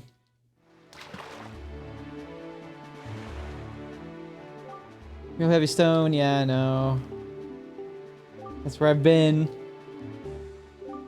Alright, somewhere around in the square should be some seagulls. Don't know where exactly. Might be more accurately in the square north of it.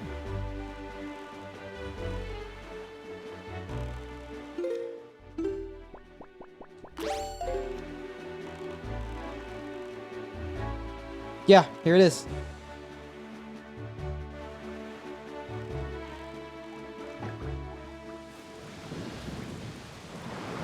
We have a big Octo.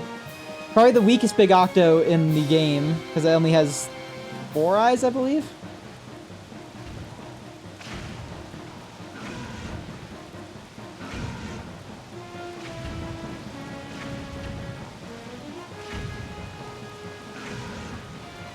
Did I not get an eye yet?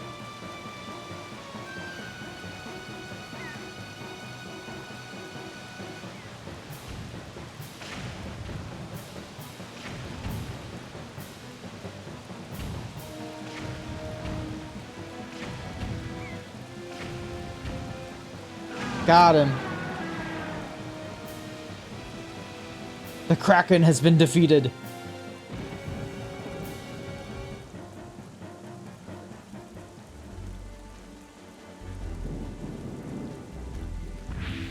And this is an unusual reward because we just get straight up get a Great Fairy.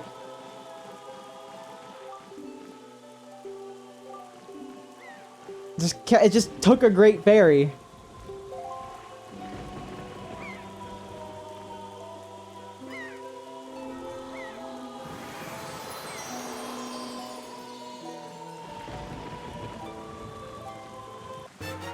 Yeah! Magic meter increase.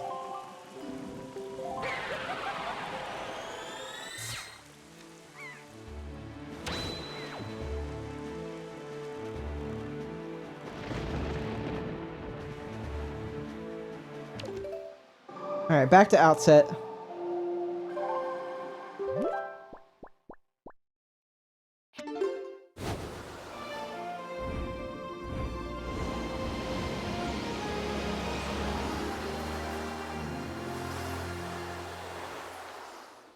Whew! Man, this is where we started and we're gonna end the session, so that's kind of cool.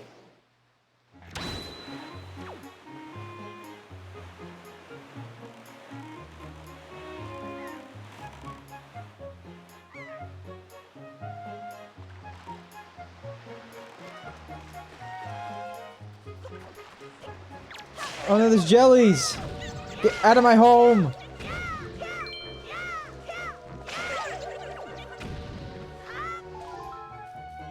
But the music's still playing. Oh, that's kind of weird. Anyway, how much? What do we got? So we got 26 skull necklaces, 10... I didn't do the thing with Orca. Oh my god. I am a dumbass.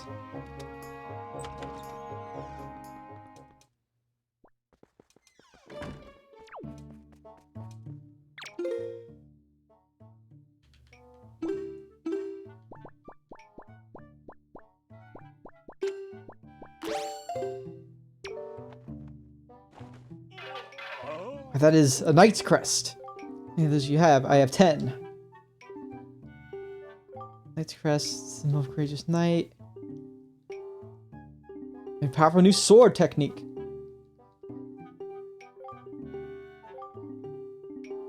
Alright, here we go.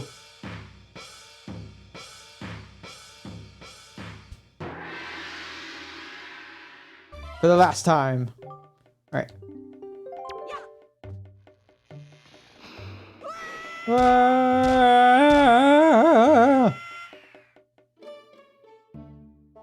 I can feel the power! It's a good thing we got the double magic meter for this.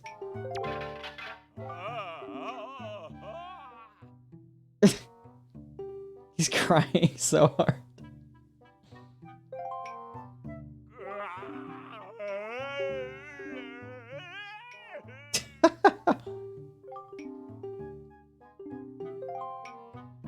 Excellent.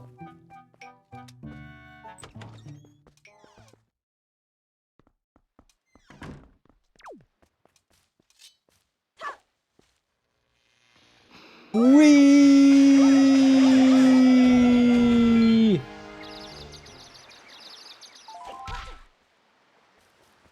It's a pretty fun move. We have 25. Wow, we have more green.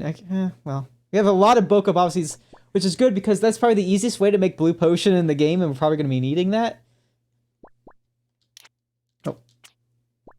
And yeah, that's going to be it. Save.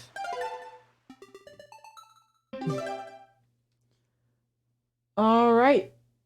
Thank you to everybody who has come out to the stream today. I appreciate it. It's great seeing everybody. Thank you to Mystic Arts, Fruity Maid, Mama Mithra, and Taiyaki Chow for doing all my art for me. They are amazing. And yeah, so we're gonna raid somebody.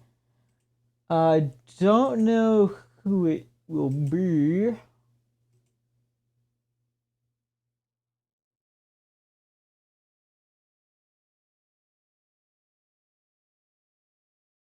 Probably Toad.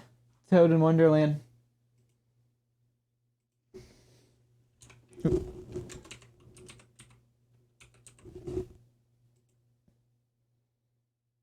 I think he's just started, so we will send you guys over there. And I think you guys know Toad pretty well, so I don't think I have to explain it to you. So I will see you guys tomorrow for Pokemon Grand Coliseum, and I'll see you then.